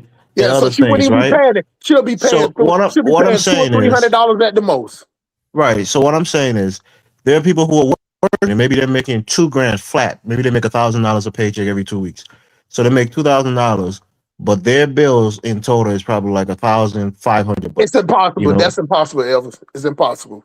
Okay, that's fine. But I'm saying that people that live like that, they barely have enough money to go around to take care of it, even though they're getting government subsidies. Elvis, if their bills is $1,000, they wouldn't even qualify. I seen women they wouldn't even qualify for the welfare, because you have to put down the bills. Because of what the government was telling you, how do you accumulate all these bills? I don't know what the qualification is. No, what I'm telling you, the qualification is I don't know what the qualification is, but I'm just giving you an example. I got you. I get what you're saying, but regardless, you would say, but see, people don't agree with taking money out their paycheck when they still got to go buy groceries. They have to pay full money for rent. So even if a person that makes over the threshold, let's say the threshold is $2,000 a month, that's $500, right? $500 a week. So say for this person just getting out of high school, just getting out of college, and they making $600 a week. They got to pay full rent. Just making $100 more a week. They have to pay full rent, full bill, everything. They don't get no type of benefits. And on top of that, you're gonna take $100 out their check. Hustle. Let me get John. Hey, can I say something, Carla? Yeah, go ahead, John. Go ahead. Hold on. I'm gonna start timing everybody. John, you got 2 minutes. 2 minutes. All right, go ahead. Okay, so the thing is, there are plenty of people that work full time, and their job still doesn't give them health insurance. Like plenty of people that work at Walmart might be working full time without health coverage, right? The other thing I wanted to say, right? We were talking about the Inflation Reduction Act earlier, right? I looked it up. The Inflation Reduction Act significantly lowered healthcare costs by empowering Medicaid to negotiate drug prices, capping out-of-pocket drug costs to seniors $2,000 annually, and capping insulin costs $35 a month for Medicare. It extended and Affordable Care Act marketplace plans, lowered premiums for many families through 2025, and stuff like that, right? And the other thing I wanted to say was, when it comes to like kind of government levy taxes, right? The U.S. Congress, right, has the power to tax, right? A core authority granted by Article 1, Section 8 of the Constitution, which allows it to lay and collect taxes, duties, impose and exercises to pay debts, provide for defense, and promote the general welfare, with Article 16 specifically authorizing income taxes.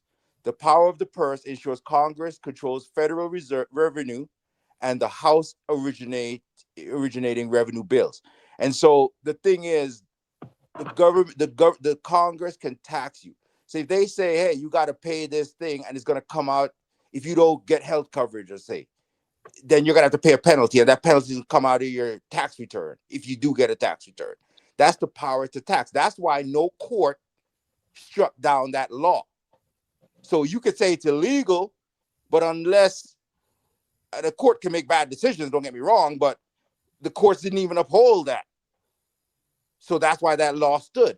And it was up to Congress to repeal it. That's why Trump couldn't repeal it, because John McCain, the Republican, voted to keep it. And they tried to kill it over 60 times. John, that's time. Yeah. I disagree with you about the Inflation Reduction Act.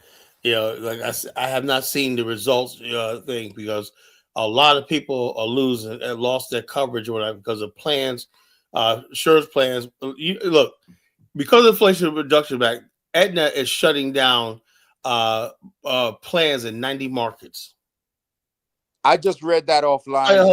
So do you agree, Tyler? Do you agree that drug companies? Hold up. And it's going to get worse because Trump and them just did something to where healthcare. I think they're trying to kill all of Obamacare. So no. They just voted. Hey, John, they just voted to extend the premium tax credit for another 3 years. Did it pass the Senate? They took it away, but then the Republicans kept getting pushback from the constituents, so they were forced to pay. They were forced to pass it, even though the president didn't want it. Nonsense, because one of the things that Marjorie Taylor Greene, and I work in red areas, right? When people, you start telling people, right, that okay, let's say Obamacare goes, right, and people can't get their drugs, or the operation that they're freaking going to do and whatnot is going to have a high deductible, stuff like that. They're like this. So they don't want to hear no Republican nonsense about people like Obamacare. Everybody, Republicans. Right. So why are you harping against it if people like it, Colin? I didn't. No, I said I'm looking. 1 second, brother. I'm looking at an article from January. I'm talking about the inflation. I'm not talking about Obamacare. It says I have no problem with Obamacare. Enrollment is down for the first time in 5 years, and people are facing enormous premium hikes. Hope for Congress to restore funding. I know that. That's because of the Inflation Reduction Act. Well, Colin, my question to you: you work in healthcare, right? Hold on, John. 1 second, right? ACA basically made healthcare affordable to everybody, right? There's Trump some is killing it in the ACA, right? That was the Inflation Reduction Act was not necessary. You know what the reason why the Inflation Act was done?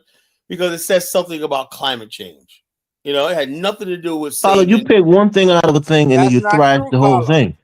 Let me ask the question, please. Carla, you gotta let me ask the question. Carla, I've been trying to ask this question. Let me ask the question. I could pull, if you want to, I can show you my portal for my work, right? It said when we do our presentation, right?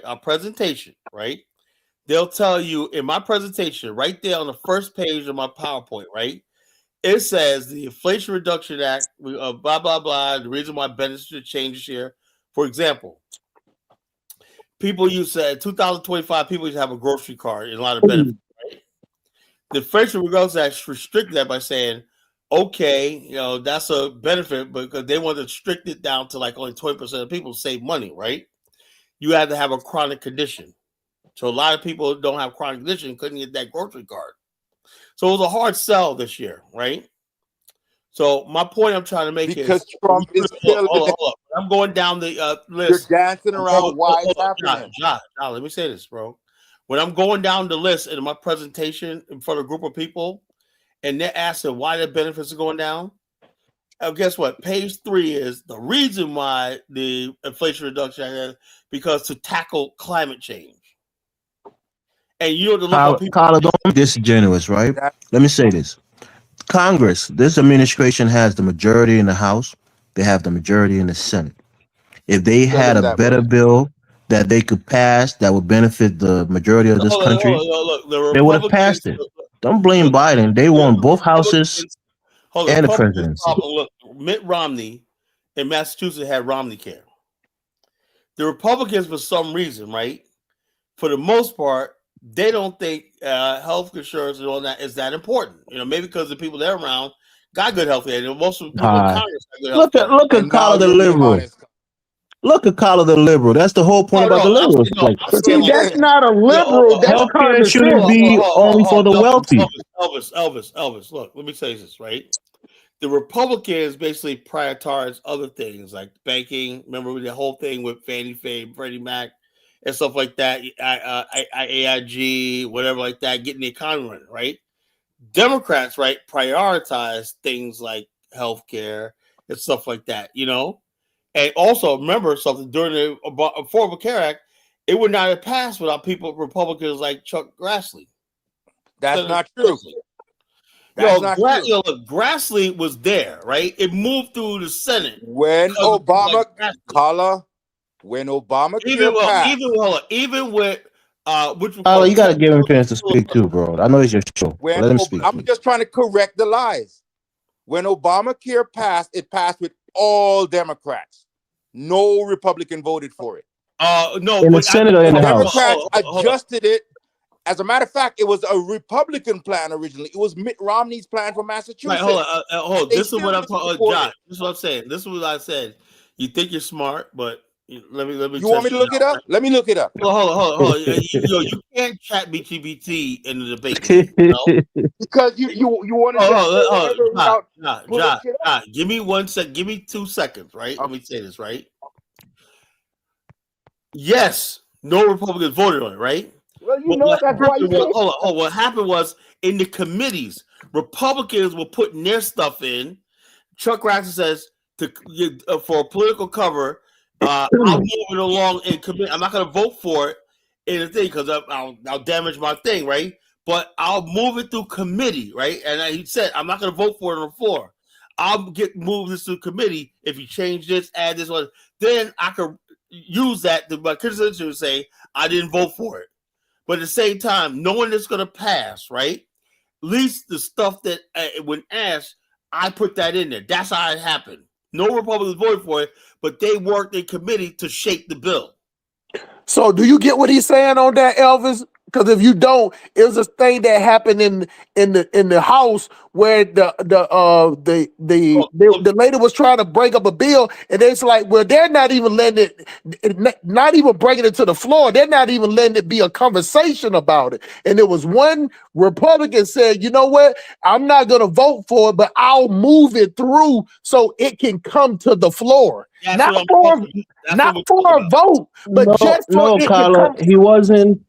He wasn't a chair on any sitting committee because the Democrat had the House and the Senate in 2009. Yeah, I don't think you get what he's saying, though, Ever. Tell him again that. Tell him You're that not again. getting what he's saying. Democrats would never. Hold on, Carla. You know how the government works, right? Obama had control of the House. Hold on, Carla. Let me just make the statement. Carla, let me make the statement. Hold on. Hold on, Carla, please. and down vote. Carla, you got to be fair to your panelists. Ahead, When a party has control in both houses, or even in one house, they make the committee appointment. They appropriate positions on these different committees, but right? they still got to go So through committee. hold on, Carla. They run the The committee. chair of the committee that Grassley was on is a Democrat. He's the one that decides whether or not to bring the bill into committee. That's why. What just did because say? Chuck Grassley had no power to do anything. He wasn't the chair of his committee. Let me say this, because you guys don't understand. You're foreigners, right? Okay. You see? Just because. And here we go with the ad hominems. Here we go with the ad hominems. Hold up. And he can't pull up anything proving what he says. When the Democrats take over Congress, right? They get to chair the committee. That don't mean they kick everybody else out. You understand? Yeah, but the chair of they control the committee. They bring bills up or down. It has to be voted. The chair basically puts the bill to the floor and say, "Okay, we're gonna move this through." Yeah, so Chuck Grassley had no power to stop or bring anything up. Chuck Grassley gave his vote. That helped. Okay, fine, but without his vote, it still would have passed. No, it still would have passed because it passed without his vote anyway. There were several Republicans who allowed to go through, but they couldn't block it. They was in the minority, Carla. They voted to allow it to go through committee, but the bottom line is this: when it got to the floor, they voted. That's how they did cover. Carla, they didn't do anybody any They didn't do no favors because they didn't pass it at all. I watched the whole I watched the whole thing on C-SPAN. Right? I said passed these are smooth with SOPs, Democrats. man. They're fighting against the bill. They're putting it through. Right? They're saying, okay, we're not going to vote for this, but okay, let me change this for now. Let me put this in there for Big Pharma. Let me put this in there for this. You can suggest things as a sitting committee member, but if you're in a minority, the majority is gonna poo-poo your idea, and that's what happened. Just like, let me give you an example, Elvis. Right? Like I said, this is what I tell you when you're talking to a master here, right? Okay. 1988, they had a so-called Civil Rights Act bill, right? Had nothing to do with black people. It was basically trying to rewrite the rules to restrict black people's right to bring class action lawsuits and stuff like that, right? You know what? To get that passed, right? Republicans are blocking it, right? Then the Republicans say, you know something? We got a military base in Japan. They want to shut us down because, Japan's acting up, right? So they went to Japan and said, what's going on, man? Why y'all want us out with that? Well, we got people here that lost money during World War II. You round them up with that. So they stuck a rider in committee on that civil rights bill that gave all the Japanese $25,000 in settle a class action lawsuit and paid out compensation. That's how they do it. So the bill went through and passed. I think even so Republicans voted on the floor with it, a civil rights. Republicans always vote against civil rights. But that's what I'm talking about. They can put something through committee, put riders and stickers on it, say, put this through. I'll put it through committee, but I'm not going to vote for it as political cover. So when asked about that in the campaign, I didn't vote for the Affordable Care Act.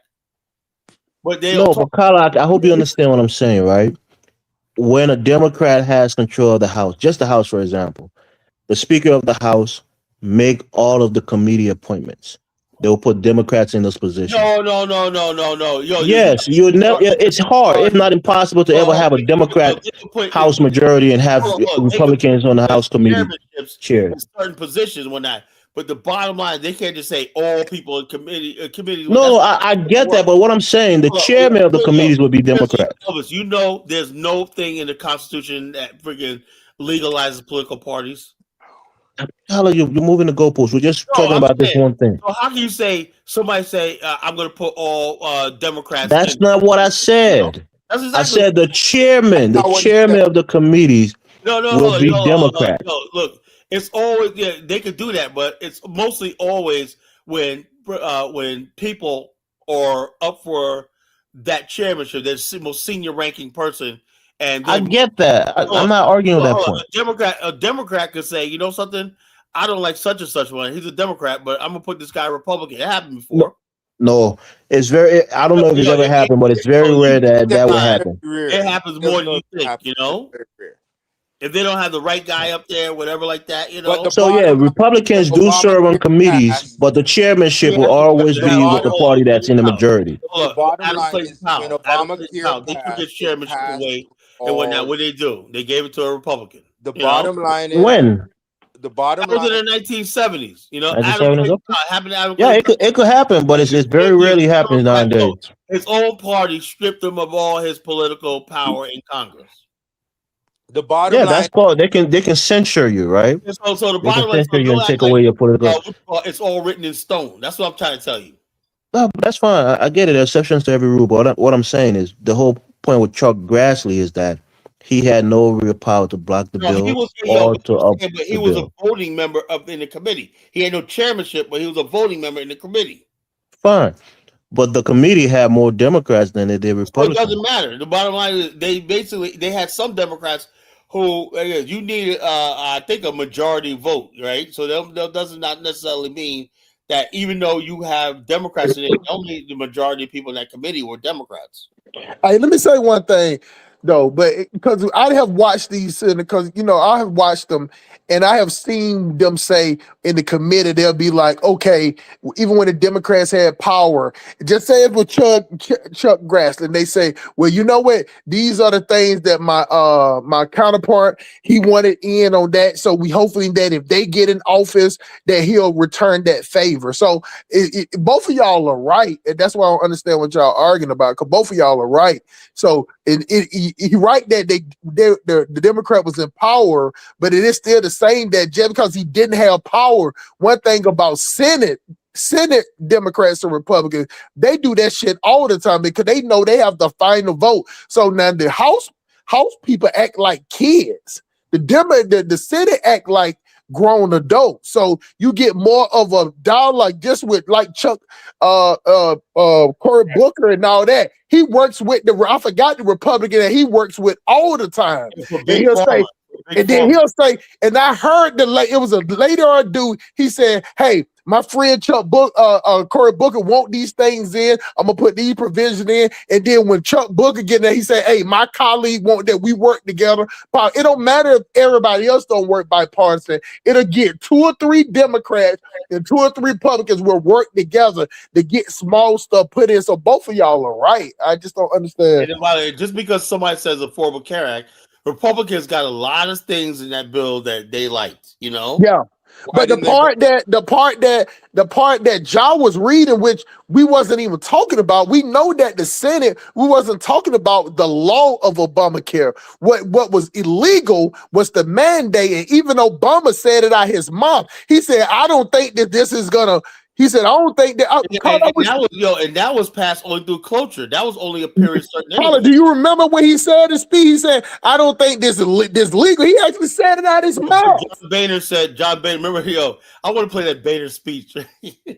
Obama said it out his mouth. He said, I don't think it's out, but I'm going to do it right there. And that's why black people. Guys, hold on for a second. Let me finish the last 3 seconds, y'all. That's why black people got so mad at Obama and turned on him because he said, we was like, fuck, he finna do this he doing all this shit. He's saying he don't care if it's legal. It might get the Supreme Court might do that, but he ain't doing it for. That's what made black people turn on him because he said that shit out loud. Go ahead, though. It says former President Barack Obama never said Obamacare was illegal. Not Obamacare, idiot. That's what I'm saying. You don't listen. What are you talking about? The mandate, idiot. What did he say? Talk about the mandate, idiot. Okay, let me look that up then. Oh my God, you don't have to look it up because it's already been repealed, dummy. God damn. You're look right. it up. The mandate that was illegal. To force people to pay for something. That's what they changed that. They changed that shit quick. Yeah, but that didn't go to the courts. The courts never made it illegal. I think the Republicans repealed the mandate through voting against it. I'd have to verify, but my understanding the Supreme Court in 2012 voted to uphold the mandate, and in 2021 voted against to uphold the mandate. They voted against the mandate, right? They voted it out, right? Well, the reason Obama said that is because, like everybody knows, lawyers, every law has to be tested in court. Obama did say that, John. The Supreme Court has to interpret Yeah, the Supreme Court have to interpret the law, and when they took it to the court agreed with Obama. So initially, it was sketchy because the Supreme Court didn't have precedent on that kind of law, amended law in the healthcare bill. But once they went there and they voted on it and they set the precedent for it, it became law. And so now people can make healthcare plans with a mandate because the Supreme Court said it's legal and it's constitutional. Exactly. So but that doesn't change the fact he did say, "Oh my God!" You keep saying he didn't say it. Yeah, he said it, but that's because he was unsure about it because it's never been tested before. But it did get John, tested. it's amazing. It's amazing how your brain works, bro. I'm reading something. It doesn't matter what you're reading. We heard him say it. He said it out of his own mouth. It's recorded. Yo, Hustle, check this out. I want to write some humor. That night when the Affordable Care Act bill passed, man, I was watching that shit, man. And everybody glued to the television. And then this speech came, man. It was hilarious, right? Was written. Can you say it was done openly? With transparency and accountability? Without backroom deals and struck behind closed doors? Hidden from the people? Hell no, you can't! But he was mad that the fact that Republicans, they said, when he said backroom deals, so he's talking about the Republicans were actually, he was mad that it got passed, right? He's one of them purists. Fuck the Affordable Care Act. Republicans were in on that friggin' bill getting passed. He said backroom deals, That was the Chuck Grassley's and all these other people, And they never forgave Chuck Grassley for that shit, Yeah. But, the funniest thing is that John don't even know. He's sitting up here talking about what he didn't say. And we sit up and say, even that Elvis sit up here saying, yeah, we heard him say it. He said out mouth. He said, like, I'm reading something. Don't matter what the fuck you reading. He said it out his own mouth. I'm sitting up there watching him when he said it. That video. I want to see that. Oh my God. Look it up, John. Go, you look it up and study it. Don't go by what you read. Go find the video. 2009. Carla, you need 218 votes in the House. That's a simple majority to pass the bill. In 2009, the Democrat had 257 Democrat in the House. Unlike our countries in Africa, who I love, right? the founding fathers of Liberia, of America, right, made the legislature process difficult. They knew like 90% of bills legislature would fail. Because of committee. No, they made it easy, Carla. Usually it's a simple yay or nay. Long and difficult because they know laws are deliberate. They deliberately made the legislation process difficult. No, I'm only saying that if John Boehner is making that statement, he's lying there because you only need 218. The Democrat had 257, so Republicans wasn't needed to pass it. Oh, look, you want me to play the video again? He was pissed because he was saying the whole time. He was pissed, but he had no power then. He became the speaker later on when they get in the House. Right then, he was a speaker. No, he wasn't the speaker then. He was. Nancy Pelosi was the speaker at that time. Nancy Pelosi was the speaker, but he was a House minority. He was the minority leader in the House. So what I'm saying is this: then after that, he used that right to basically become the speaker. Then after a couple of years, he stepped down, and this idiot Ryan got up there. Ryan is the most lyingest motherfucker. You ever see Hustle Smart Ryan? They asked him a simple question. I agree with everything you say, man. I tell you what, I can appreciate the question. We're doing this, but look, we asked you, blah blah blah blah blah. He'll go into this whole spiel. Okay, thank you. 15 segments over, and he didn't answer a damn thing. Answer nothing. I was like, yo, man, this guy's good, man. This guy's good. Yeah, I learned that technique, right? If somebody corners me on something, I was but I never had to use that technique. I think I did it one time on Block Talk Radio. I appreciate the question. I appreciate you calling in. Blah, blah, blah. We got to work on this. Carla, you didn't answer the damn question. I asked you. Carla, you know that the mandate is a Republican it's idea for poor people. Mitt Romney wanted poor people who couldn't afford health care to pay a tax. That's what the mandate is, right? And that's why you're conservative. When it was Romney care, it was okay. But when it was Obamacare, suddenly it's tyrannical. Right. That's what we're saying. So you agree with us, Carl? The difference was the penalty cost. See, that's the thing, y'all. Y'all real. So the problem is it was too expensive for the tax. The penalty was goddamn fine. Look up the penalty when it was with Massachusetts, and look up the penalty it was when Obama put it in there. It was all people was getting that tax. It was like $1,200 or $1,500. That's not bad. I thought it was more. I thought it was like $5. But Carla, most people don't get back. Carla, most people don't get that much back from their taxes. So people are getting subsidies. If you made a lot of money, then maybe you have to pay a penalty. A lot of people are getting you have no idea what you're talking about. If you didn't have Obamacare, you paid a penalty at tax time. If they would ask you when you went and filed your taxes. It was a whole. We was all that H&R. Did you have affordable? Yeah, they said it was $905 for a single adult, and then $405. But a lot of people, what that did was kept it got you. Let's say you were. The thing is about that is this. Let's say you didn't have health care, right? You go to the emergency room. They'll betting on the fact that the majority of people, what they wanted was a lot of young people, right? There you go. Healthy, right? Buying that stuff like that. That would have funded it, right? But what happened was more older people and more people over the age of 26 got it and whatnot, and it put like a little burden. And they overflowed it.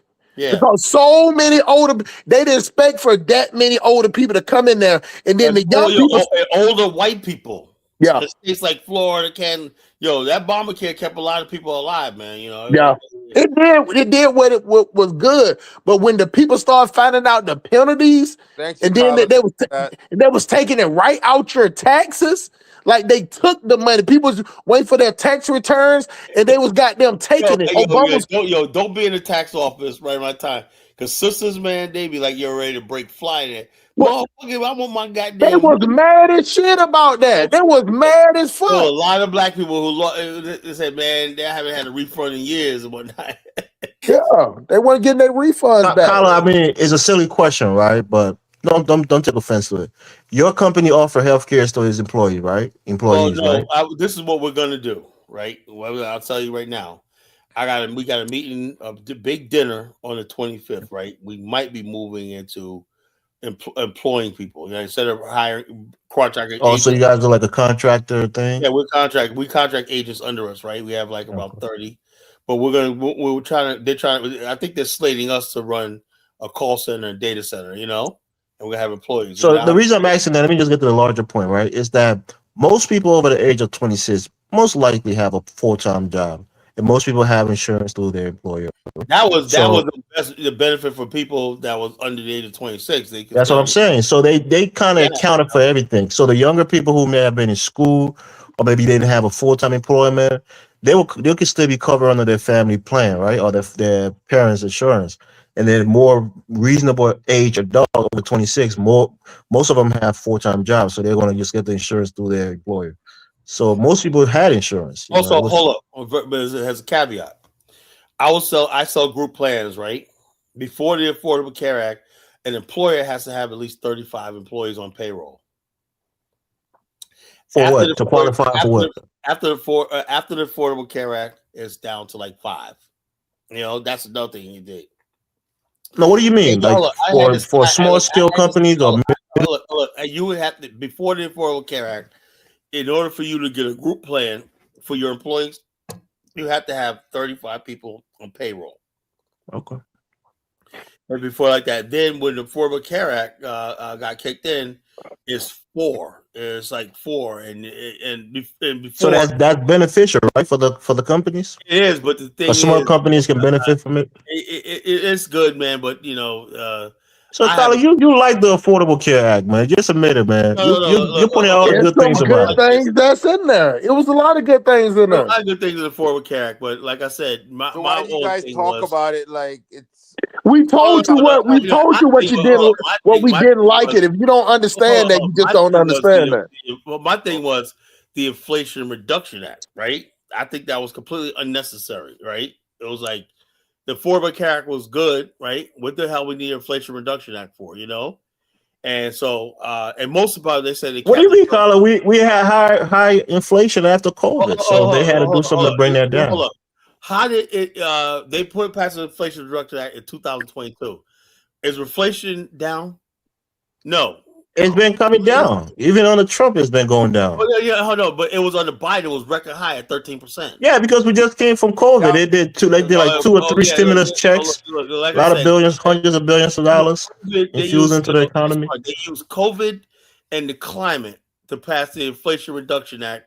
And the bottom line, if you said anything about it, right, they'll basically put you in jail as a climate denier. These people, this is what we're voting against, Elvis. Elvis, let me tell you something. To be frank with you, I go down Battlefield Boulevard right now. It fills me with rage. I remember, never forget those days. Never forget, right? All my favorite restaurants and places I used to hang out at, whatnot, was shut down under this stupid COVID act and whatnot. Wearing masks every day, mask mandates, stuff like that. People stopping you in the store and whatnot. You don't have a mask on, all that stuff like that, right? Look, the restaurant Boston Market went out of business. So many restaurants in my area went out of business and folded, right? Because they said, "Oh, we're gonna try to do this." How come Biden administration didn't basically fund all these businesses to come back online? Hey, how smart? Where you live at, did any of the businesses come back after COVID? No. That's what I'm talking about. So when you talk about, Carla, what are you saying? That they should have let people risk their lives? No, by going to those businesses and keeping them open? The bottom line is they basically created this COVID thing, panicked the country and stuff like that. And then they said, we're going to shut the business. Do you understand? That happened on the Trump, Carla. The mask mandate was on the Trump. It started on Trump, but Trump was resisting. Biden put that shit on steroids, right? Businesses got shut down and stuff like that. So when Biden got in office, kicking people out the military that didn't want to get the shot. Carla, did you wear a mask and did you get the shot? Look, man. I got the shot, man. Okay, Carla, at least you're out. Hey, which shot did you get, Carla? Which shot did you get? You got the Moderna. Did you get the update, the follow up? Boosters. One that's within like a month of each other. Hey man, I was anti. I didn't wear no mask. I didn't wear no mask, or I didn't get the shot. I don't have COVID like 5 times. Shot because I was told that I could not travel to Liberia at the time. If I didn't have my shot and COVID testing. And shot. They had the COVID shots, and I still had to get paid like $75 and here, $100 here. And then when I got to Liberia, they didn't even do nothing. They just paid. I didn't get the shot either. Not because I didn't want to, but when I finally got around to it, I already had COVID. So I called CVS to get the shot. They're like, "Oh, you can't get it. You have to be COVID free." Everybody in my family got COVID except for me and my sister. My brother got it like 3 times. My mom got it. My nephews got it. You know anybody in your family or friend group that passed away from it? No. Oh yeah, my uncle Albert, right? My patriarchal family. This is the thing. He was in New York City, Brooklyn, right? He died in a nursing home, right? He died with COVID, not from COVID. But COVID itself doesn't kill you. Like if you have a compromised immune system, they were trying to list his death as the cause of COVID. No, he was old. He was like 90. And that's what that thing with the mayor of New York got in trouble with. They were trying to put everything to run the numbers up. But let me tell you this, Carla. I didn't wear no mask. I wasn't with none of that shit. If I went somewhere and they like gotta have a mask, I just didn't go. But you know what? Y'all wouldn't know the funny shit though. Popeyes don't file for bankruptcy, bro. Popeyes chicken have filed for bankruptcy. Yeah, a lot of businesses going under because of Popeyes right now or before doing COVID? No, we're talking about right now. Oh, for real? Yeah, they filed for businesses still hurting for that. No, it's probably not because of COVID. Come on, it's probably something else. Popeye was doing really good with that chicken thing. Of like negative. A lot of black people in the South, Elvis, stopped going to Popeyes because Popeye was doing that mandate shit. Like people's in that fight, wouldn't serve people, whatever, like wouldn't let people come in or whatever. They had the doors locked. You get what I'm saying? Regardless, if in the South now, I don't know about anywhere else, but in the South, they would have the doors locked. So if you didn't come through the drive-through, you couldn't get it. You know what I'm saying? So it's like people that was getting off a bus or people was walking in neighborhoods. So a lot of people didn't go back to Popeyes after, so their business went down. You get what I'm saying? Carla, you say you never had COVID? Nope. I never for had it. real? I had COVID, Colin. I That shit left a bruise on my lung. That shit hurt. Just breathing was hurting, man. I was so terrified of that shit, right? When that first came out, I was literally mortified, right? But I said it ain't in Virginia, right? Then we got our first test. I was literally terrified, right? Wow. Because I'm the type of person when it comes to breathing and stuff like that, anything claustrophobic or anything breathing, choking, when I just can't do it, right? Anyway, you know what's funny, right? I just had COVID 2 months ago. A funny story was a couple months into COVID, like 2 months into COVID, right? Suddenly, you know how they always got to put a racial thing on it, right? Right. Black people are dying. Right? They was dying faster. So basically, right? The next day, I went out to the store, right? And some fat bastard looking motherfucker with big, like tree trunk legs, right? You know, wrapped in red wrap with that. Was looking at me like he was mortified. Like, oh, look at this motherfucker. Like, man, if you don't shut the fuck up. Like, he stood in back of me in the line, right? I'm going to give him what? Like, a lot of black people have, sometimes they're fighting with sugar. You might be fighting with asthma. You got to compromise the immune system. What I'm saying was, and that shit will kill you quick. It became a black fucking virus after a while, you know?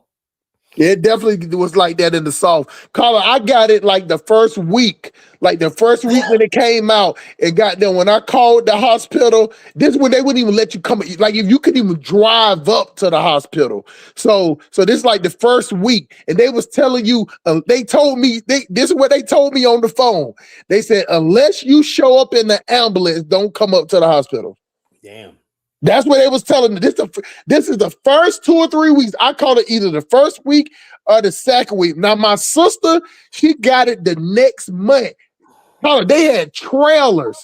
They had put trailers out here, medical trailers out here. They wouldn't even let her go. They wouldn't even let you go in the hospital. They had medical trailers in Atlanta that was outside. So what we was doing was we was taking all the refrigerate, but they were paying collar from all the way from Atlanta. We was taking medicated, not medicated, just refrigerated up in New York because was so many people dying and they didn't have nowhere to put them at. So they had this place like a big field that they had all these refrigerated trailers. They was putting the dead bodies in there. Yeah, I saw that. It was the craziest shit. Was it real bodies or some real bodies? I believe it. I saw it. Real bodies. They had it all. It looked like some CIA shit. They had it all black. They had it fenced in. They had this big ass black thing. That's what I realized. Genocide, shit like that is not that's possibility, you know? Yeah, that shit was like, you didn't even know, like, people was out there, truck driver was scared. They was like, man, what if they take us and just throw us in there and lock it? The nigga was scared. I wasn't scared at all. They're gonna harvest your organs and shit. They was paying us. They was paying go from Atlanta to New York. They was giving us $3,000 per trailer, and you didn't have to stop at all. You could drive that money. You have to pay attention to the speed, the hours of service. Because we only can drive 11. If you was doing one of those things, they was putting it with FEMA, but it wasn't under FEMA, but it was a subsidiary of FEMA. So all the things, if you had a piece of paper and they said you could just drive through, we have to stop at the scale house in there. You talking about 3,000. When I pulled up at that place, Carla, I seen at least up there they had one in New York, they had one in New Jersey, and they had one in Baltimore. Each one of those lots had at least 618 trailers out there, and they had one of those Loves or Pilot fuel tanks. They had somebody out there keeping them things filled up because New York is small, so they didn't have. It was so many people dying. They would send them up there. They would just put them in the refrigerator to keep them cool. And they was sitting there trying to block Trump. Remember he set up those the makeshift hospitals. Yeah, and New York was like, Governor Cuomo, we don't want them. Yeah, that was crazy. Oh, I was nothing like I'd never seen in my damn life. They were that was crazy all the time about COVID. They would not cooperate and nothing like that. And so it was for political gain, you know. Yeah, they kind of find out he fudging the numbers. Yeah, he up out of there. I'm like this. So when they use COVID, the riots. Look, let me tell you something, Hustle Smart, right? And I think about this every time. My brother reminded me of this when I was over his house for New Year's, right? The ball dropped. Did you see Diana Ross? I heard she did a good performance, Oh but my I ain't see God, it. man. That there reminds people who's in charge. She was a queen that night, you know? I mean, she was off the chain. I said, that's my queen still. Anyway, 2020, we're sitting at my brother's house, same time, all the family. We always go to my brother's house for New Year's, right? Ball drops, right? I'm saying to myself, man, we just got with a new FMO, field marketing organization. We just had a good selling season. We ended 2019 when we're off to a good start. This is gonna be a good year and whatnot. This 2020, man, God, man, we're gonna be doing good. This is gonna be a beautiful year. Dog, bro. I said this is gonna be the best year of my life, 2020. That shit turned into a fucking nightmare. You know? First, it was the State of the Union speech when Nancy Pelosi ripped up with Donald Trump's speech. That was stupid. Remember that? Remember that? Then the whole thing about the COVID, you know, so next you know, the China virus, that starts spreading. I said, oh, then we had the friggin' all these marches and protests. Oh, yeah, we had all these riots. You had COVID, riots, and all the shit all throughout. That was 2020 was the worst fucking year of my life. It was horrible. I mean, you had people shooting and fighting. Like in Atlanta, they had security guards out there. Like people didn't want to wear masks. Man, Yeah, I see security guards. a guy got shot by security in New York City. Yeah, I mean, plenty of them got killed down here. They just weren't putting it on the news. It was like 10 security. Like the thing about it is, it was the black people that, you know how them black people that like to be authoritarian? Like they just. Yeah, yo, you better put that on. They was being extra with that shit. How about this going into some place and some pissy ass motherfucker, yo, you gotta put that mask on. I'm talking about literally run up behind you. Hey, put that mask on, man. I'm like, yo, man. I said, yo, this is some fucked up shit, man. You know, this is some Gestapo shit. I didn't stop that shit. Yo, 2020 was the worst fucking year. I said, okay. You know what I'm saying? I said, look, I don't know how fucking Biden won, whatever like that. At the end of 2020, he won because I guess people blame COVID, the riots on Trump, and so he sort of won. I said, yo, look, man, the next 4 years, right? You know, people had time to think. And that's why Donald Trump won. Yeah. Time to really think long and hard. You know, that fraud Fauci. Remember him? Yeah, man. You don't even hear about. You don't hear them say a word. They don't say a word about him. Has he ever been before? I don't think he's been before Congress one time and whatnot, and testify and whatnot. You know, like damn, you said that everybody should wear masks. Then you come up and says that masks aren't necessary. Masks ain't necessary. Then they were talking about everybody be 6 feet apart. Then they said, well, that was 6 feet apart. They go, what the fuck is they? I knew that they when didn't know what they were doing, right? Paula, I even know if you sneeze, your sneeze. I remember I was watching this show. They was like, when you sneeze, they can go up to 30 feet. It can go up to 30 feet when you sneeze, projector coming out your mouth. The fuck was 6 feet gonna do? Yeah, so that was the stupidest shit in the world. We don't know shit. A year into COVID, we still didn't know shit. You know what changed my mind? When I went to Liberia, I didn't see nobody wearing a mask, right? Nobody, even though Liberia got that COVID money. You know they got that because the World Health Organization gave them all that free testing shit with that. Liberians don't know how to take resources with that. Hey. That shit, that COVID didn't like that dry season.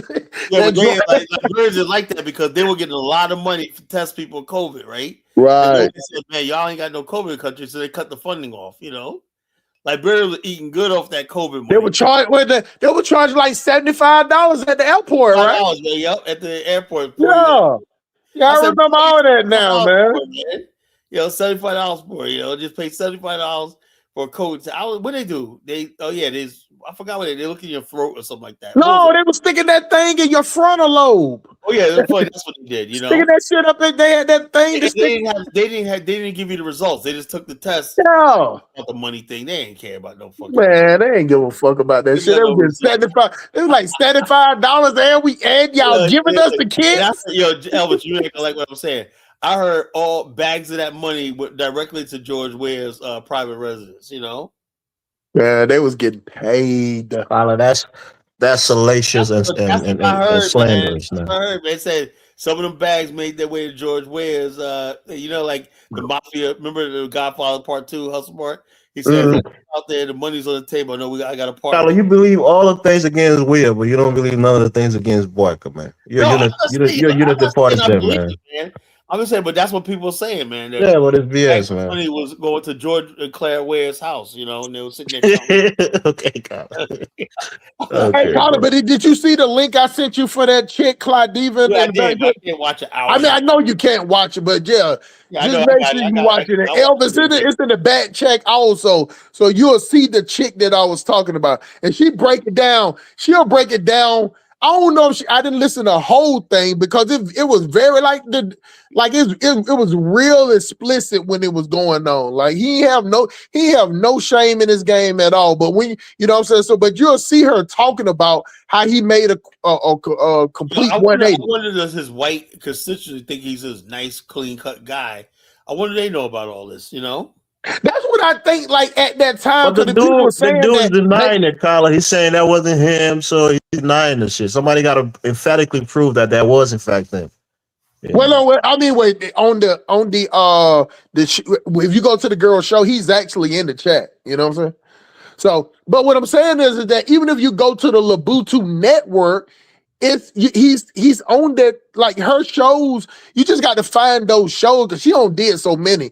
Like you can see him in there. Like he's on the live. Like she do panels just like we do panels. And you can come up and he should come up on there. But it was just her and this girl named Lady Shay, Sugar Shay. That's how, I mean, it was a crazy thing. And then he was begging for money. You know what I'm saying? He was up there he was at the library. I'm talking about his hair was nappy. He had a hood on. And I was like, damn, bro, you know, see, like, man, I'm just trying to get some money to eat. And I sent him some money so he can get something to eat. It was just that simple. Didn't even think nothing of it. And even in my Cash App, when I go back, because even if you go to Labutu, if you go to the Labutu channel, the Cash App is in there. It say Kelvin in Sales. I think his real name Kelvin, I think. So, but it say Kelvin in Sales, and that's the Cash App handle. Oh, you know what? Here's something funny, right? Real Donald Trump posted on my my page about he's heard me talk about Sarge, right? Mm-hmm. Now, Sarge was a one of a kind. He was a Vietnam veteran. This is like 1776 on steroids, right? Him and I had some very battles over the years, whatnot, you know, on Block Talk Radio. I mean, really, some knockdown dragouts, right? Anyway, he said, yeah, his name is such and such. I forgot his name, right? But he said, yeah, man, Sarge is still around. You know, Sarge is hilarious, right? Sarge hated Obama. You know, that's how I started on Block Talk Radio. Elvis thinks I hate Obama.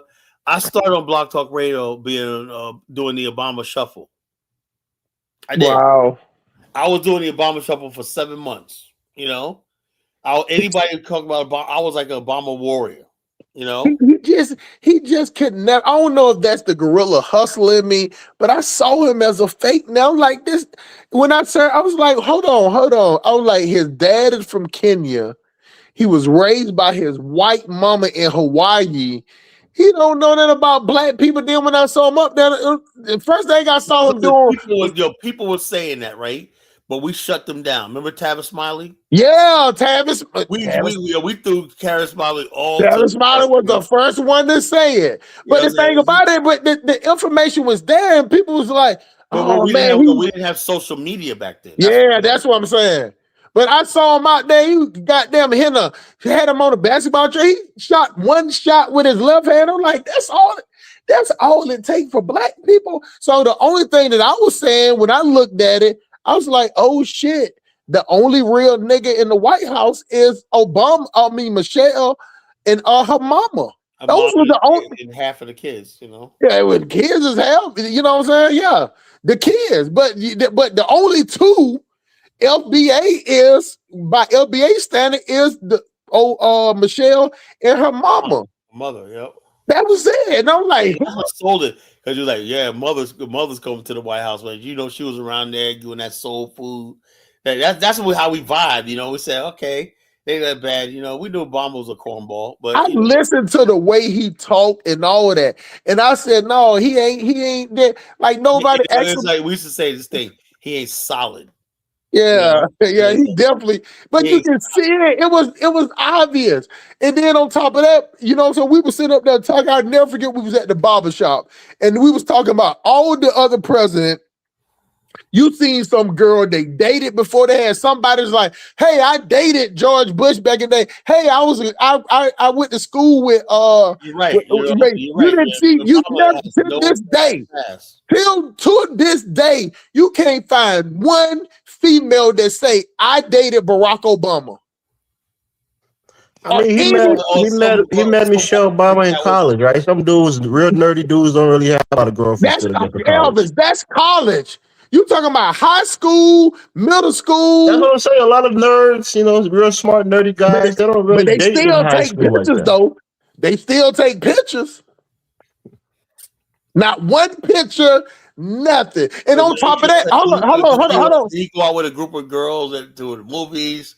Even this group of friends and nerd friends hang together. But this is the part that I knew that he was a plant. I knew he was a plant. That day when y'all all talk about how George Bush, when he flew up over Katrina, when they landed, I was watching it. I was watching it on C-SPAN because that's when I knew that the part where they get out the plane ain't the only exit. I found out they have 6 exits on the goddamn Air Force One. They got where the people come in there that work on there, and then they got the people like senators and press. They don't walk in the same way. I saw Obama and Michelle Obama was on that plane, on that same plane that flew over Katrina. Obama and Michelle was on that plane. Saw them walking across the tarmac. It ain't nobody ever said anything about it. Nobody said, but you could see them walking behind them. Because C-SPAN just leave the camera on. You get what I'm saying? Yeah, and they showed it all the time, man. They showed the people getting off, getting the bags off. C-SPAN just let the thing run. I was talking about 3 or 4 in the morning, and I saw the people that got off. So President Bush got off first, then everybody else maybe an hour later started getting off. And so that's why you can see that weird-ass relationship that George Bush and Michelle Obama and Barack have. He was on the plane that day.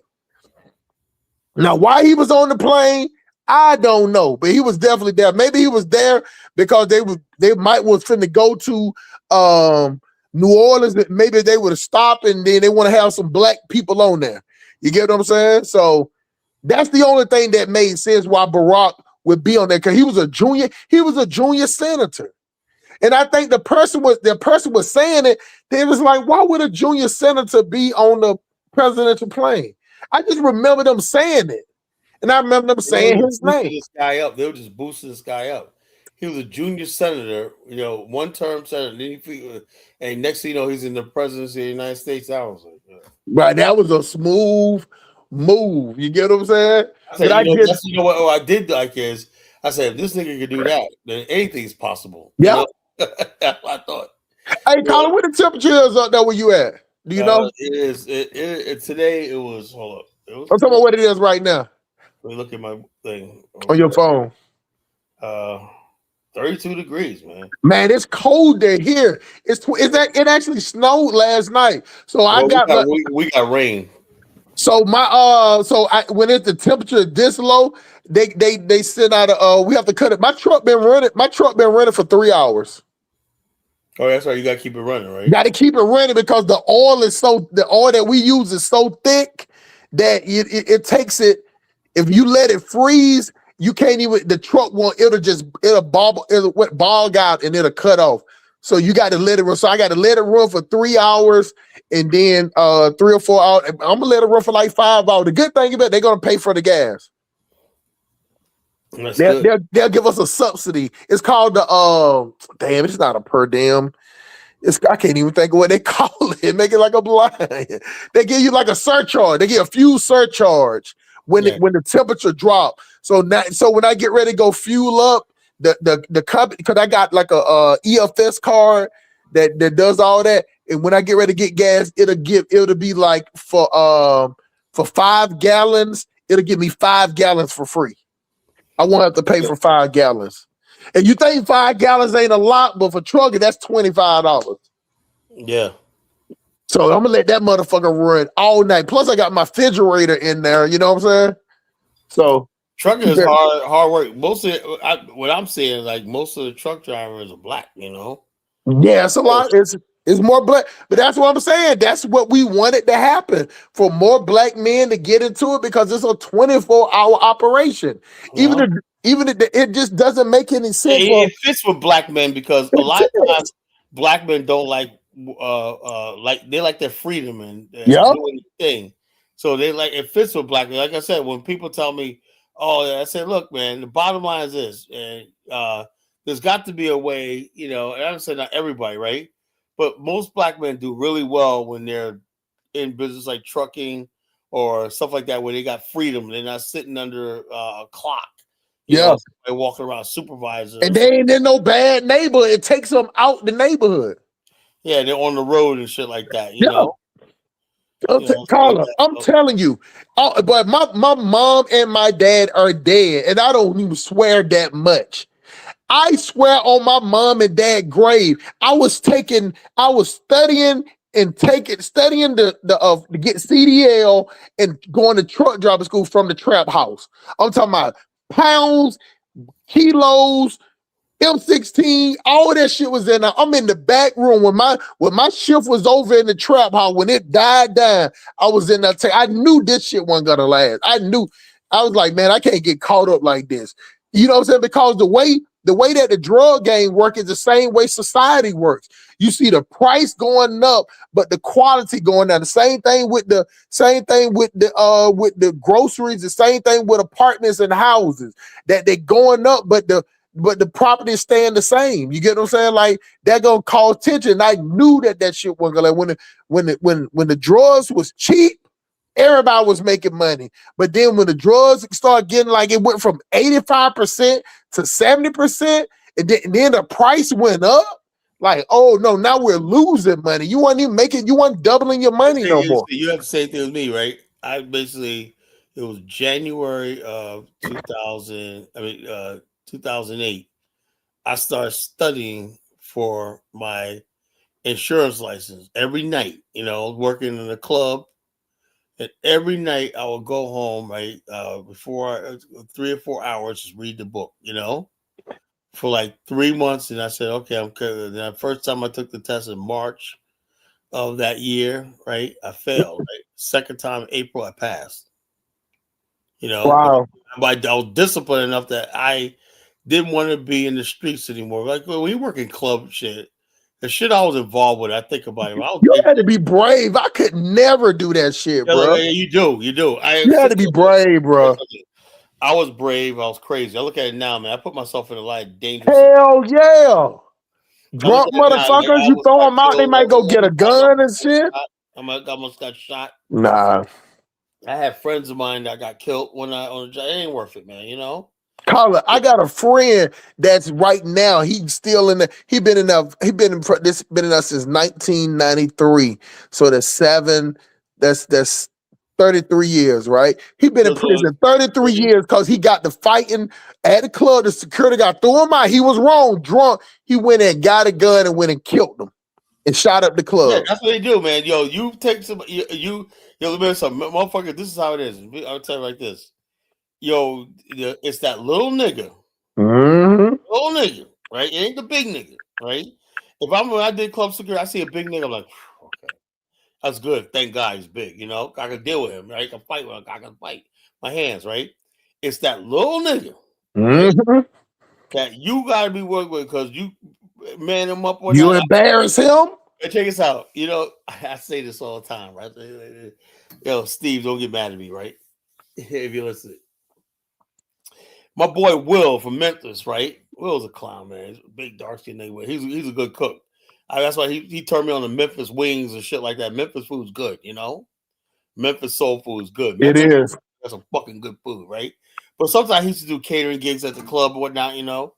But anyway, sometimes Will just gets out of hand, right? If he finds somebody, he was muscular on that, but he would sometimes just get crazy and hit motherfuckers like whatever. Anyway, this one little nerd nigga, mommy is Steve, right? So passive nigga, right? He said he came up there and said, "Man, that dude over there, man, beat me up. I didn't even do nothing." He told me, and Will's like, "Yeah, man, I told you guys don't do this. I told you guys you do that, right?"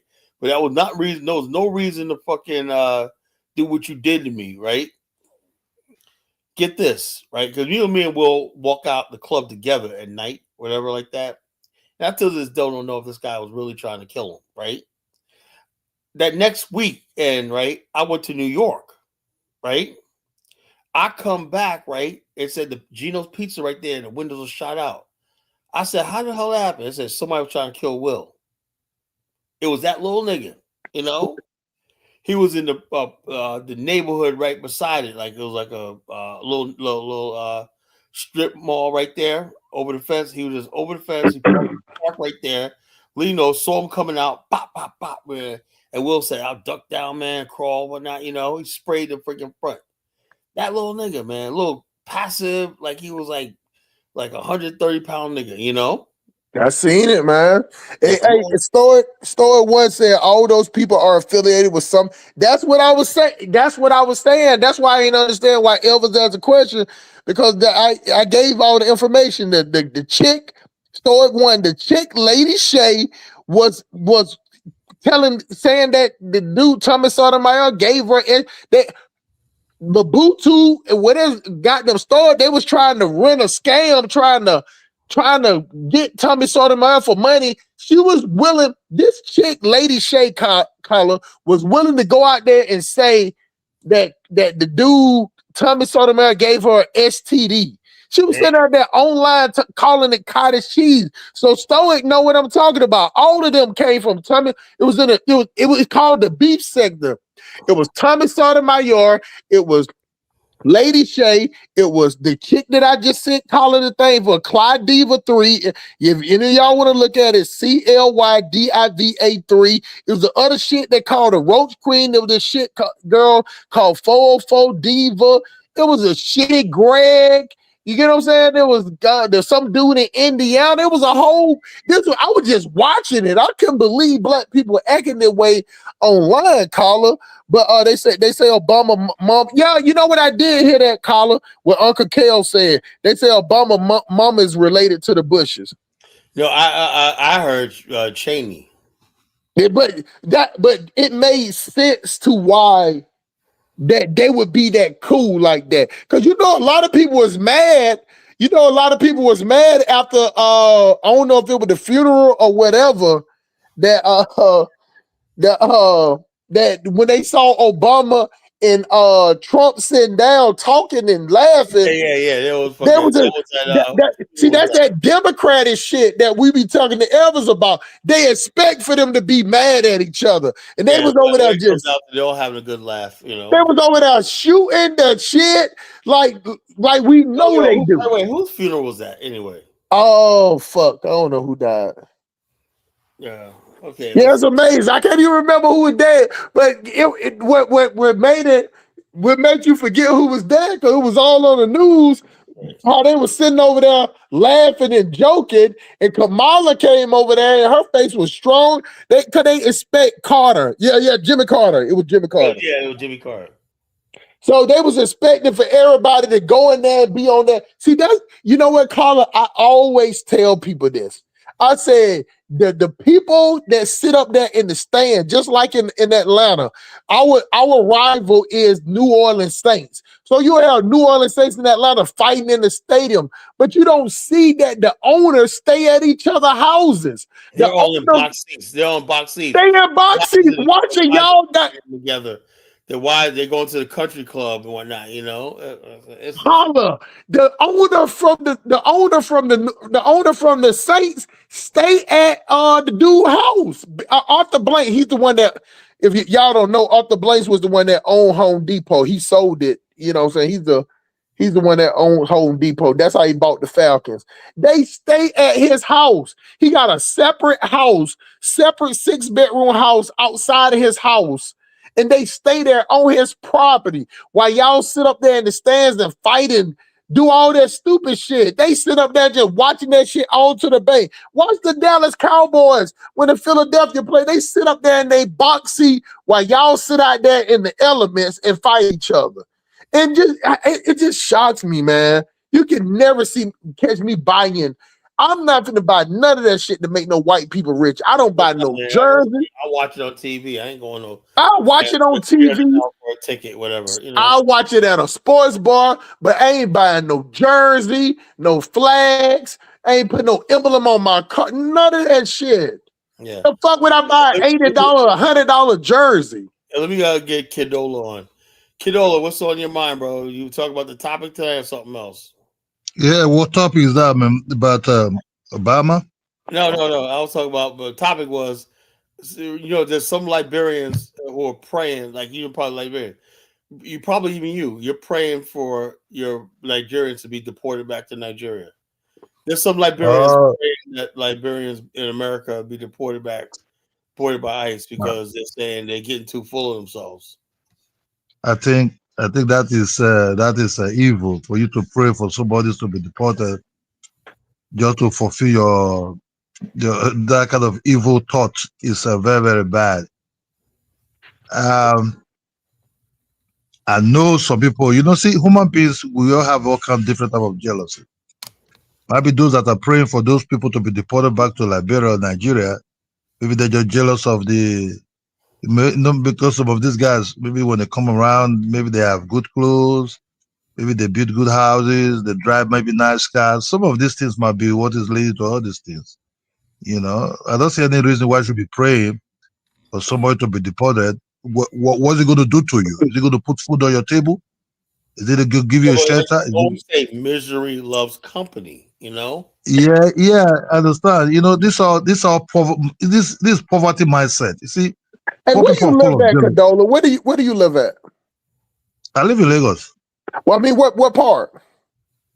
I live in the island area, but not too far, not too deep to the island, between the VI territory there. Okay. Not those other side. No. Okay. Where the water is still good. I got you, but I'm saying, what's the town like? The area they got the areas on the mainland. You on the mainland, right? No. I used to be on the mainland before. When I'm in the periphery of the mainland called Duffy Estate, right? I used to be like in an apartment there before for some years. Then I moved. So now you're on the island, like the beginning of the island. Yeah, when I able to afford a 4-bedroom single house there. So you got a duplex or semi-detached or attached? No. Duplex. How much you pay? You paying monthly? You paying rent or you bought it? I bought it. That was way back ago. I bought it with my wife. When she's working, they have what called house loan on them. On the oil company, she's working. Okay. I used to work also there, but due to my wife, when you work in that place, they can give you all kind of loans at that time. So you got two floors or three? I have the parlor, the visitors room, the kitchen. Then the 3 rooms up. Okay. Color, man, Color, the craziest thing I see, like they can go 3 they can go, some of them they can go 3. Who the fuck want to walk up 3 flight of stairs, bro? I mean, I guess I want all rich. I just don't understand. I like no stairs.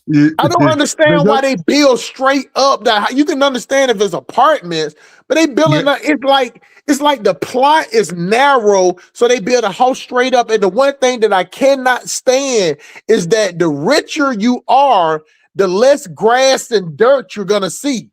Like you can get a whole, like the whole fucking. Imagine, Colin, you walk around imagine you walk out your house. And everywhere the one place I lived at a few years ago, it was the last place I lived at before here. It was like that. We was living in a condominium complex. It's like you could touch your neighbor's house right outside your door. But was it all? But what I'm saying, everything concrete. The front yard, the backyard, the side, everything is concrete. But see, I think if you go to the rural, if you go to semi-rural, when I'm semi-rural area, we call it township, whereby they have similar houses, like even better than where we're staying here.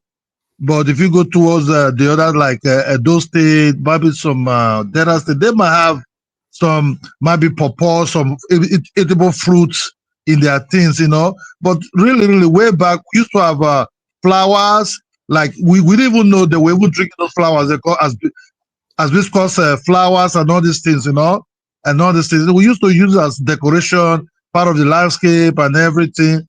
Maybe some of them might be scared of snake, because that was scared us really in That's Nigeria true. here.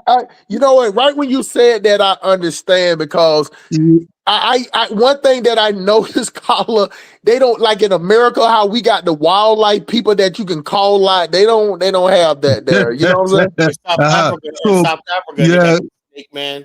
They got that in South Africa. South Africa, they got the black mambas. They be coming into the city. Yeah, that's the only reason why I don't want to really. If I go to South Africa, I'll probably just go to Cape Town. I ain't going anywhere where I can run into a black mamba. Yeah. What's going on with black mamba? What's going on? What's that, Carla? The black mamba is the most deadliest snake in the world. And they're aggressive. Like most snakes will run from you. When they bite you, just start saying your prayers. Yeah, it's over with. Yeah, because snake is what we really get scared of. But now we have what called antidotes. Now we have what called antidotes nowadays at home.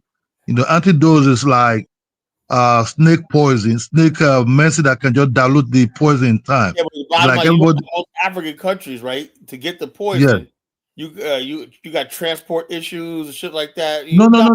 What we have now, right?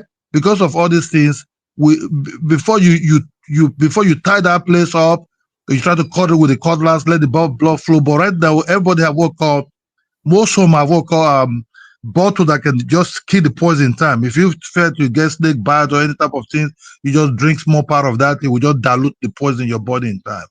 In time. Just like that. I think that's for people that got money, because I know a lot of people, they don't have, like I know people that had malaria, like the chick that I know, like they had a dude that came by, like he had to minister, she had to get like drip, somebody in range says there's a black mambas in Nigeria. I won't be going to fucking Nigeria. I didn't know that, man. No, there's a bad snake there. That's what we nowadays people think, how can I live in a fine house, but snake is the one that sit in my living room, my chest, they come and bite me over there. Like, I don't understand. You know how, like, when we was younger, Carla, with the mosquitoes, how they, I don't know where you was in New York or in Virginia, but I remember in Georgia, they used to have these trucks with these machines. They used to come on the news and be like, hey, everybody go in the house, they're going to spray. Oh, yeah, we have that. We still have that here. I'm just trying to figure out, because like even in Florida, they have the people that they'll go out there and they'll have these group of people. They'll go out there and hunt. They'll go out there and hunt snakes. They'll go out there and hunt them wild boars. What I'm trying to understand is that I don't understand the benefit of snakes. So why people, they don't just, like to this day, I don't understand the benefit of a snake. Why don't they just go out there and hunt the motherfucker? In South Africa, what they do is they take them and relocate them. They you cannot let them go. It's humanely like you this. cannot kill a snake totally, because Africa still have some bushes, some thick bushes or something like that they are there.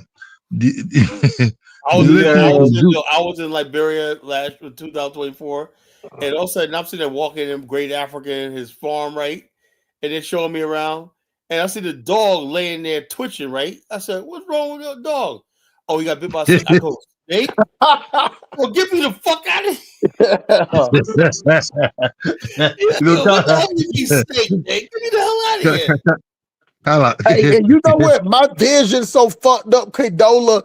Out of all the animals, I can see a spider, but for some fucking reason, I cannot see a snake. If a snake is sitting next to a tree in the grass, my vision will not let me see the motherfucker. A couple of years ago, I had a baby copperhead that came into my garage, But I would have shitted Yeah, on look, myself. yeah, look, because we grow in Nigeria, right? Some of us grow in the rural area. So they taught you already how to look at the ground, That's you what know? they want me to go to, Hustle Smart, to a rural area to get bitten by a Yeah. snake. So no. So they already teach you how to look on the ground, you know. So when you walking in the bush or when you walking in the farm, your eyes are always fixed on the ground for anything that moves. Anything that move, or you hold a stick, you'll be hitting the stick. Because snake also run with the head noise. Also, you hit the stick on the ground. You know, you start bouncing the stick, they will just take off also. But the problem is when you're not aware and the snake felt threatened, it will bite Yeah, you. you step on it by accident, and that's not Yeah, happens. it will bite I you. mean, you ever saw And you these don't know. things with white people? They just nonchalant, boom, doo, doo, doo, doo, and they step on the snake bite. I said, dude, yeah, you could have seen that snake a mile away. Yeah. Like, I mean, like, shit. When I'm walking anywhere in the woods, I'm looking on the ground. You know? Yeah, your eyes always be on the. No, the rural area is fun. You know, they have everything there. You can see anything there. But the Even when I'm problem in is, my backyard, right? Because I'm on a lake, right? I know some some water moccasins and copperheads. I know we got snakes in this area. I found a baby copperhead in my backyard, my garage, right? So the bottom line, I know even when I'm outside at night, I don't go outside unless I have my flashlight. You know, I don't go outside unless I have my where you will not see a poison snake is Europe. But they the Western Europe, what I mean from Germany, Holland, and all these places, their snakes are not really poisonous snakes. They are some kind of snake, but it's not really the one. You know, they don't bite, or even with a bite, there's no poison on it. You But know, have y'all but seen that island that they got called Snake Oh yeah, Island? Snake Island. Yeah, it's like death. I would stay on the beach, right? And I wouldn't go no further than that. That beach is like where is that? What was part is that? That's the it's somewhere in the Pacific, right? I think it was an experiment or something like that. But the whole thing is snakes have taken over the whole ecosystem and everything. They tried to bring some some eagles there but it didn't work. You know, They took over. they tried to bring some mongooses, stuff like that. Nothing worked. You know, Then they'll just pour, that's the way you can just pour poison on. go That's where there. you can just pour poison on them. They say you'll be dead in 24 hours. You know, that's how many snakes are there. I've seen that. Oh, yeah, they say they got a Snake Island in Lagos. They say it's a real lonely island. Yeah. So when the island, you have to take the boat to those areas, you know. Yeah, that's but crazy. What the fuck would they have a what they Snake call Island in Lagos? I think what they call it Snake Island is not really, people are staying there. It's not, I think maybe the design of the way the shape of the island is being formed there. You know, maybe that's what, but it's not really a snake infested with snake or something like that. Africa would prefer to poison all their snakes so that they will have peace of mind. You know, but you know they can't really do much. Even some certain area in that island, there are big snakes there too, because you know you can be nowhere is really free like that. You know. Oh, the other Snake Island is in Grenada. Is it no? It's hold on, it's called the Grande. No, it's called the El Hadi Quamada Grande. That's where they said the Snake Island is forbidden. Yeah, that's the one that they got. They have the cameras out there. They have to just drop the cameras there. Let me tell you something. Let me tell y'all somehow how these snakes don't evolve. They're like gangs now. Because they have so many snakes. So now they have lookouts. They have the snakes that's looking out. You're just sitting there watching. They looking at all the other snakes out there. And the only predator out there is these goddamn look like big iguana things. You get what I'm saying? But all the snakes, they fighting against each other. They don't turn to gang Crips and Blood snakes, man. You know, some Rick and Morty shit. In the States, you have snakes. In Australia, those snakes there are very dangerous also, you know. So, I don't want to be no place where there's poisonous snakes. That's a deal breaker for me, man. You know? Yeah, it's in South America. It's in South America. Okay, how about in the States? How about in the States? You don't have poison snakes in the States? Yeah, but you really got to go look for them. Yeah, you rarely. Yeah, you got to go out in the woods, you know? Cadola, I can go 10, 15 years and never see a snake.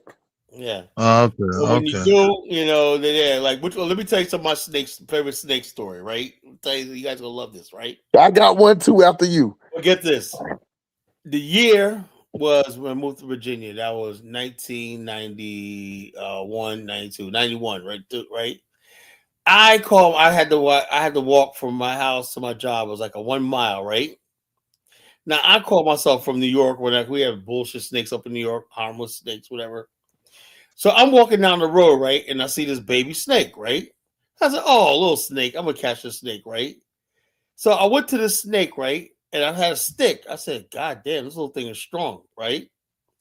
So anyway, I said, let me go get a bigger stick. So I walked down a little bit, right? I come back. This thing didn't run.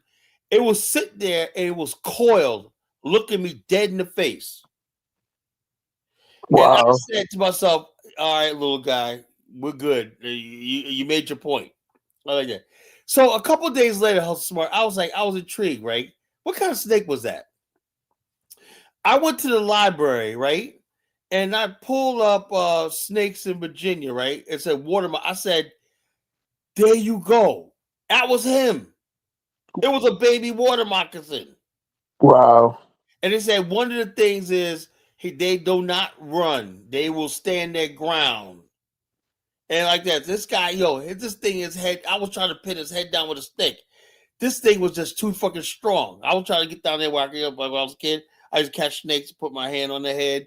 Like this. This thing was just too fucking strong, as a baby. Then I was walking down. That was after I got down a little ways, right? It was still looking at me as I was going down the way. Then he just like calmly, after I got out of sight, I see him slither into the grass.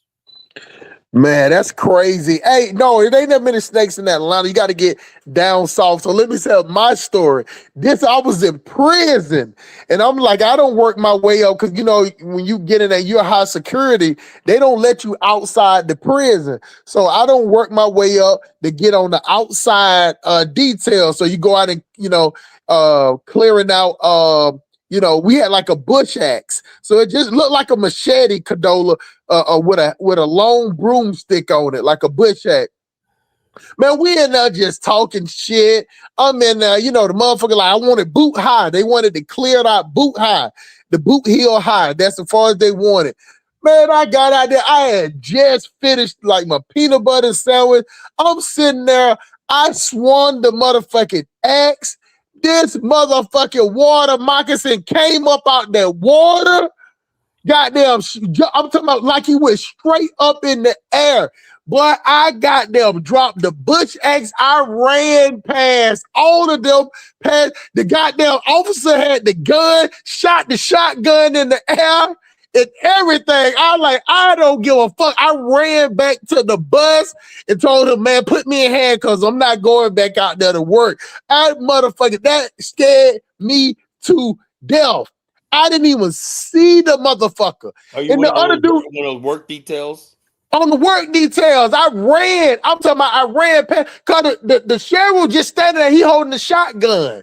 You get what I'm saying? But I ran past him and he shot up in the air like I was finna try to escape because they'll shoot up in the air. I ran right to the motherfucking van. You know what I'm saying? And put my hands behind my back. He's like, no, man, because you saw I was shaking. He like, nah, I ain't gonna put you in no handcuffs, man. He like, ain't no what you gonna do. What they'll do is, if you in the water, you're on a boat, they'll swim right up to the boat, right? And open them out, show you their fangs. That motherfucker jumped. And then they found out that when the motherfucker went back, they said it was pregnant. So it was a she. So she was more aggressive because she was pregnant. I ain't fucking with no snake. I'm talking listen, I done did a lot of fucked up shit in my life. I'm talking about a lot of fucked up shit. You know what I'm saying? But the goddamn snake, I had dreams about the motherfucker. Man, one time, Carl, I had a dream that a big ass, somebody was knocking on the door and they said they was selling encyclopedias. And when I went to the door, it was a goddamn a snake in a suit and a tie, but his hole from his neck up was like a cobra. And he was trying to sell, talking about where's my mom? And he trying to sell encyclopedia insurance. I woke up sweating. There's a movie that came out in the 70s called like a bunch of S's, right? You can probably find it on YouTube. If you want to see a good snake movie, Man, hell no. that movie will fucking scare your ass. It was about about a man who turned into a king cobra. You know, he was a man, and I think I guess I remember. Did he still have the body of a human, or all of it? He was half human, half cobra, right? That's just what the motherfucker was. He was half human You probably saw that movie and was thinking about it, you know? Oh man, that motherfucker trying to sell me some. Somebody want to get some encyclopedias. Watch that movie, you know. And I'll say at the end when he became a full snake again, right? The owner that made the sign again, he went and killed him. You know, he said, I made you what you are. You want to be a snake, immortal, whatever like that. And the snake at the end of the movie, right, bit him and killed him. And then what happened was the snake, the woman that was in love with him wanted to change him back into a man, right? But what happened was a mongoose. That's what I first learned about what a mongoose was. Broke out of his cage and killed him. Wow. You know? And so therefore, she was like crying, like, oh no. And the guy was like, no, it's too late, you know. Y'all, for educational purposes, on that island where the snakes are, they have 4,000 golden viper. I see them things look vicious. I don't want to ever see one. I'm talking about they sit up. So they sit up like a mongoose is. Like listen, I seen it. I know what they say that mongoose kill them, but I don't see some shit where the snakes got the ups on the mongoose. Yeah, you know if it's a viper, vipers could usually deal with mongooses. Vipers will fuck you up. And these golden, like a rattlesnake and pit vipers and stuff like that, they could deal with mongooses. They're really quick. And these motherfuckers can swim and shit. So I'm watching the show about the golden viper. The motherfucker leaked. It was like 30 of them leaked off the goddamn thing, and they all dived in the water. They started swimming like fish. I'm like, what the fuck? Yeah. Look at this comment right here. Somebody named Island Man says, I don't know why so many Afro-Americans are eager to go visit Africa. We do. We get a break out of here. Personally, I'd rather go to the America. America like the place to be. Yeah, it does. It's a good place to be. But you lose something in America. Yeah. Maybe foreign blacks don't feel this, but Black Americans feel contained in America. Right? Yeah. When we go to Africa, we feel like, oh, now this is, something having Liberia makes me appreciate America. Yeah. I got that escape, you know? It's like we feel like we on a hamster wheel or something, you know what I'm saying? So people don't understand that. Easy people like that understand that. Why you gotta go to Liberia? Because the bottom line is, I feel like I'm escaped. White people, if you're the majority, and this is your domain, your dominion, right? I don't want to be someplace where another race of people is constantly. One thing I love about Liberia when I go there, right? A lot of white people I know are like, so what you do while you was over there? How is it? Maybe I could come sometime. I don't give no details to them, Carl. I don't tell them. I don't either, man. But they just like, what are you doing over there? Because they know everything you do in America. Because they know everything you do. They know you went to the club, you play good, you're out there with boys, shooting pool in your garage. They know everything you do in America. They're your master. When you go outside of America, they really don't know what you're doing. But the one thing I didn't do, Carla, I didn't drink. Like the beer, because I seen the motherfuckers pouring them from this thing. Well, Liberia, we got club beer. This bottle. Oh, okay, yeah. And then Nigeria. Let me tell you, I know Kate Cadola's up here. Nigeria really, I was really shocked by Nigeria. Of course, if you got money, you don't see it. But if you're not gonna have no good time if you're on the island. Like Cadola, he married, he got kids. The heartbeat of Lagos is on the mainland. And when you go on the mainland, you see how that shit is, and you see how that shit smells. And then you see how the people are. Don't get me wrong, they're hardworking people, but they're in a constant state of hands to mouth hustling. Yeah, like I said, that as long as that hand to mouth culture exists in Africa, you need Africa needs an industrial. How it's going to happen? Nigeria would be the prototype country.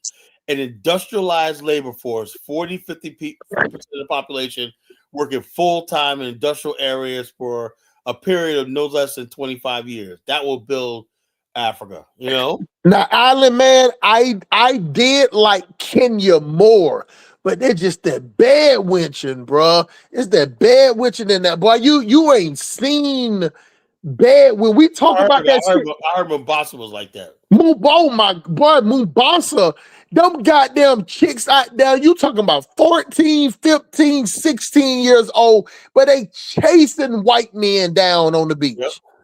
They're at the hotel I was at in Mombasa. The chicks going around, Carla, they're going around knocking on the door to see if you're a white dude. Yeah. They're literally, so imagine you at a hotel and somebody knock on your door and they're like, oh, I got the wrong they got the wrong door. And then, but if they no white man. You see, you're right. Lagos is very, very dirty. You know, with the mother, I'm not going to sugarcoat or try to hide anything here. Lagos is very, very dirty. You know, for a city like that, you know, it's not really well planned. You know, we talk about the mainland. The mainland, you have to be, you know, in a way, when you buy any food there, you have to wash it double times or even triple times because you don't know what water they use it to clean all these things. You know, right. if you try yourself, except your system is very, very strong, you try yourself and you eat some of these things, man, you'll be running to the toilet. Possibility, but you might have some infection even. You know what I mean? You know, because except you have to go to like places like even those ones in ShopRite. Let's just be honest. Those ones in ShopRite is a little bit, you know, different. So you have to have you have to have other bacteria that will kill that bacteria. Maybe bacteria from yogurt and all these things. You know. So if you leave Lagos not just if you leave Lagos, other places are better.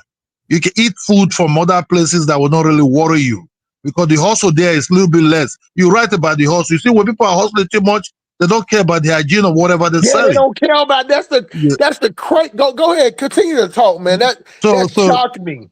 That shocked me. So they don't really care about what they're selling, the hygiene and all these things. And before you know, some of this food might have all that kind of infection inside. Well, how come Diners don't talk about that? Because he's selling a dream. He's selling a tour. So he just doesn't talk like that. And Diners, and believe me, Diners know I will watch his thing. He goes to the same places.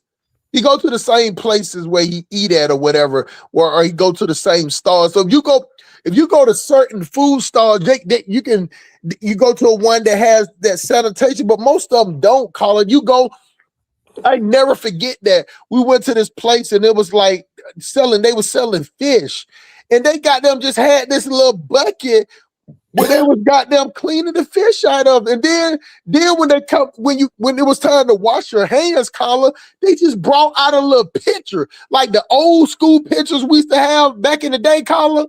They brought out they bring out a bowl, a big bowl, and a pitcher for you to rinse your hand. No soap, no paper towel, just to rinse. I'm like, what the fuck is water gonna do? I didn't understand that. So what I did was I had like a little plastic, I had Ziploc bags. So what I did was I took like a bar, the small bar of soap from the hotel, and I took like a soapy rag. I just soaped up a rag, and I took that with me. And I'm gonna be honest with y'all.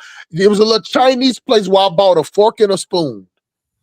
I bought a fork and a spoon because even if you go to I'm not eating with my fucking hands, man. Yeah, no, not even that, Colin. It's when you go to the places, if they give you to sit down, the bowls that they use, they just rinse it in this same dirty. It's no sink.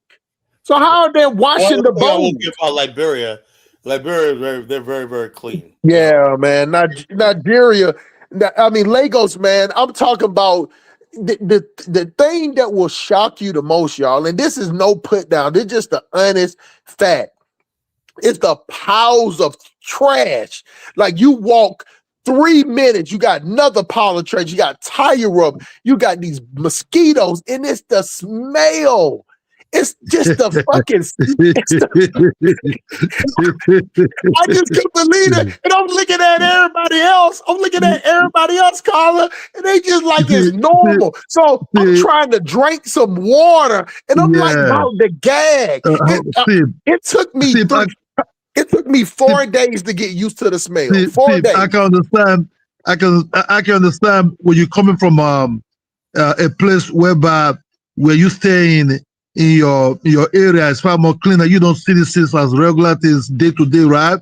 And your hygiene, you don't see somebody bringing a bowl of water while you're supposed to be washing your hand on the tap to allow the bacteria in your hands to flow out. You know what I mean? But they come with a bottle of water for you to wash your hand inside. You still keep the bacteria around you. You know what I mean? So for you that like that maybe that live in a better area in America, they're coming to a place like whereby when you do things like when you say, "Whoa, why you people don't wash your hand good?" Right?